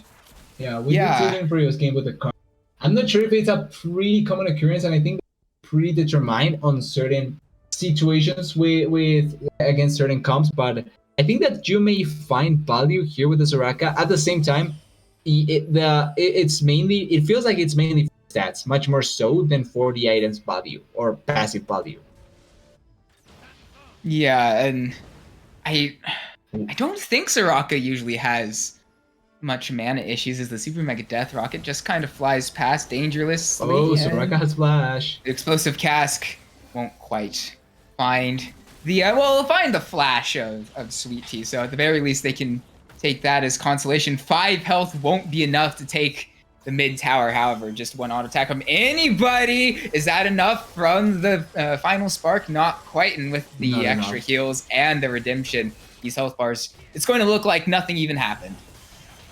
Yeah, it didn't work out that well. The bait out of the... yeah, Throne getting a little bit spicy there, and there finally goes the turret. It took him a little bit while, but here comes Cloud, snared up now by the Soraka, slowed, and that is going to be the light binding dodge, but very low from the Jinx, and there it is, a very good heads-up play from Cloud to flash in and shout Demacia as he picks up a kill for himself. There onto and the he can shout carry. Demacia all he wants. Oh yeah. Because this fight was a 4v3. Why did they opt into that sort of fight when they knew that Diana and the pushing on the side lane? but Guardians take advantage of a situation that like wasn't going to turn into much more apart from just getting the turret, and they are able to get another important kill and a kill onto the Jinx again onto a Guardian that was not doing so good for himself. So this is a pretty important kill to get.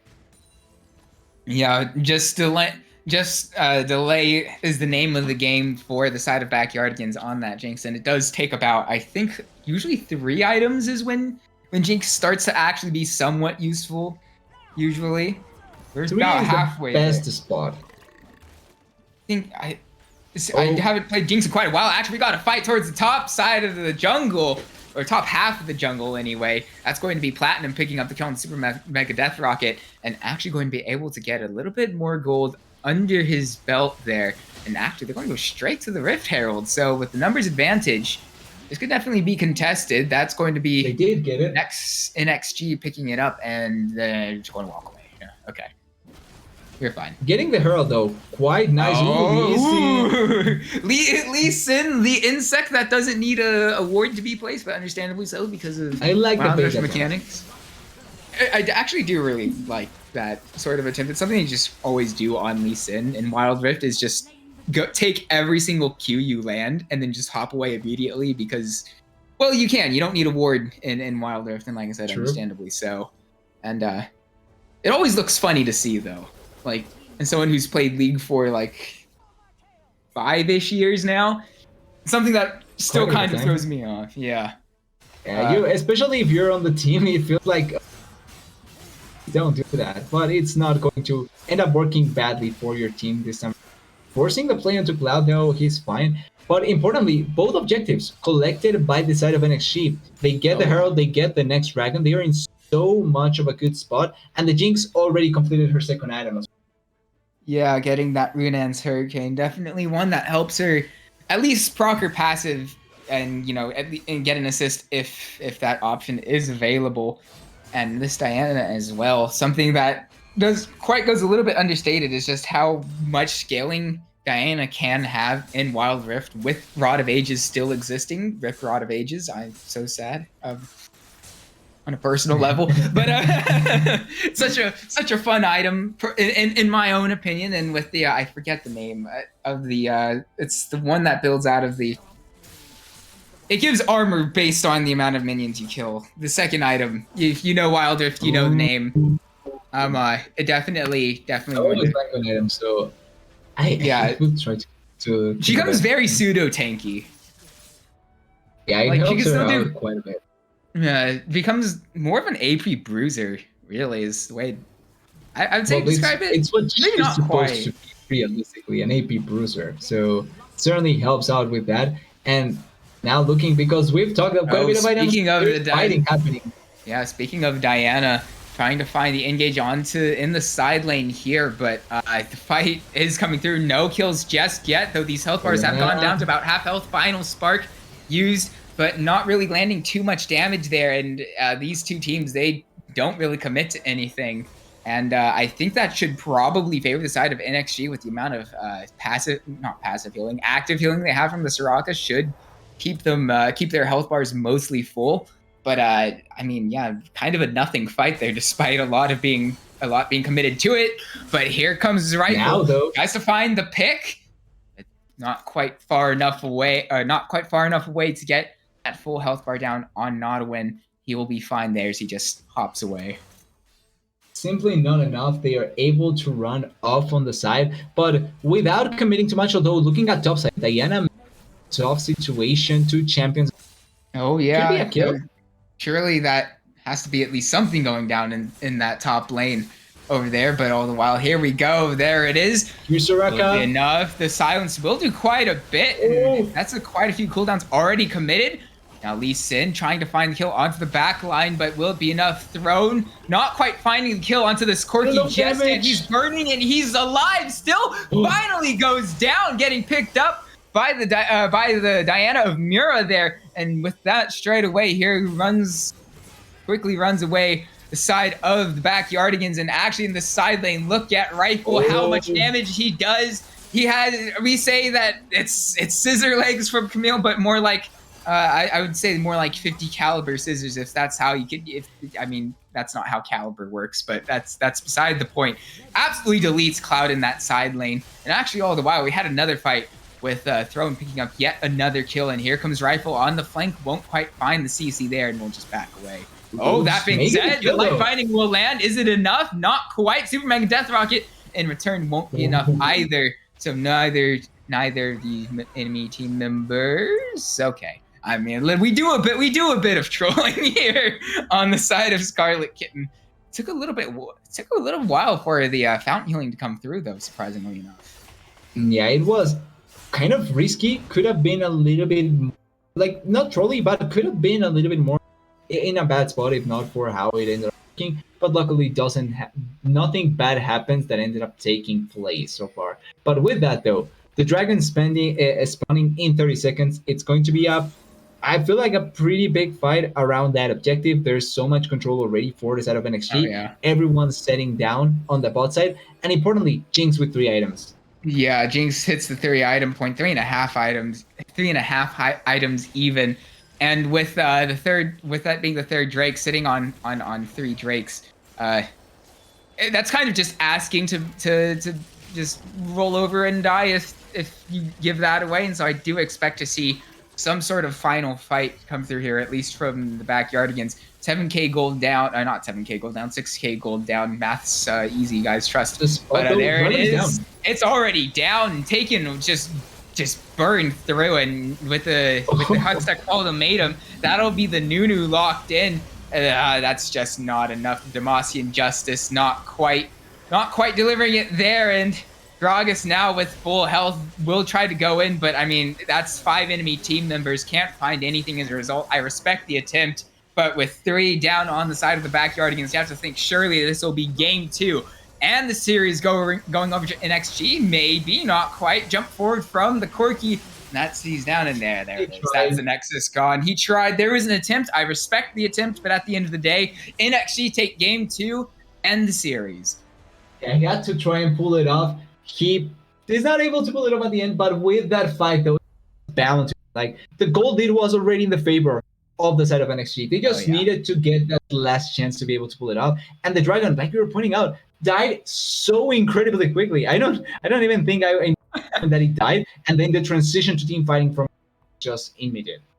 Yeah, and at that point, once the Drake did get taken, and actually had enough organization in their setup to where they win by 6k gold advantage, and the amount of team fighting prowess it would have taken for the Backyardigans to come out on top of that fight would have been incredible. Don't get me wrong, but definitely not the most plausible sort of situation. But respect to the attempt from the Backyardigans, but they will bow out in the lower bracket semifinals here. And when we come back, we should have the game 1 between, NXG again, as they will play Yon. I believe, if I read this correctly, that Yon should have side selection. Don't quote me on that, though. We'll have that confirmed for you when we do come back, and we'll see you then.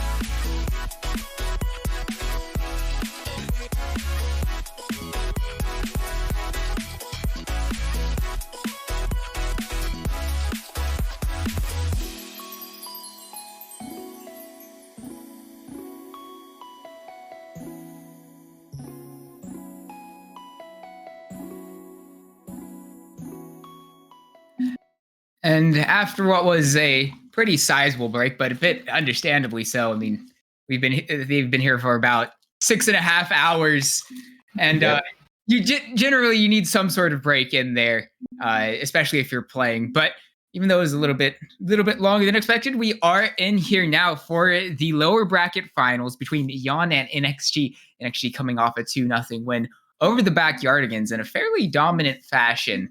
But we'll have to wait and see. As Yon, they got themselves a really nice break in between their last series until now. So they have that time, that freshness perhaps can come to play in this match. TDS Could be the case. The freshness certainly helps, but also there's the arguments always playing gives you that warm up to go into your next matches and keeps you on time, on attention. I forgetting the word exactly, but you keep. I think that see. But looking at the draft, which already started, obviously, we have the Yuumi, the Karma once again, two champions that we have seen not much and a bit of Karma respectively in the matchups, and now the Camille banned away as well. After the last game, I understand why.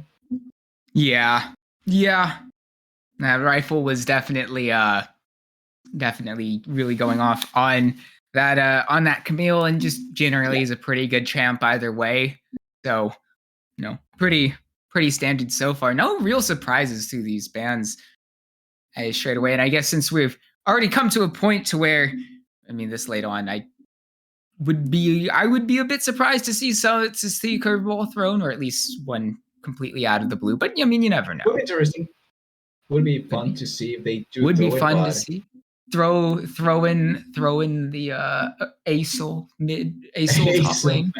Acel top lane. Let's go. That would be the day. I doubt it's not going to happen. That would be way too hopeful to actually get to see that. But hey, who knows? They think they are better than. I mean, if like Zenith like knows the Acel tech, picks it top, roams mid, roams bot, doesn't actually play the lane, just plays the whole map.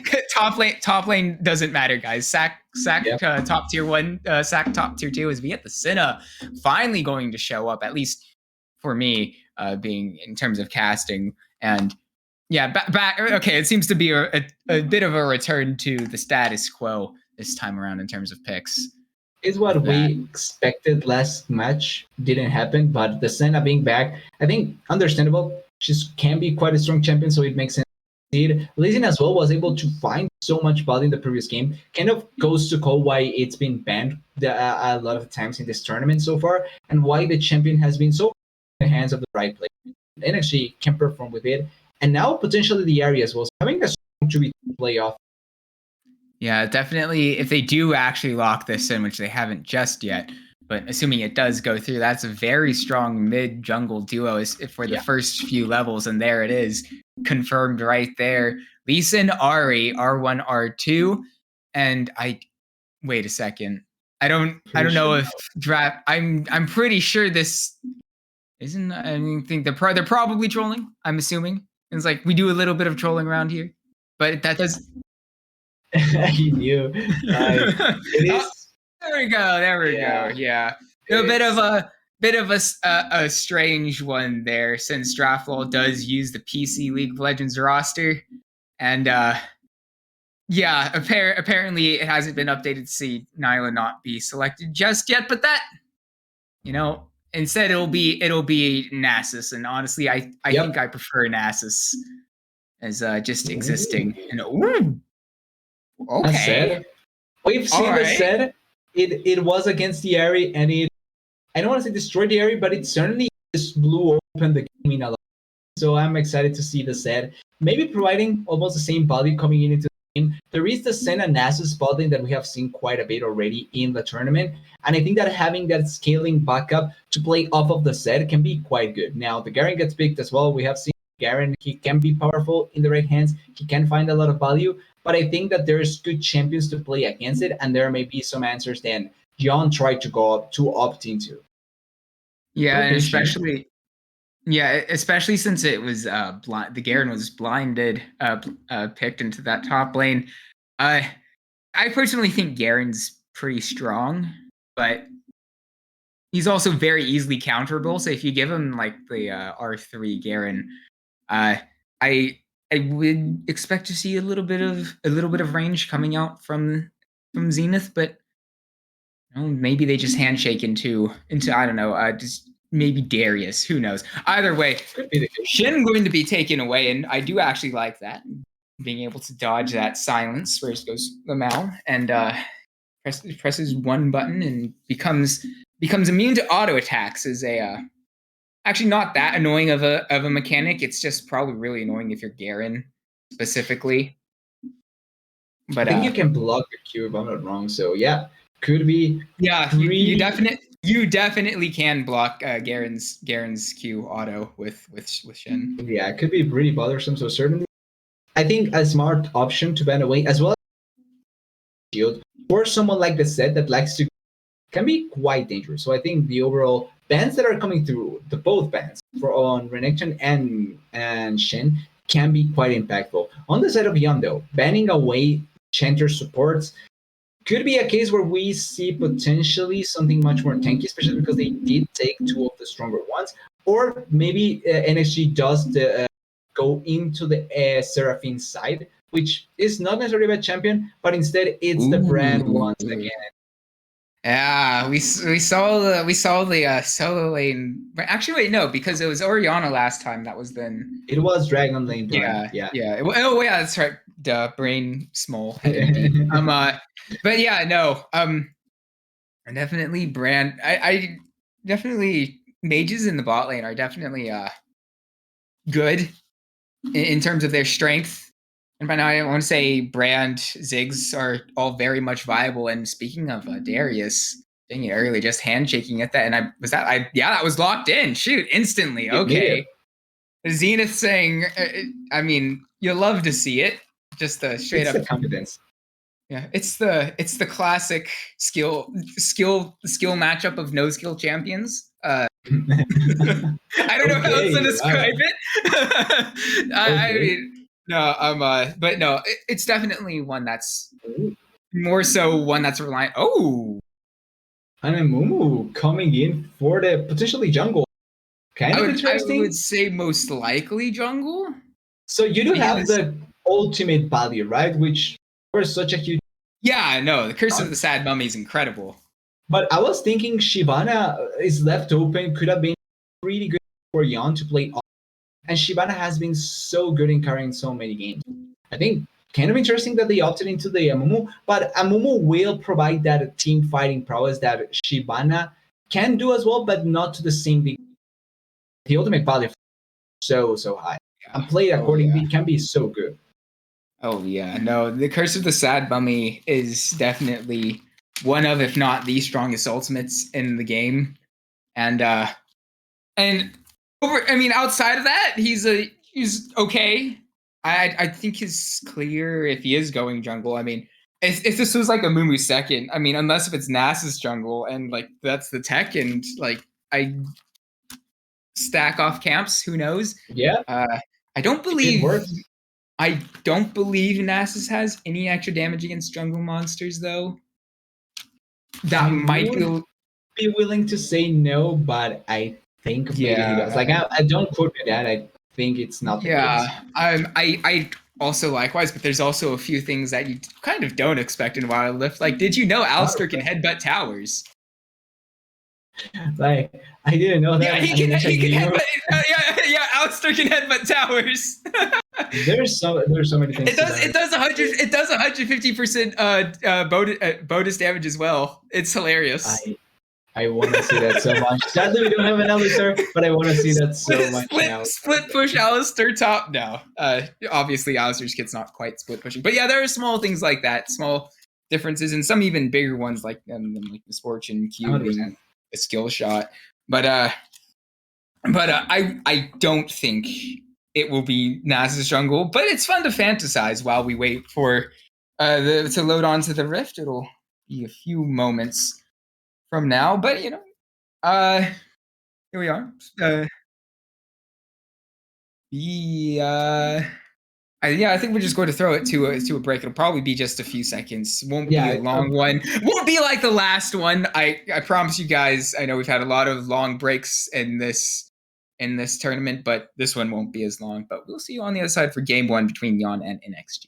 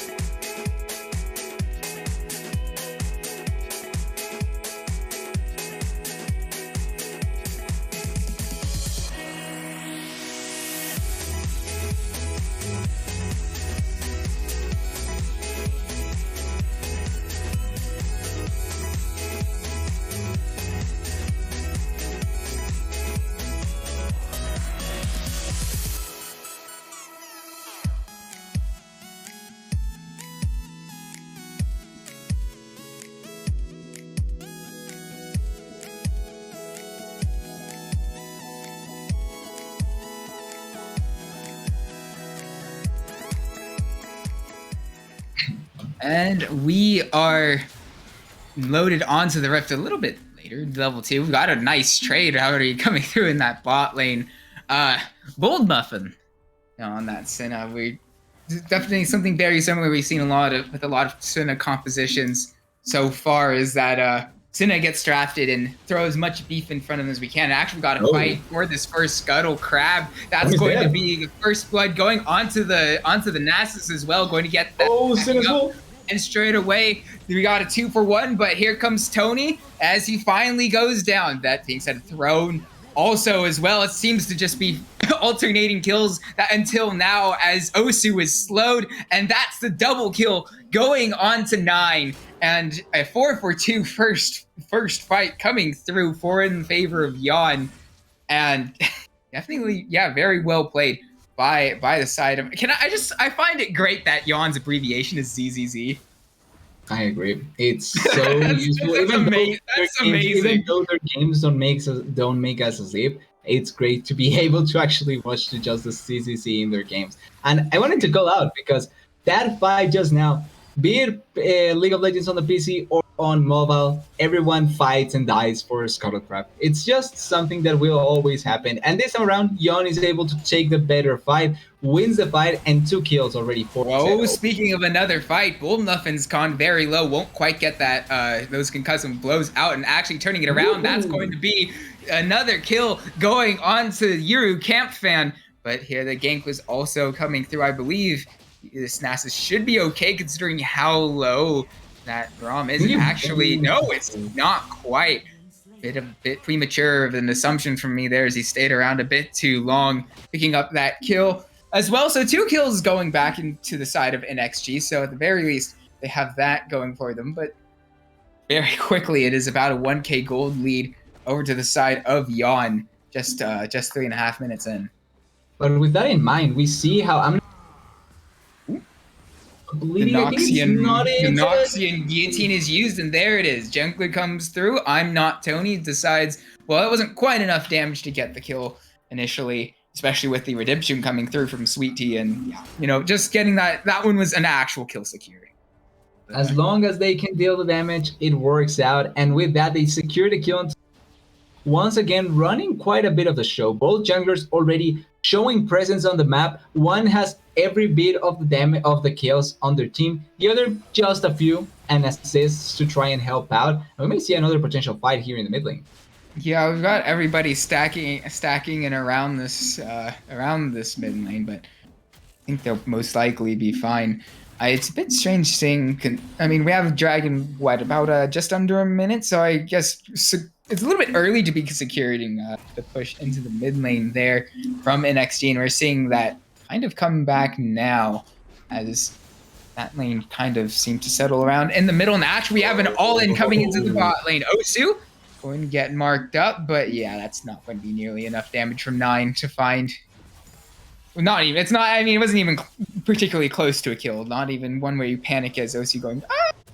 But it's okay. Still respect the attempt. You'll like to see how they opt into going for the kill. Oh yeah, no, absolutely. And they did blow ultimate for ultimate, and later on it might become even stronger for 9 to go for those kind of plays. But Dragon is alive right now, Herald as well. We may see a fight soon enough. Yeah, we have all 5 members of both teams running straight over to the side. Yon having the slight positional advantage on the inside track for this Drake, and also Osu's a little bit out of the way for now. That being said, the charm will land, and they're finding their way onto this Darius. That's the kill, going over to Throne, picking up the killing spree. They're flashing out now, though.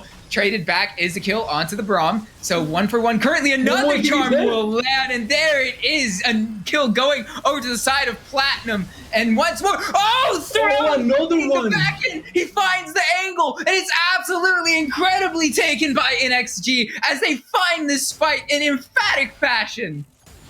A long fight won by NXG, and full credit to me goes to connects 3 massive charms to kill 3 massive targets. With this, they do secure the Dragon. Gold lead is still not completely in their favor, but they win the fight in a really important moment of the game. Really nice to see coming in from the side of NXG.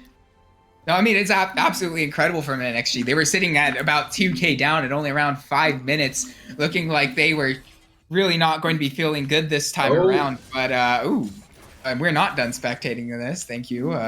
This game isn't over by any means. I mean, this will allow at the very least. At the very least, that something that's very common I've seen in Wild Rift is that the trade for of Rift Herald for Dragon, even after big fights like that, because the shorter enough cooldown timers with shorter distances allows that trade to come through fairly easily for the side of Yon. So they will be able to perhaps try to open up the map a bit more with that Rift Herald taken, but still at the end of the day, NXG, they're right back in this. Certainly, and now it's going to be pretty interesting the next fights out, because what will be the focus of the team, right? Right now, they do have the Herald on the top, so maybe we'd see a potential fight coming in over there, but Lee Sin is down here on the bot lane, so maybe they try to trade turret instead. I would imagine that's what's going to happen. First turn being secured by the side of Yon, but it'll just be traded back immediately. And no real surprises there. So as we continue on, I believe Shelly should maybe be able to get another charge off there. I think Garen blocked it. Hold on! The Firebolt lands onto the Cinnabon Muffin. Will be able to get the Dawning Shadow out in time. And here comes the rest of Yon, but not quite enough damage as the kick away onto Zenith will get the kill claimed by Platinum. And it is a really massive fight going over to the side of NXG. Double kill going on to Osu, and it's just absolutely incredible. I'm almost way too late. Side. Yeah, he's just way too late. He will manage to pick up a kill there onto Platinum. But will that be enough? 9 actually finds the straggler finds Throne, picks up that shutdown, and this might actually turn dire really quickly. Charm not quite landing that time from Osu, but I don't think it'll matter. The Demacian Justice comes down and yeah, I mean, press R win. But no, I mean, it was low health Amumu, and definitely good awareness from Rifle, knowing that all his abilities were thrown and didn't have any CC available to stop him from just running up and claiming that kill. And a lot of these fights have been who has the better positioning and who has the better attention coming in for those plays. NXG just sets their plays with more members on time and more coming here once again. Oh, yeah, speaking of having more members, a 3v2 in the bot lane coming down, and I don't believe there's anything that Yoru Camp fan can do here. Dawning Shadow will come out, and he heals the flash now, and actually, I tell a lie, the 3-man snare will turn this one around. That's going to be Muffin picking up that first kill with all these abilities having been used on the side of NXG to try to get that one kill. They will manage to trade the mid lane tower for this as consolation, but I thought for certain, I was certain that Yoru Camp fan was going to die there, but somehow, some way manages to keep himself alive. It's the numbers advantage play. Once again, they have more. They can pull off the play. They get to position. They are able to try and get the team fight win. And Senna survives for so long, makes the Nasus survive for so long. And with that, they are just able to turn around the fight. Great snare by the Senna into just the easy follow-up for the Amumu. Yeah, just absolutely. Oh, perfectly timed. We've got a fight in and around the jungle. There it is, I believe, 9 going very low. Won't quite go down, but that just might cost Bold Muffin his life. There it is, flash in from Rifle. Gets that kill, and over there, that's going to be another one going down on the side of Yawn, and a very, very well taken fight from the side of NXG, claiming 2-0 there, as they'll continue to push down this mid wave as they're really starting to run away with map control here. That being said, the Charm, a little bit of a miscommunication. Now Flash in from Zenith should be able to get the kill into Platinum here a little bit earlier with the Noxian Guillotine. Won't matter though, as 9 picks up that kill. I do think the attempt was to maybe try and get just on the average case, but away quite easily. They do secure the kill onto Platinum, and now are they looking to maybe fight this girl? There is a bit of a fight on the corridor, but I think it should be fine enough for the side of NXG. That's going to be 9 marked up by this. Smite's going to secure that Rift Herald, but he will also have to flash away, so swings and roundabouts, I suppose. Throne going to be able to claim that one for sure. And it is up. It is an Infernal Drake coming up second, and they are way too early for the fight, so they can take this. Yeah, there it is. Secured by the side of Yawn, but here comes the subsequent fight. The Amumu with the Curse of the Sad Mummy finds all of the NXG, but there's not enough follow-up damage. There it is. Yet another kill going on to Rifle, and no, the Charm does land onto the Yoru Camp, and Nasus will be taken down eventually. A little bit slow. That is a bit almost. Oh, okay.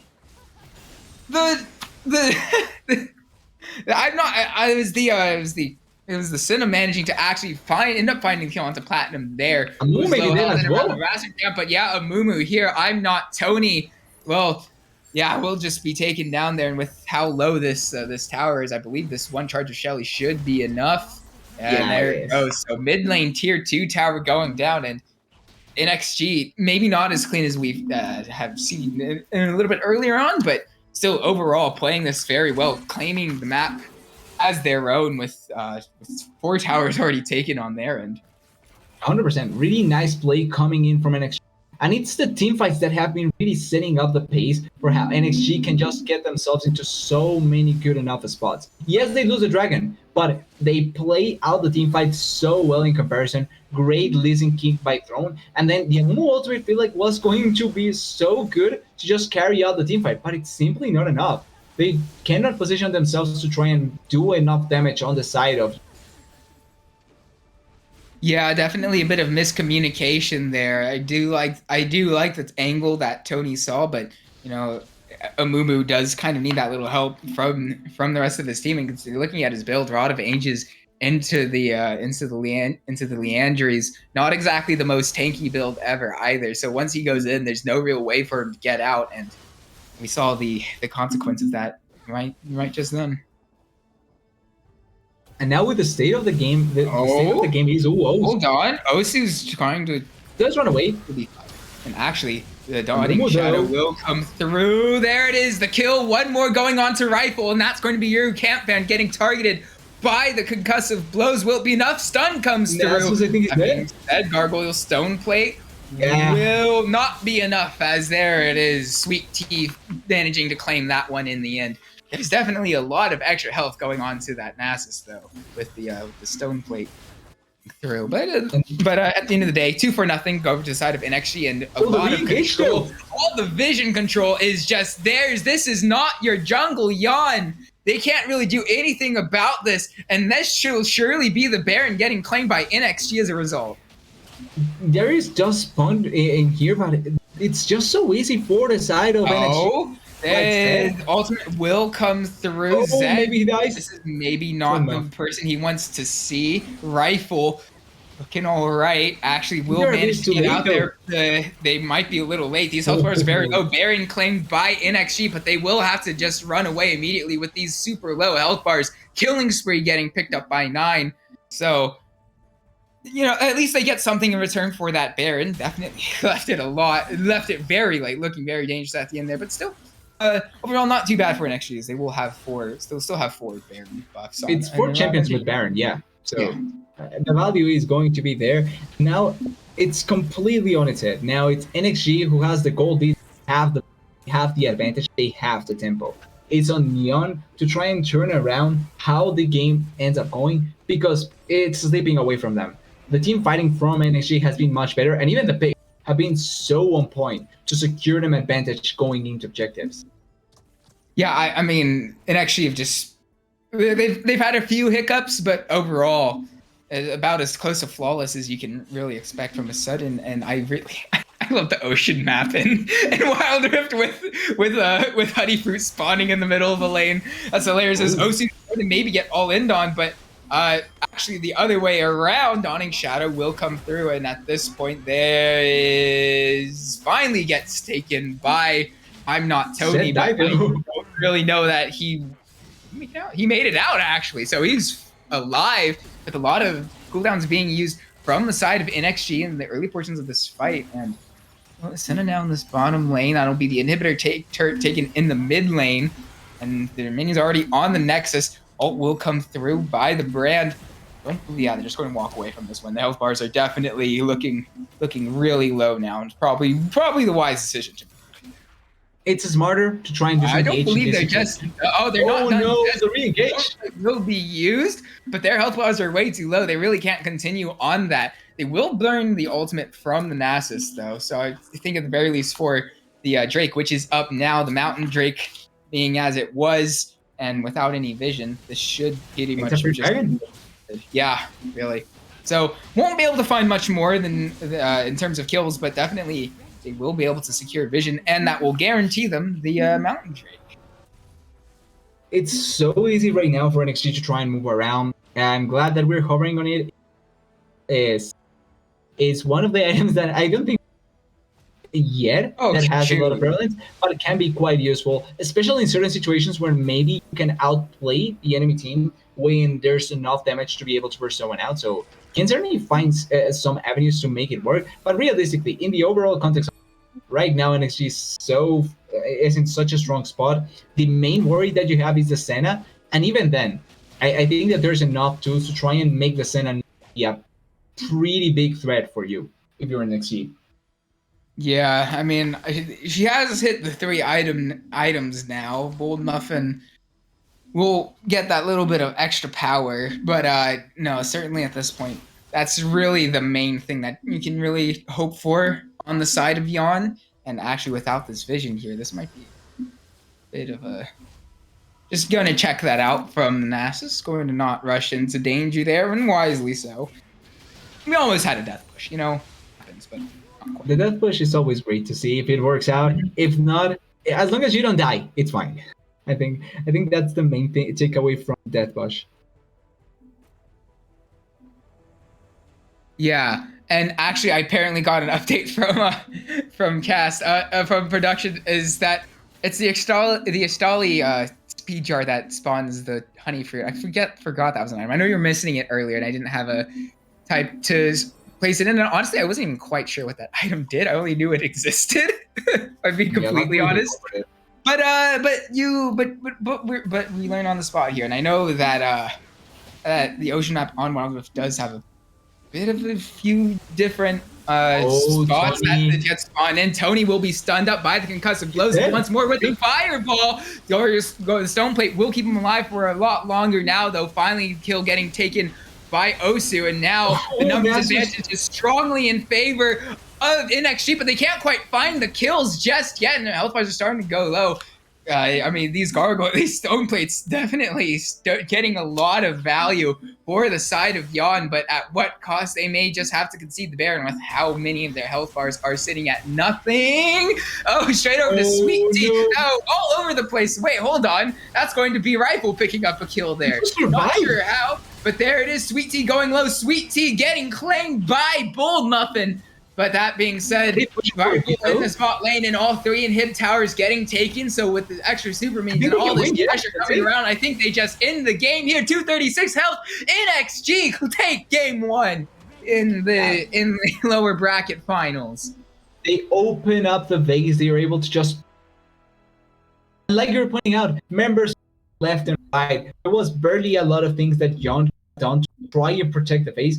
And it was mainly on the Senna. It really felt like it's on the Senna to be able to carry out the game with her damage, because if not, the Darius was faltering quite a lot.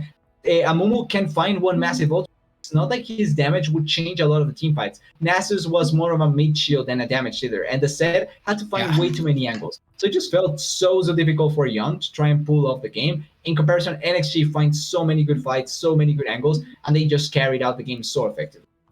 Yeah, it was really just about as close to perfect execution as you could get from the side of NXG, and I don't know what much else there is to say than that, other than well played NXG, and we'll look at Yon to go back to the drawing board for game 2, but we'll wait to see what they have drawn up. But in the meantime, we'll send it to a break, and we'll see you when we get back.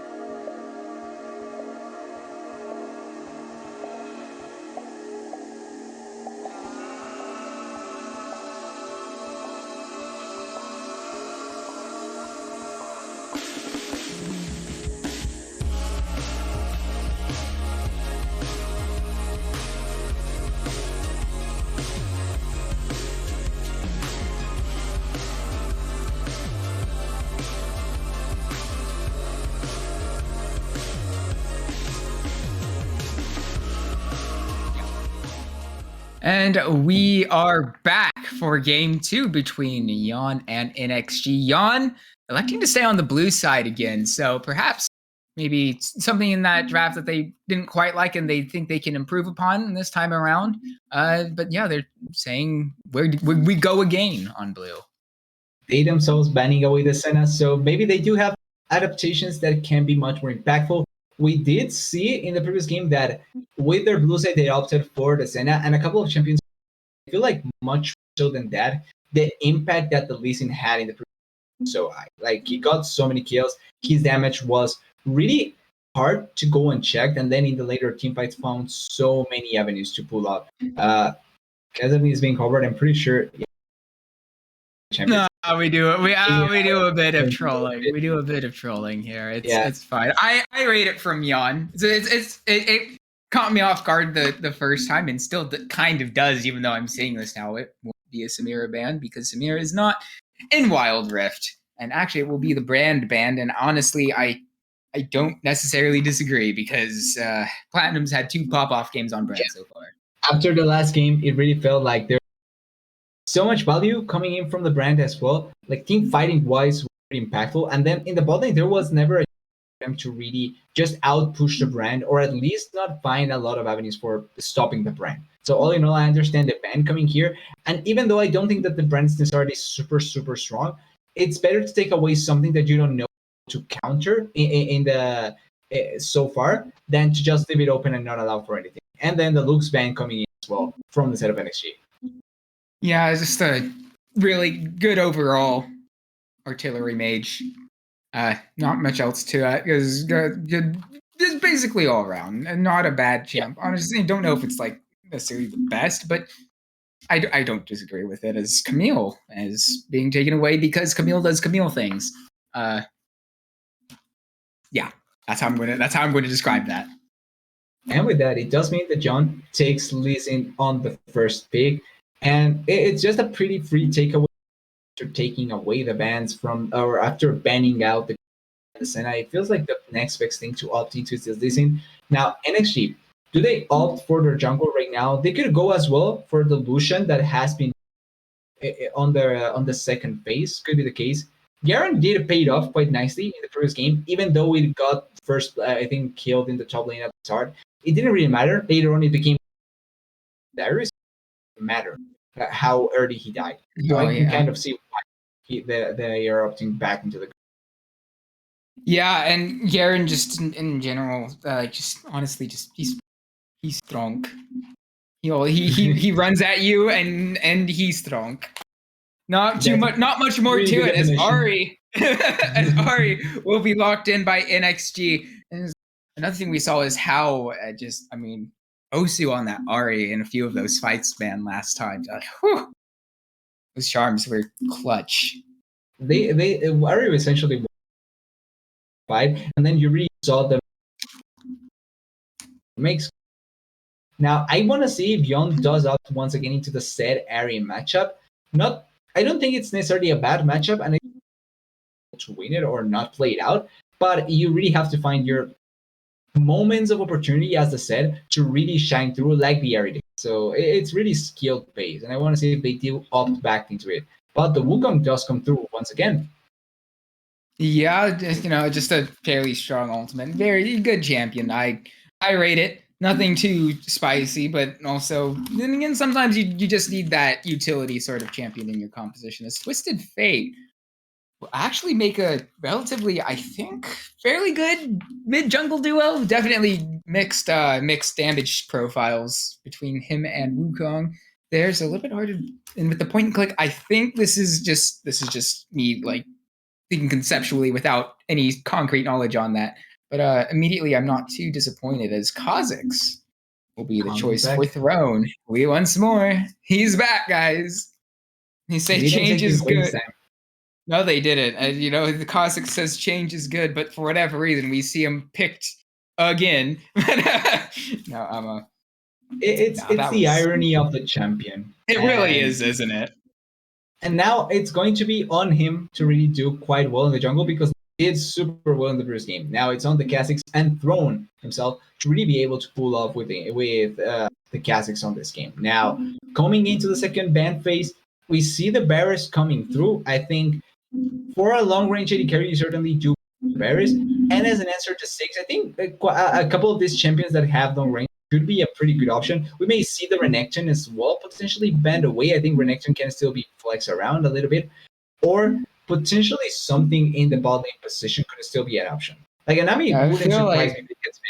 Yeah, I would expect to see mostly bot lane focus, or I guess dragon lane focused bans. Yeah. Simply because those are the only positions that haven't been picked yet, unless I mean, no, Sin is banned, so you can't even say Wukong getting shifted down there at all. So I think it's pretty set in stone where we know all these champions are going with TF mid, Wukong top, Lee Sin jungle, unless of course something goes way out. It would be a very big surprise if that isn't the case. Yeah, and like you were pointing out, it is a lot of Dragon Lane that gets banned away. It is not the Nami, but it is the other pairing super strong Lucian. And Lucian still is a pretty strong combo to champion to play around. Now, Braum getting picked again, NXG performed quite well with the Braum, and we may see another good pairing that the Braum really can excel with.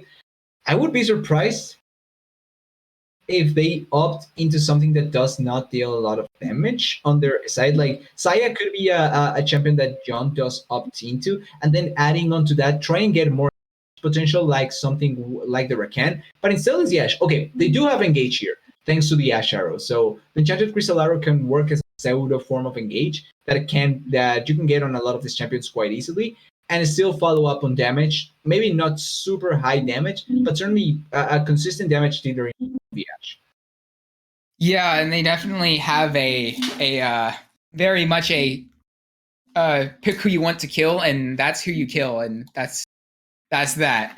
Whether that'll be enough to continue out through the rest of the fight, we'll get to see. Is Rakan, interestingly enough, going to be selected? I was thinking on the side of the Rakan, but with the Saya pairing, right? Saya Rakan together. I was thinking of the both of them. Now, Rakan is still a pretty good engager, right? Like the ultimate. Yeah, but I also just think Xayah in Wild Rift is not quite. I mean, nobody's quite Senna levels of busted, True. but it's still definitely just overall really strong. And if you can actually get Rakan paired beside her, she just gets that much stronger. But Ezreal will be the selection for NXG. I mean, like the last pick Ezreal coming here, particularly for the mobility that you can leave the champion by himself. He's self-sufficient enough that he doesn't really need anyone to try and babysit him around. And his mobility and just distance range that he gets can be quite impactful in team fights as well as just by himself. So I think the champion can really find value here. It's going to be a lot on how consistent can he evade death and then output enough damage to carry. Because he will be the main damage dealer, or the most consistent damage dealer on the team on NXG. The rest are going to be burst based. So it's a lot on there as well to carry some of the fights with his long lasting damage. Yeah, and speaking of terms of long lasting damage, a little bit of an early concern from me is that Yon don't really have any. I mean, Ashe kind of. Other than that, I mean, I guess you can say blow up Ezreal, blow up maybe Ari, but like once you like say you throw in you use the Destiny's Gate and the Enchanted Crystal Arrow is gone, you use all your CC, and then what I don't know what Yon does after that in terms of team fighting. Yeah, feels like they are for the a short base team fight in which they want things to be done.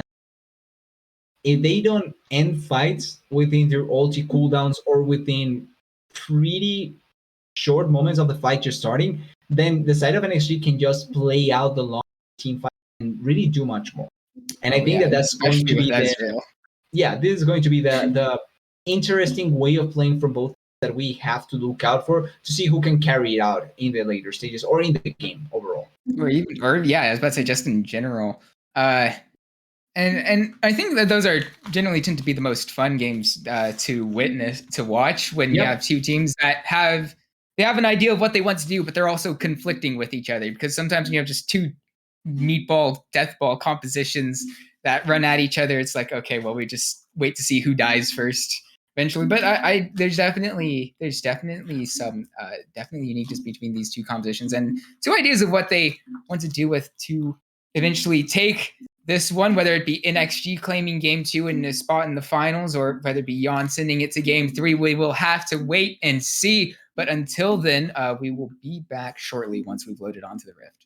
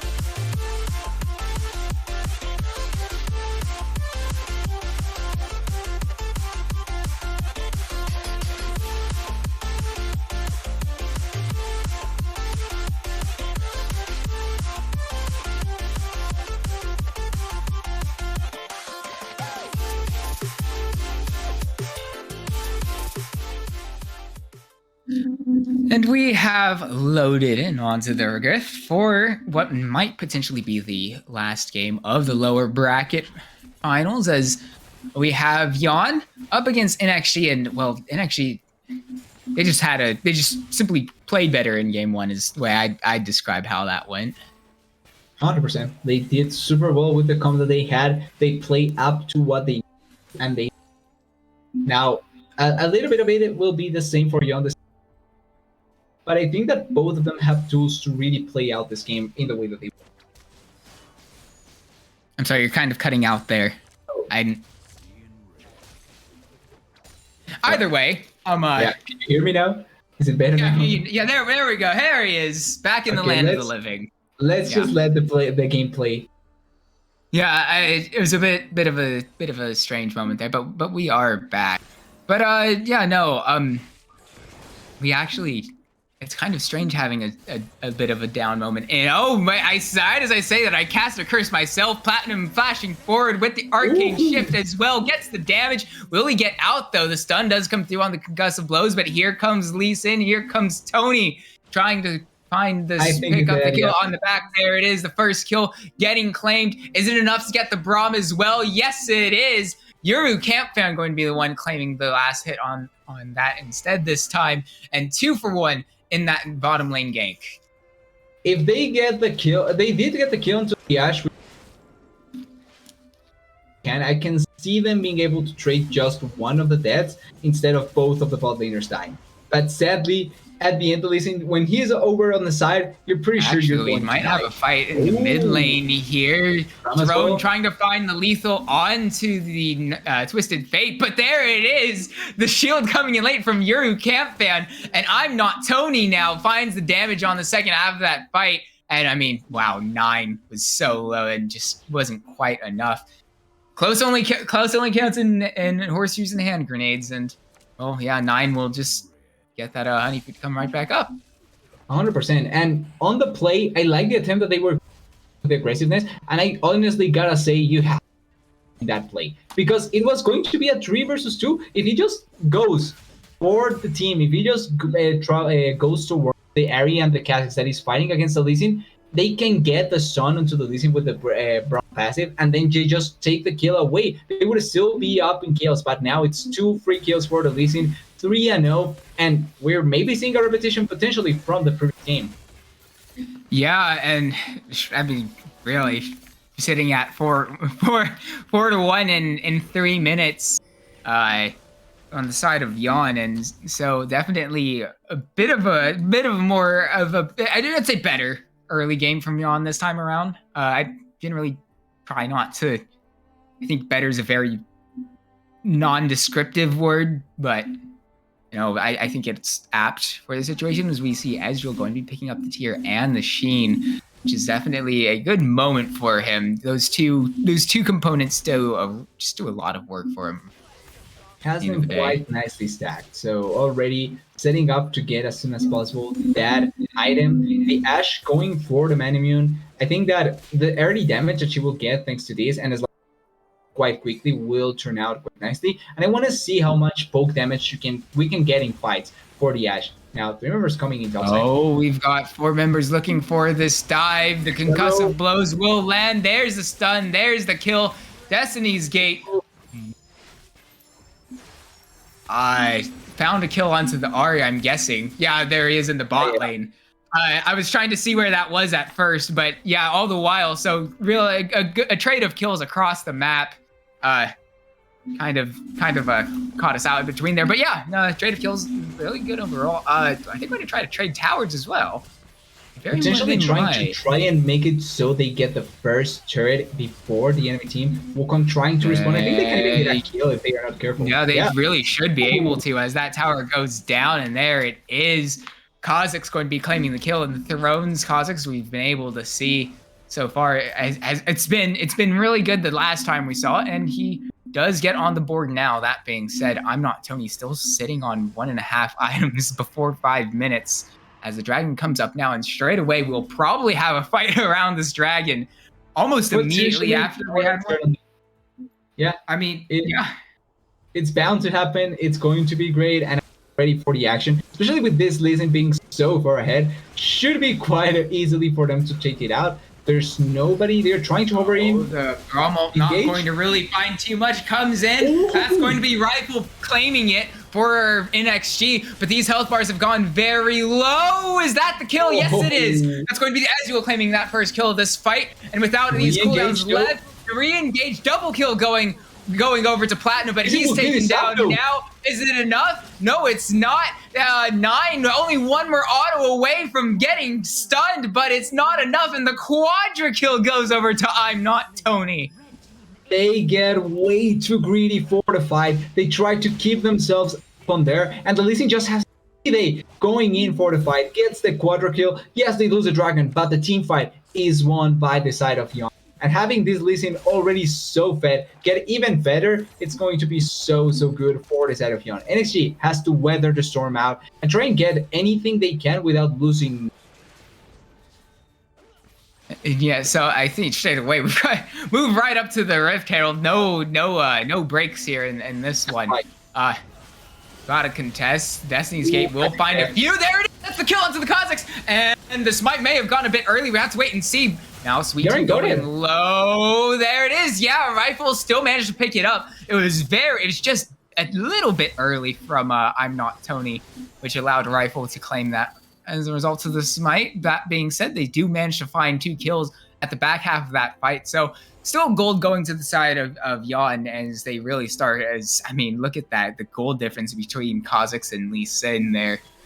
I'm Not Tony. Almost double the amount of gold of Throne already. Honestly, really good for the side of NXG that they were able to collect the Herald. Because if not, that would have been such a not only bad play, but they would have lost the Arcane so Shift forward. Now the exhaust. You have to think that will probably be the kill onto Bull Muffin. Heal comes down. There it is. Demacian Justice will come crashing down as there's a kill going over to the side of NXG.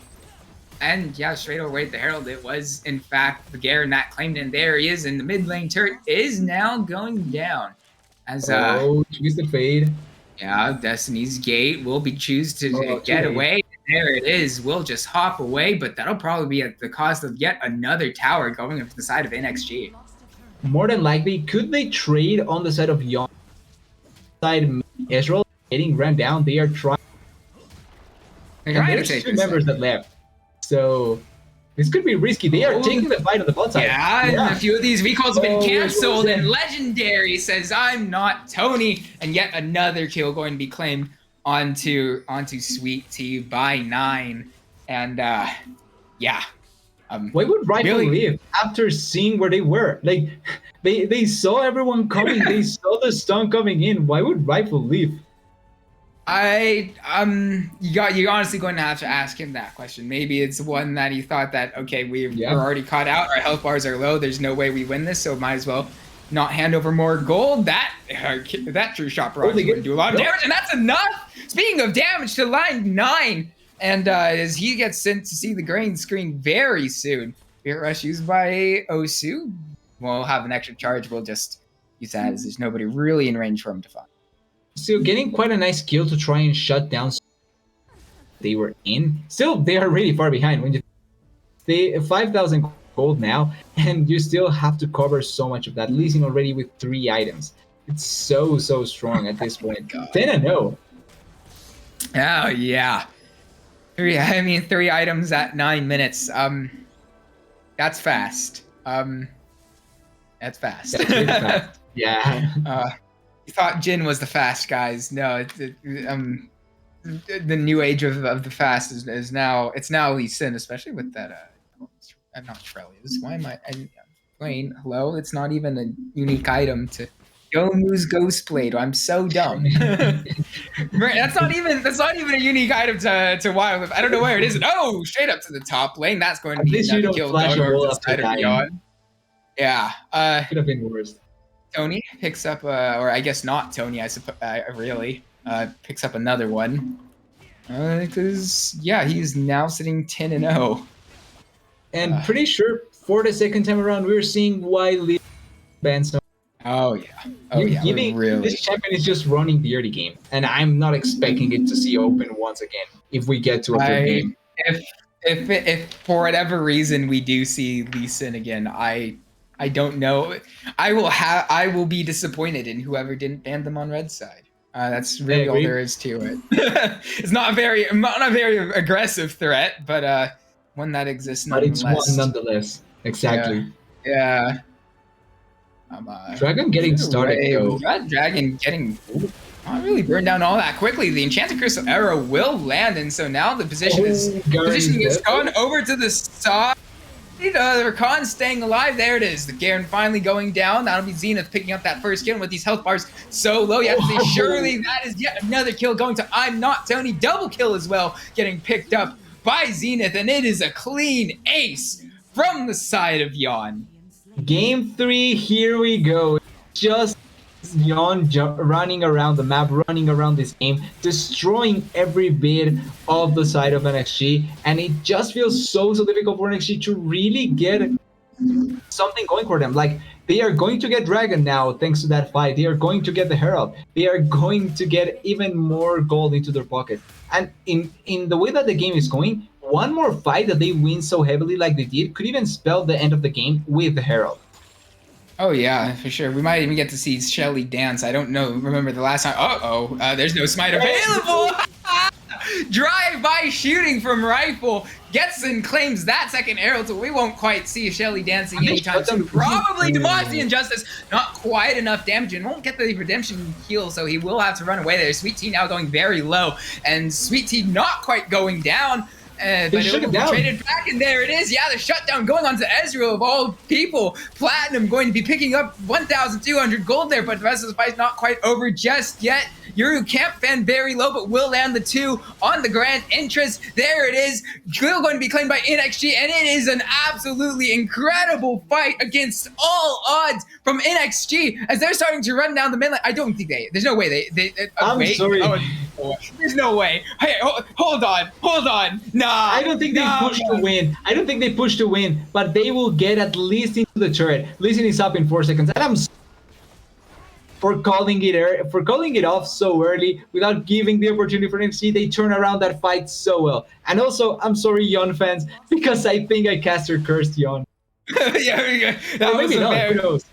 That was the. I mean, it is a real thing, the caster curse. True. It's one that I was familiar with before I even played League of Legends, because it's the commentator's curse in traditional sports is usually what we call it, and it's definitely real there too. So yeah, no, it is absolutely a thing. I just hope I'm really not the reason. I don't want to say I'm the reason for someone. No, I mean, okay, you're not okay. You're not the reason, but it's still very much a thing. correlation between. There's a correlation between the caster saying something's going to happen and then the exact opposite thing happening immediately, such as I'm Not Tony getting taken down by Platinum, who now all of a sudden has 3 items under his belt because 1200 gold shutdown is it's a really carry nice. Ezreal now. Can put the team on his back. And importantly as well, at least luckily for Yon, it was listened before picking up the Guardian Angel, which means that, oh wait, Cassie. Oh, hold on. I'm not sure what Throne is doing there, but he will be taken down just really out of the blue. And hold on, we've got even more going down, as there it is. Platinum going to find that first one. And now there is the Guardian Angel going to keep Tony alive for now, but it's not enough as he goes down. And with only 3 members left alive, you have to feel that, oh my god, Platinum's doing so much damage as it is now, and they actually win. They freaking win. I don't believe it. NXG from 12, I never doubted them. I never doubted them. Oh my goodness gracious me. Wow. And that's NXG in the finals. That's NXG in the grand finals. I don't have any words. What can you say? Incredible. Absolutely incredible from NXG. I don't believe I've seen a crazier comeback. It just in general, that is, oh my god. Well played, NXG. They deserve the win. They played this out so well. I want to say though, I'm sorry for the side of Yon. They had such a good lead, and they could have drawn the game out. But that Herald fight that when they lost the Reef Herald into then losing a fight in the top side, that kill onto I'm Not Tony really changed everything, because that was such a huge shutdown that turned around the game. Really full credit to the side of NXG, and it felt like Yon could have taken us to a game 3. Like the 2-0 doesn't really represent their skill in my opinion, or the actual factor of the set, but such a good game coming in from NXT to turn around completely. Yeah, and what a way to claim victory in this series, as they now send themselves to the grand final against Suzaku, not Suzuka. That is a circuit, Formula One circuit. Don't mind me.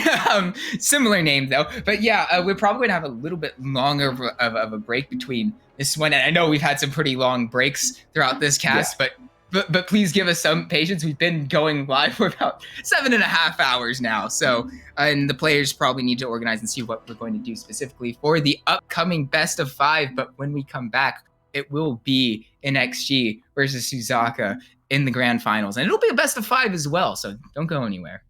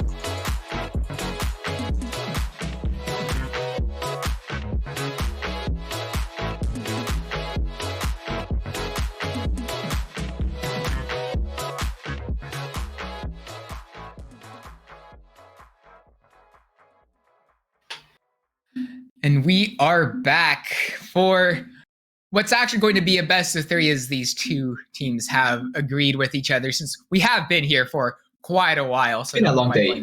It's been a long day, admittedly. I do, especially for you and our producers and everyone who's just been around here. I'm lucky enough to where I only showed up for like the last 2 hours, and I'm still feeling okay. But yeah, no, I totally get it.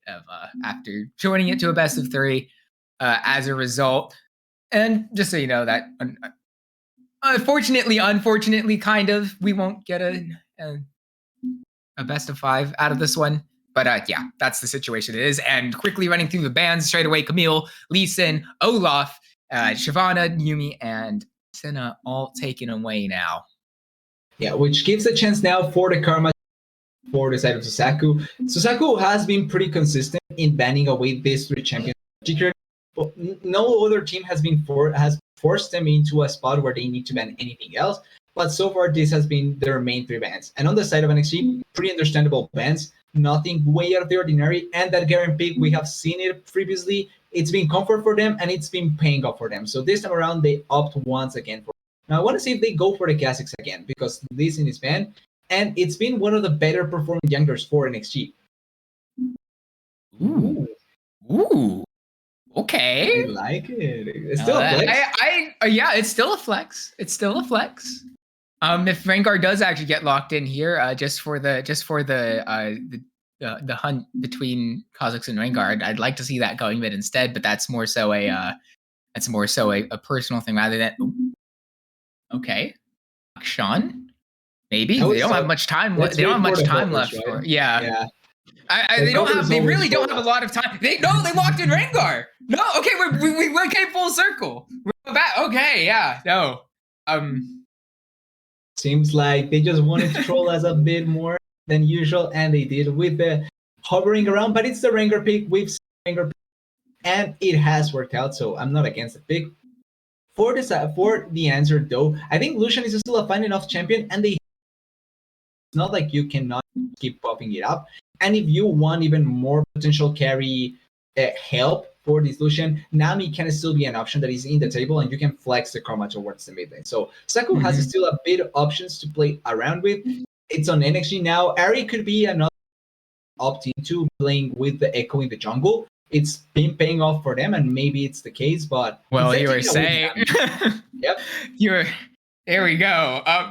Not so much for the Nami pickup from Suzaku, because NXT probably understandably take away Nami, not necessarily even a bad support on her own, so I don't necessarily dislike it per se. Than opting to take it here as opposed to banning it anyway. Yeah, it's better to, if you feel comfortable with the champion, and there's a lot of Nami, like even to a certain degree, I think Ezreal with the Nami, so could it be something that we see once again?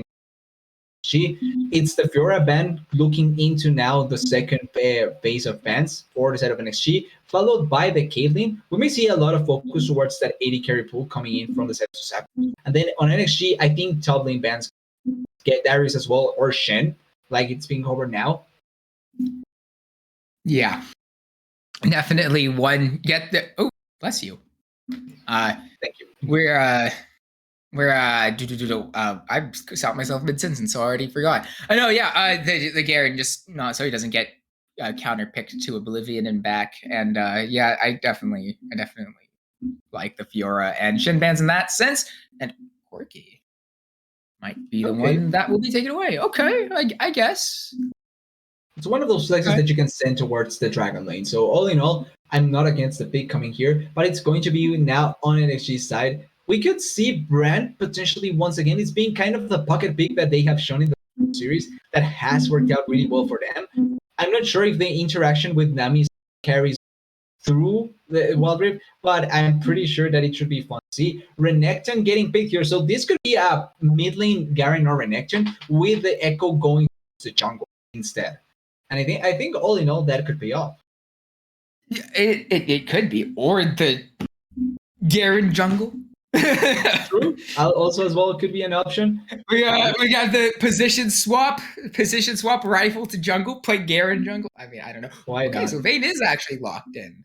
And actually, I in this situation, it's a very short range composition from NXG currently, and I don't like Vayne usually, unless if it's like specifically into an enemy team composition that she can play into. And so since the B4 Vayne here with Renekton and Echo and all that, very short ranged, not a lot of point and click C either. I actually really like that pick, and Wukong being hover now. I like the Wukong. Yeah, honestly, it's a bit unorthodox, but I don't dislike it. In a way, they needed some sort of engaged potential and a champion in almost any way. So it's going to be the Wukong trying to make this happen. And you were talking about low range. With the brand now, they have a extra range coming into it. And we talked about it. It's been the pocket pick for NXG so far, and it may pay off for them once again. Now, paired up with the Nami, could be a pretty strong bot lane duo that we actually didn't expect to work out that well. Or at all. It is. Yeah, I mean, it's definitely something new. I don't know if, off the top of my head, if Nami's E procs off of Brand's passive like it does in League PC. It does, yeah. It does. Here, it does. I don't know if Nami ever. Yeah, I'm not complete. I want to say she doesn't, off the top of my head.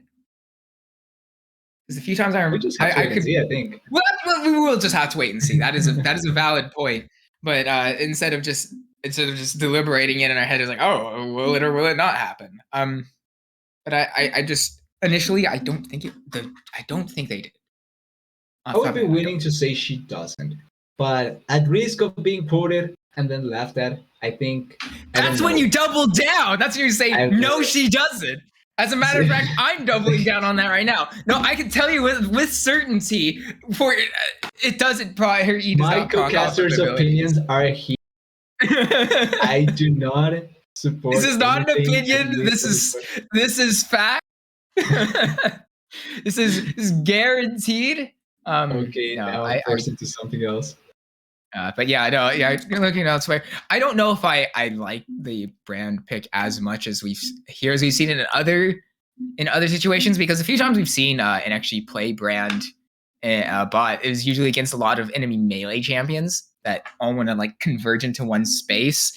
Yeah, I don't think Suzaku quite has that same sort of energy coming from their composition. Yeah, but I do think that at least against quite a lot of, like in reality, these 5 champions can be exploded if you're able to get on top of them with the ultimate brand and the consistent damage that it provides. So I think that I can see the angle where the brand is picked here mainly for that burst damage, as well as just being a pretty good, just a straightforward clearer in the bot lane, just pushing waves and not having to do much. But I do agree. I think that with the range on the side of Saku can be a little bit difficult for NXG and brand particularly to find really, really a lot of positive. Well, we'll just have to wait and see. But until then, we're just going to send it to a really short break as we load onto the Rift. And game 1 in NXG Suzaku. Grand finals, don't go anywhere.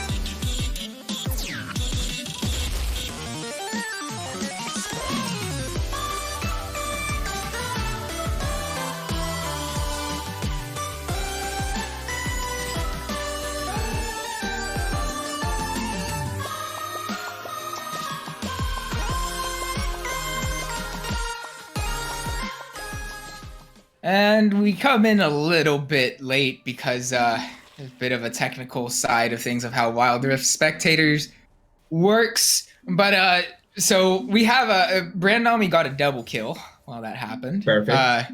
Welcome in. Hope you're having a good time. We probably just might see a really strong duo here in the bot lane. But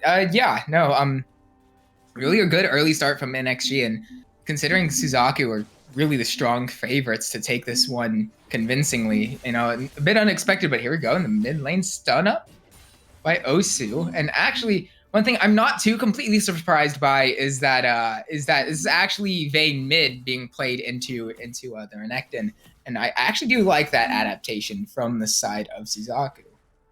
It's something that can happen just playing, watching normal League of Legends in PC. Solo lane Vayne works really well at mid laners, where they need to get close to you to be able to fight a lot. Also, quickly to point out, there is a potential plate coming in bot lane, but Vayne is doing a really good job here. Yeah, and there it is. The exhaust does come through. Osu going to take a really good chunk of damage out on the return there. No, straight up to the bot lane. It's all over the place. Yet another kill going on to this brand, but he will be taken down. That'll be the shutdown going on to Demon King as he gets that first one there. I'm not sure if he'll be able to take another, but here we're looking back to engage again as Osu looks towards this bottom lane. Jump forward from the Echo. Exhaust is enough. Is it? No, it's not quite enough as the heal comes back through onto Demon King, and I believe both these people probably start to just walk away from each other now as all their health bars are very low, but yet no blood was spilled in that follow-up. Yeah, and all in all, it's Suki that gets a low. Wait, no, didn't get it, sadly. But they did have to move around quite a bit of pieces. They get a kill back in return on the side of Suzaku, and they also give free time farming for the Vayne, something that you typically don't want to give up, right? Like, do not allow this Vayne to get free time if possible. Yeah, generally one thing you don't want to see happen, especially with as I was kind of mentioning in draft, with how short range. That being said, the bubble will land. What? The flash forward. Oh, the fireball doesn't quite land, and so that will mean that Johto will actually manage to survive there. But I mean, I'm a bit surprised that Sweet Tea managed to find that in the way he did. It's great to see that hitboxes are still BS anywhere we. Like, it doesn't matter if you're on here or it's BS. Yeah, no, it's because there's actually altitude in League of Legends in your 2D game. Yes. It's just so fun. Oh, but here comes here it is. Demon King on the hunt, going to take a nice chunk of damage out onto Rifle, who surely will go down now as he gets that kill. And I believe it might have even been a solo kill, perhaps. But I think the assist did go into the bucket. Yeah, Suki does have an assist. I don't believe he had one before now, so never mind. I'll assume I stand corrected, but all the while, since Rengar showed top, Dragon's up, move right over. There it is. Interestingly, the side of Suzaku does dragon for the hero, which the answer when you give up the first dragon, you try to answer with another objective. But if they try to focus the turret, try to take down as much as possible of it, and leave it quite low when you look at the minimap. They did get rid of the Herald anyway, so. Yeah, so actually, it's fine. But a bit of a daring choice from them, as Sweet Tea going to be taking a nice chunk of damage out onto the bot lane. And I actually, how do you pronounce? Is your boa? Either way, I'm the Lucian. Reborn here. Will be that. Wait, that was enough. Oh, that was enough damage to take down that turret. Okay, that was a bit of a surprise. The turret was quite low. So, quite low? It is enough damage to be able to take it out. And its first turret going into the quite nicely. And for the Lucian, I think I called him "Is your boa," so I'm not sure if that's the if that's how you're supposed to say it. That actually sounds better than anything I said, so that's what we're going with. Speaking of "Is your boa," he is walking back with the Sword Razor there, getting those nice slows. And actually, hold on, straight over to the mid lane. This Karma's going low. Is it enough damage? No, the bubble lands and will find the kill. But here comes Demon King. He's so fed, won't quite be able to find enough damage onto Sweet Tea to get a double kill there, but will manage to return that as he starts to really just ramp up in power.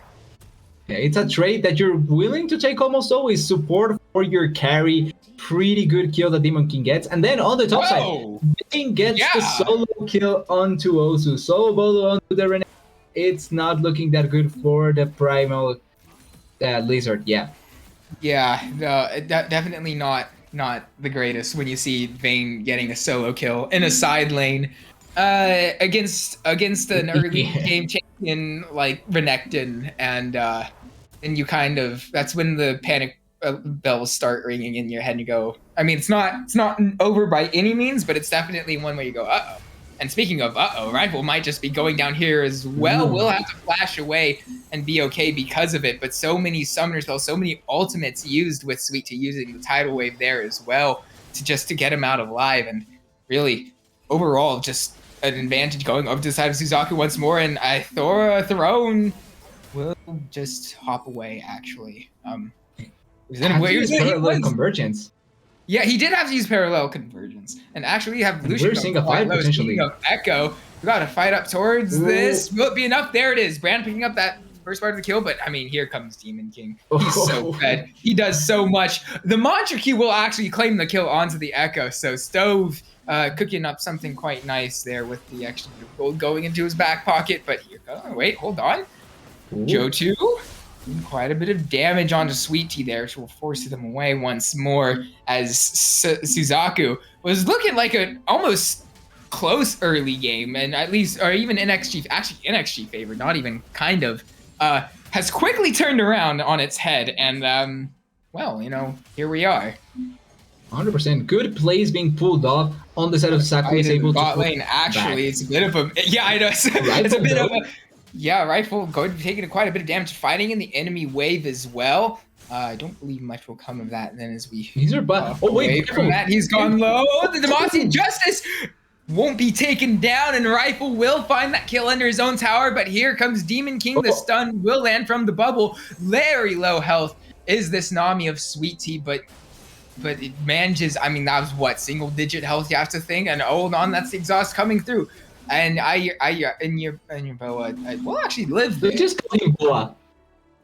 Boa is probably good. You know what? That's a valid point. And Pretty actually good to hold go on there. without any parallel convergence available, and Demon King just, you know, being 5-0-1 and 2 items before 10 minutes. Yeah, that was the result. It's a lot of damage. It's pretty. Rengar carrying the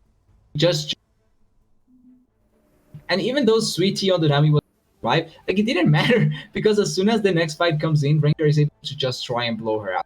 Dragon spawning in 25 seconds, maybe the next major objective that we see a team fight for, but the carries are quite strong. Look at the item advantage or items that are right now on of the carries of Suzaku. They are pretty strong at this point.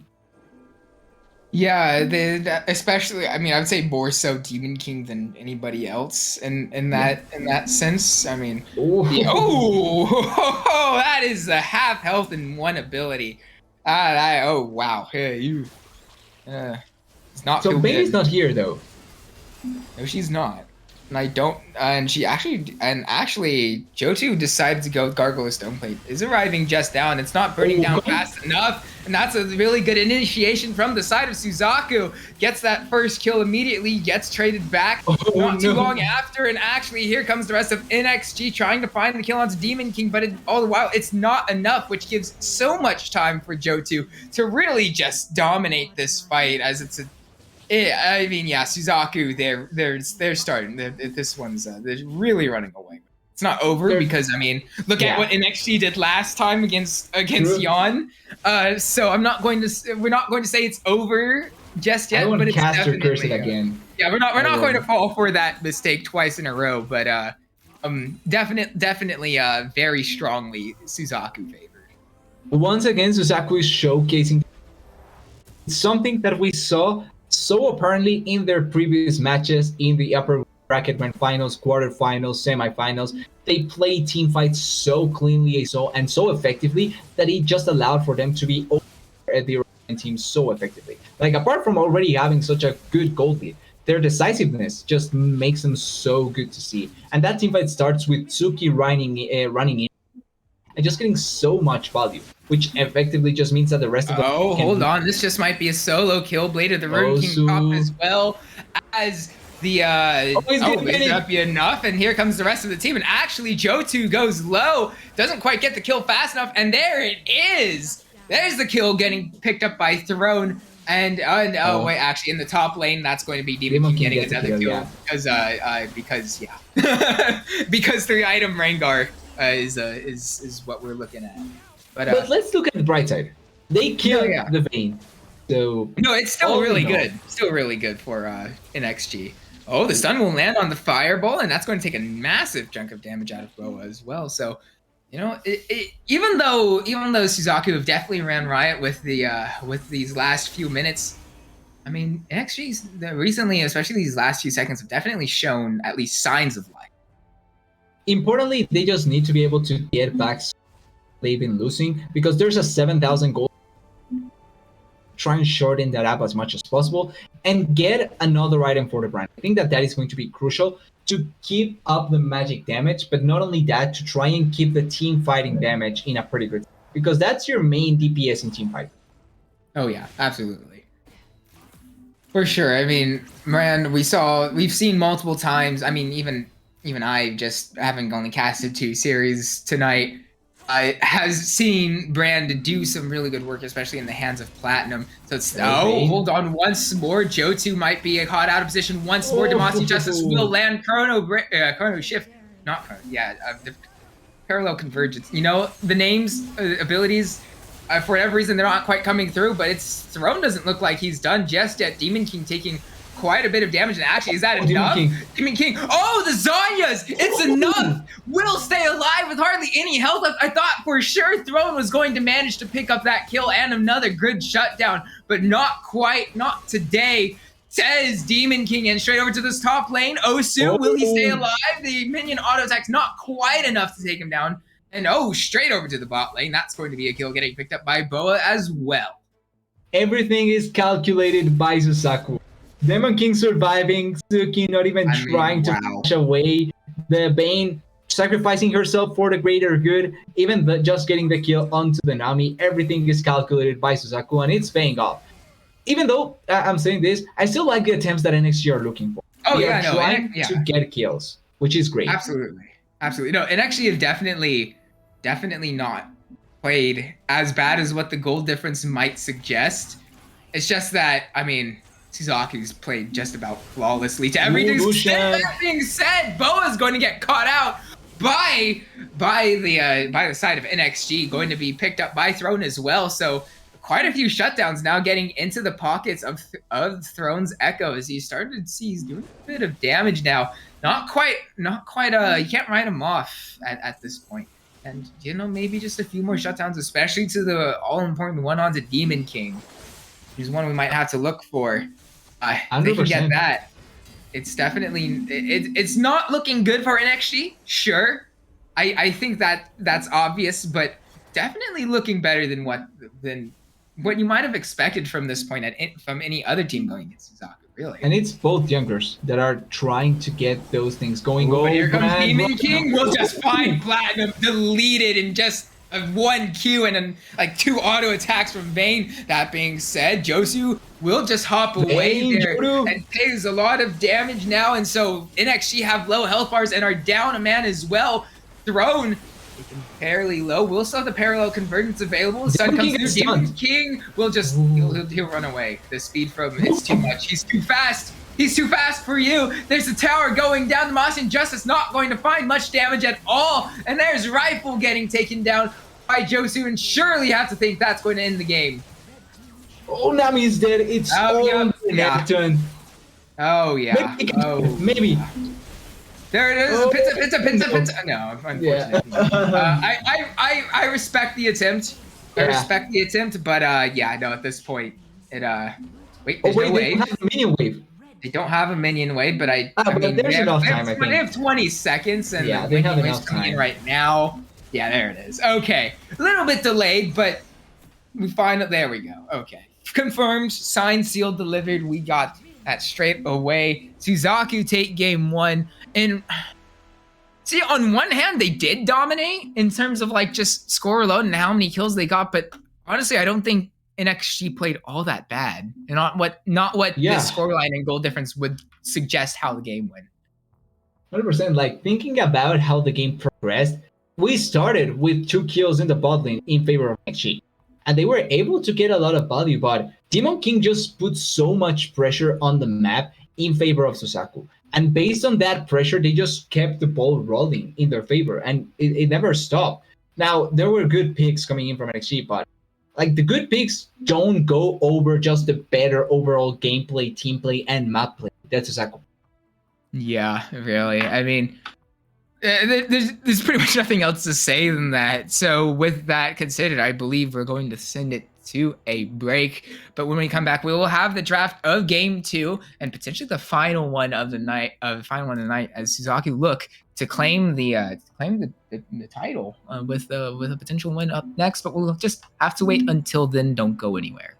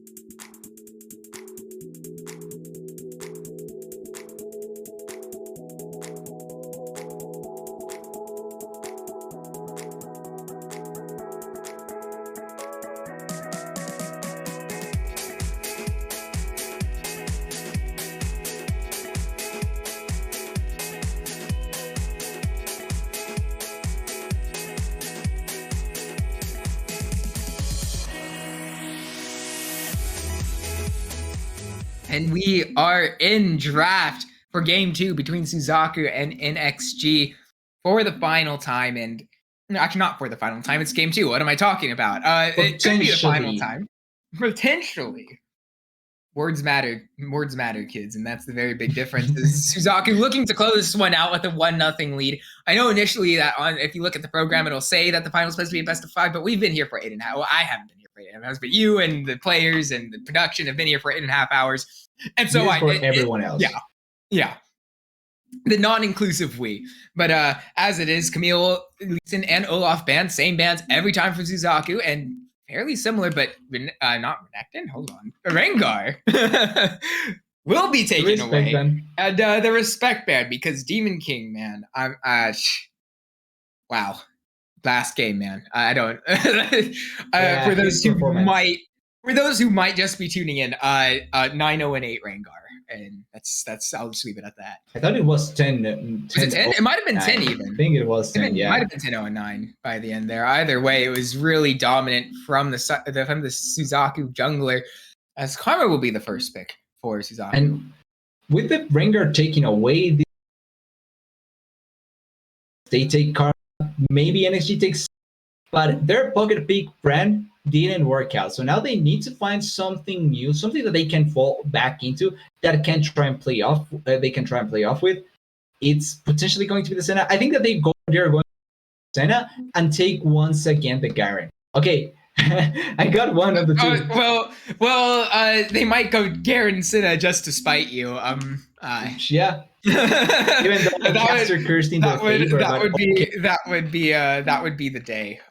I mean, it still really wouldn't be a bad option here. Yeah. If they really do decide to go for it, and or Lucian. Okay. So they could take Lucian, Nami here to try and take the bot lane pairing. I was thinking they opt for the Wukong, but yeah, this opens up. It opens up Senna. And I think Senna Karma can be quite tiresome to go against. It's way too much shielding, way too much healing, and they can deal quite a bit of damage as well between the two. So yeah, interesting decision. Yeah, and especially in Xin Zhao. I mean, good jungle control early on. Yeah, I rate it. I don't think it's anything too special, but yeah, the Karma and Senna, the amount of just utility that they get and the amount of aid they can give to their team is it's ridiculous. And also, I know Karma and Wild Rift does stupid damage as well. It's like why is the support allowed to like take half your health bar out with like one non-mantra Q, and it's like, oh, there goes that. But yeah, no, definitely Karma Battle Mage and as Nautilus will be the choice from NXG. Not Nami. So here's the thing with Nautilus, and it's something I try to argue both here and in the PC version of the game. The fact that with Nautilus you get a go button, very straightforward. You press your first ability, you go in, you have your point and click ultimate that can target almost anyone. So it's easy to execute and easy to follow up. Now, against squishy champions like the Senna and the Karma, having that kind of point and click setup can be quite good and easy to get on top of them. The problem is that once you're in, you're more times than not getting out. So it can be quite risky for the Nautilus.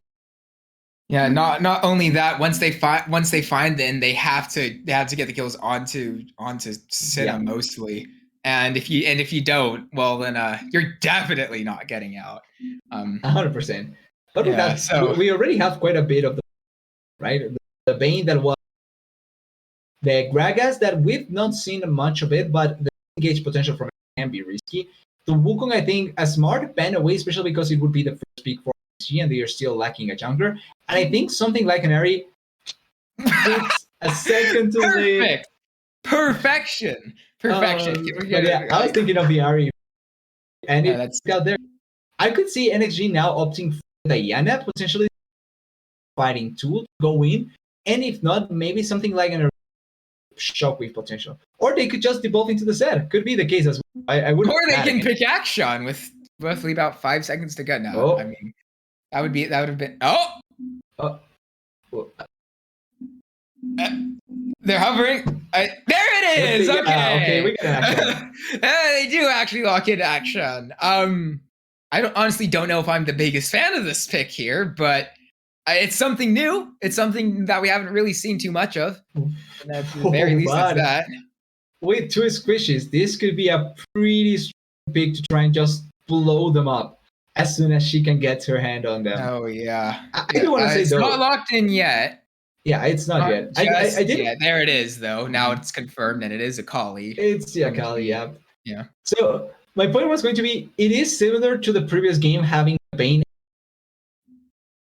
You would have that sort of double play potential with those two.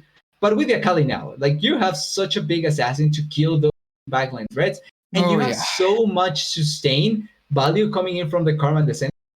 It's a Kali top into Garen maybe if they actually lock in this Zed. It'll be double assassin. Yeah, and this is when you actually go Lamau. It's Nautilus jungle, and then wait, I was about to say Terror. It's Action jungle. It's okay. It's Action. It's Action jungle. Action jungle. True. It's the true takeaway from the champion. That's when you lock. Oh, okay. Yeah, it's fine. It's the Echo. Okay, so keeping some good things from the and adding from this game. Now, the Echo will be the main magic damage dealer coming in from the set of NXG, and he can blow up the targets that are pretty open. Like the set can be up target that you Karma potentially as well, Senna as well. But I feel like this game really depends on how the early stages go. Because if this game goes long, the composition from Susaku just feels like it should perform better. It really does. I mean, the Karma and Senna together, you get into around like level 10 and 11-ish. It feels like it almost becomes impossible for the side of NXG to really do anything. Have so much value, yeah. And then because even they do have the go button on Nautilus, it's like, oh, you press Alt on a Kali, well, here comes Zed going to kill your Lucian. Oh, you pressed ultimate on Xin Zhao, well, here comes Kali and Zed going to kill both your carries. It's like it definitely feels much harder to play as NXG as the game continues to go on. This doesn't mean that they're completely out of it. I mean, last game they got 2 really quick kills on the bot lane in the 2v2. So it's certainly not an impossibility, especially with the amount of aggression that you can get early on with a Lucian Nautilus lane. But definitely going to be the baton is in their hands, and they have to really run with it. Otherwise, I don't really see a way they win. Otherwise, could be really, really hard. But it's all now on what we see. And I think it should be really fun. At least they are going to go out with a bang. It's what I see from this talk. So, if they do, I mean, if they do go out, just to put it like that, if they do go out, they are going to make Susaku try as hard as they can to go out. Yeah, they're going to force all the plays possible, and honestly, I respect it. But but until we load onto the Rift to see whether or not NXG can send this one to Game 3, we're going to send it to an intermission, and we'll see you then.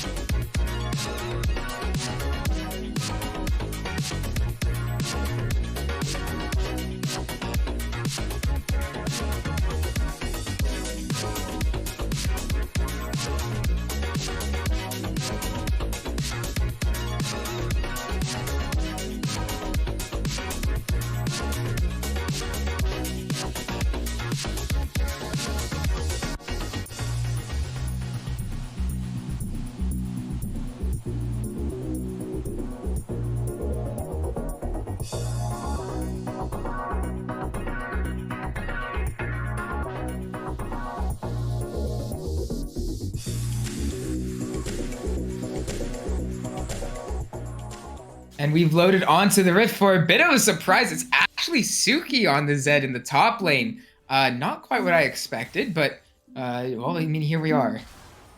Yeah, I'm not sure. Oh, wait, hold on. Whoa! Wait, hold on. That's a low health bar from Boa, but will manage to stay alive. As we see that little extra healing coming out from Senna. Now level 3, Jota, thinking Jotu. Not going to continue the rest of that fight. Maybe why. Oh, Lucas bot. Maybe for a play. There's no flash on the so could there is no flash on the Lucian, but they do spot him out, and they will just walk away from that gank. And wisely so, which I would imagine probably prompts Throne to actually try to contest this. It's definitely low enough. The smite does come through, not quite sure immediately who has got it. The dredge line will land. First blood goes to the Action. NXG starting off with a bang once more, and I mean they're definitely putting it on the brink there. They know they're do or die situation. They're doing great start. Yeah. Yeah, it really is. But straight over to this bottom lane once more. The tether will come through, not applying the snare onto Sweet Tea. Nothing quite else like there, but yeah, for early start. Oh, I know we both know that that it's very the pressure is on NXG to perform early on here, but at least 2 minutes in, they've done so. Yeah, already started quite well with that first blood going in. They even took away the Scuttle Crab, so Scuttle Crab taken away from Demon King. And compared to the previous time, Demon King not starting that well. It's going to be a pretty hard time trying to turn it around, but he has done it previously, so why not this time around as well? And looking at the rest of the map, though, a pretty equal top lane play. Oh yeah, the all-in from Sauki going to do just a bit of damage, and as Rifle has hit level 5, his passive health region should be fine. So gets that ultimate out of Suki, but it's also really a short cooldown on that ultimate too, so kind of a meh sort of. Maybe we see much more from those plays, like a couple plays like that maybe does net him out there in the lane and can make the situation better. I'm not sure. Yeah, the Akali here is a bit in a tough spot. Jota, there it is. The dredge line will get him. And there, it was looked like for a second that Jotu might have somehow outplayed that and escaped, but yeah. There's only so much you can do when you're running away from a massive anchor that has a hilarious hitbox. And once more, speaking of a hitbox, that will land onto the Senna, flash over the wall, but the tether comes through. And actually, this just might be Platinum caught out of position as the Ignite comes down. He's super low health, and yeah, Sweet Tea has nowhere to go. And the flash forward from the Karma as well. That's going to be 2 kills towards this bot lane of Suzaku, and I mean, I do appreciate the ambition shown by the side of NXG, but at the end of the day, Suzaku coming out on top of that exchange. Just like that, the early game goes back into the favor of Suzaku. They have the goal once again. They get both kills down there, and I respect the attempt from NXG because I think that it's not a bad idea to try and force a play out if you can get or force something out of the enemy, and they did. The problem is that then they commit way too heavily. Nautilus is not a champion that after the first usage of his combo. Oh no. Yeah. Oh yeah. Yeah. After he uses his combo, he's pretty much dead meat. Like we saw previously, and potentially just. And this also means potentially Dragon going into the hands of Suzaku. Yeah. Lucian is dead. Oh no. There he is. Oh no. Oh no, indeed is the sentiment there. And under his own tower, that's going to be the kill onto the enemy ADC as well as a Drake taken. That being said, they might even look to contest here. That is going to be the first kill getting over to the side of Suzaku. Double kill now by Jotu. Oh, no. And yeah, oh no is indeed oh yes, where the situation is oh no. That's a bit confusing. But yeah, 2-for-0 going over to the side, of Suzaku as well as the Drake. And this is once more what looked like a good early game. Is quickly blown, the door's wide open, but Sweet Tea going in for the 2v3. I don't know if I respect the attempt there, but here comes Throw now does manage to get the kill onto the Senna. So at least something in return for their troubles. And actually, they do have the red gels here, so they might. Yeah, that tower's definitely low enough to claim that on the charge. That should be the death of the turret. Yeah. Yeah. So it was the 5-hit play. They trade the Nautilus for the Senna and the turret. All in all, great value. And maybe all the while, bot's still pushing, so they'll get at least 3 plates here, and make that 4 actually. There's no way they actually can take this, right? They're all 5 members in the bot lane, and Osu already hops away. Yeah. There we go. They're out. Yeah. They don't suffer that much. They did blow the ultimate of the Nautilus, but up soon enough. The only thing is that they are still quite behind in terms of, and maybe a potential kill. And they potential fight, but I don't think you want to be diving an Echo, especially when you're the only one there. being said, will manage to get away because Akali has a million dashes and really isn't in that much trouble getting locked down by the members that were there. And Throne actually doesn't have anywhere to go anymore. No parallel convergence. Finally goes down, and that's going to be Johto going unstoppable. And You can still get more. he really can. It's kind of similar to the first game where it's like NXG haven't necessarily played these fights poorly. It's just that Suzaku's played them just about perfectly more than anything. Demon King tries to find it in. There it is. Gets the kill on the Action. And the Dawning Shadow will manage to keep the Dawning Shadow keeps Demon King alive. I have no idea how he's alive there, but he will not give away any more gold to the side of NXG. And wow, just well played. NXG is just getting what they want. They are forcing. It's not like they are not trying to. Garen. Oh, yeah, here comes actually, Suki. Yeah, and there's nowhere to go. Respect, but there it is. Kill gunning onto Throne. But yeah, as you were saying, they're not necessarily doing too bad in terms of mechanically, but I mean they're just getting outplayed. Oh my god, damage. Yeah, Johto is a 6-1 Akali, and was a 5-1 when that kill came through, and yeah. Johto is trying to put his stamp on this game and on this series, and on something else potentially later on discussed at the end of the podcast. But doing so well as the Akali so far, doing so much damage, and he's able to destroy this backline so effectively. And we're getting into that spot where it just feels like so scary for the side of NXG to try and attempt anything, because they are not going to be able to deal enough damage to kill.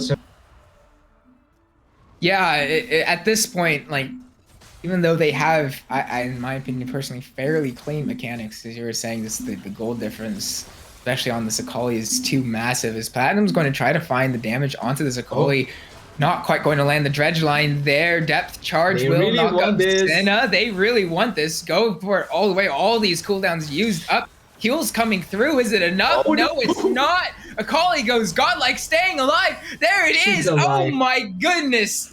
Oh my goodness.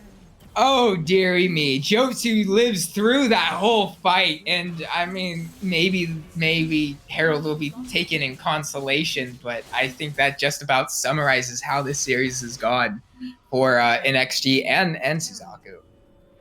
It's really the top lane. The top side did won just now the small fight between the Echo, the Garen instead, and the Xinjiao, but they got the referrals. But the value that they got on the bot side, 3 kills for the Akali. She just keeps getting stronger and stronger.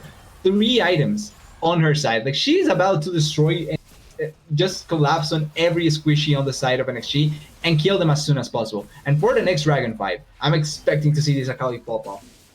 I mean, yeah, she pretty much hits anybody. I mean, I think at this point she might even just one-shot Nautilus because just of the items there. Take a look. That's the Void Staff.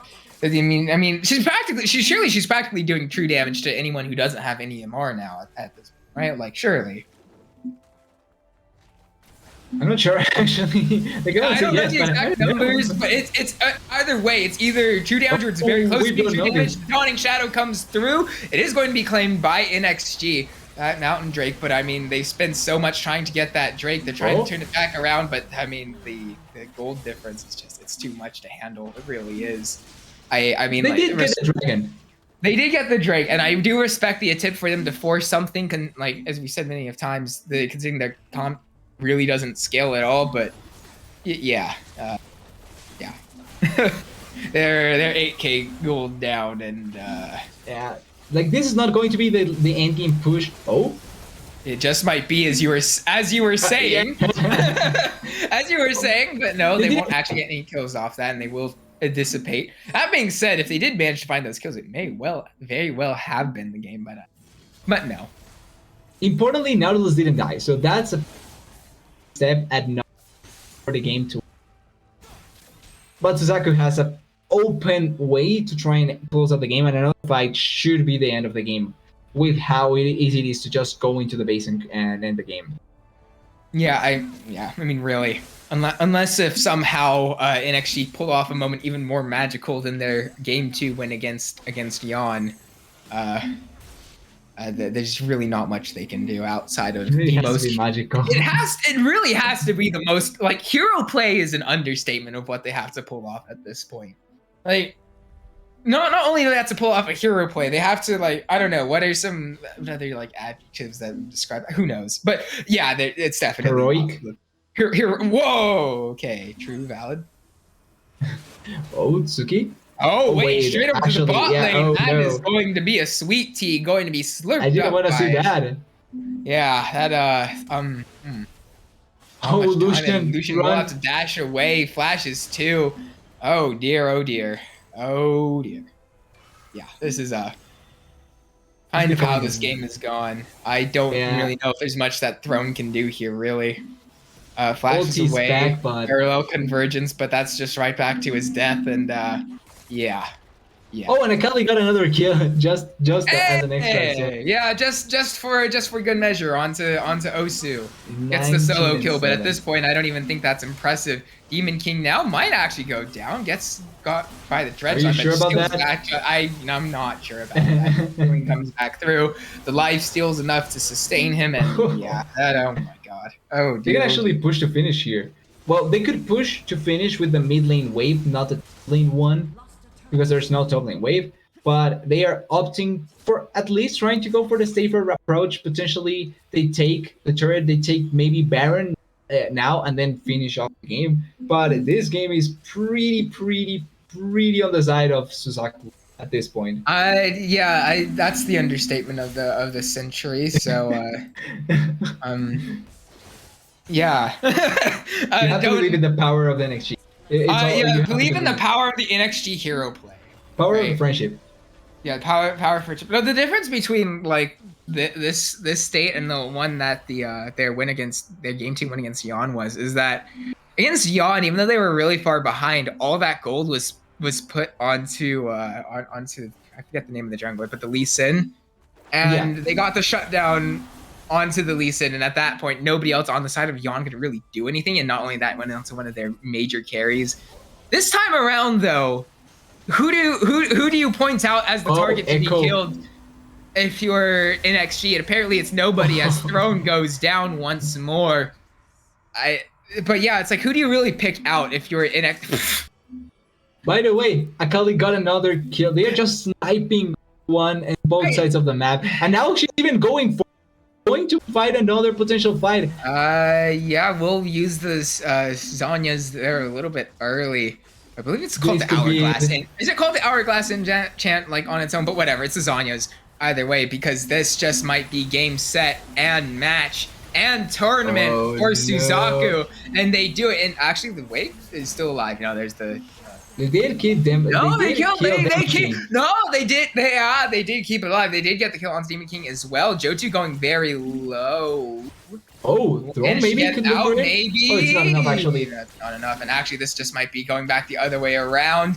Oh, Osu does manage to get the kill. Actually, it is Throne who manages to get the kill and the shutdown onto the Akali. So that'll be 1,200 gold going onto the Echo. But even still, that only puts him about 700 gold above his opposing laner. And oh my god, that's just one Karma Q taking about half a health bar. But they are doing Baron. They are doing for the Baron. They do There's have no to try vision. something, and they do have to try something at this point. And this is their best option. Sweet Tea's going to miss the dredge line, and they're all so low. Going to be the kill, getting picked up by Boa. And actually turn back around. Throne's going to pick up another, but I think at this point it's like, what do you do? There's nowhere to go. There's nowhere to turn to. Throne trying the best he can, but in the attempt to take a Baron, they may hesitate. TY for leash in all chat, and yeah, I mean, they do have to, at that point, they do have to try something. I'm not saying it's the wrong play to try and do that. Like, it's definitely the right play to try to take Baron there, but it just didn't. The best way to lose is to just let it happen. Like, not actually attempt anything, but at least in this way, NXG tried to do something and tried to turn around the game. It almost worked out for them, because if they do get Baron buff, then they can try and collect some of the standing gold that is still in the map. But Sadly, it didn't work out for them. It's a pretty clean up from the side of Suzaku. And they may get Dragon though, which it's at least an objective that if they can survive long enough can be valuable. But it just feels like with the cold lead, it's just I simply not know. going to happen. The depth charge will come through, but Akshan and Did he get the Osi's Dragon? Akshan, he must have managed to get out of Yeah, he there. got it. He did get out. Okay. But we're It's potentially on the last technical push. difficulties. But yeah, I mean, you have to think surely. Oh. If you have to think surely if somehow in XG man I mean, I don't even want to finish that sentence because that's not what's happening, as all their health bars are extremely low. All the minions are rushing into the base. There's so many waves, and Nexus only on about quarter health. Kali comes through. It's a bit overzealous. But it's not He got the kill. All right, he got the kill. It's winnable, guy. No, I mean, still, it's about what you expected would happen. Yeah, Suzaku cleaning up the series, cleaning up the game, cleaning up the tournament, unbeaten until unbeaten. Essentially, they didn't lose any match. They didn't lose any game. They just completely destroyed the opposition, showcased their prowess, and at the end take the victory. Fully deserved. They were the better team today, certainly in the overall tournament. They're just dominant. Like even in this last game, even though in XG, I think really they played about as good as they could have done in that situation. But I mean, Suzaku, it's too good, man. Like really. Yep. Really I really don't. I mean, yeah, I generally tend to try not to use that, but in this situation, how many times did Demon King or Johto walk away with like 10 health after getting a triple kill? And it's it was just perfect. It was just perfect from Suzaku. And like, there's obviously probably something and actually could have done if you go back and like look at it really closely, but without there doing always that, feels like there's something, right? But yeah, on the moment, it feels hard to call out. Suzaku is just really strong.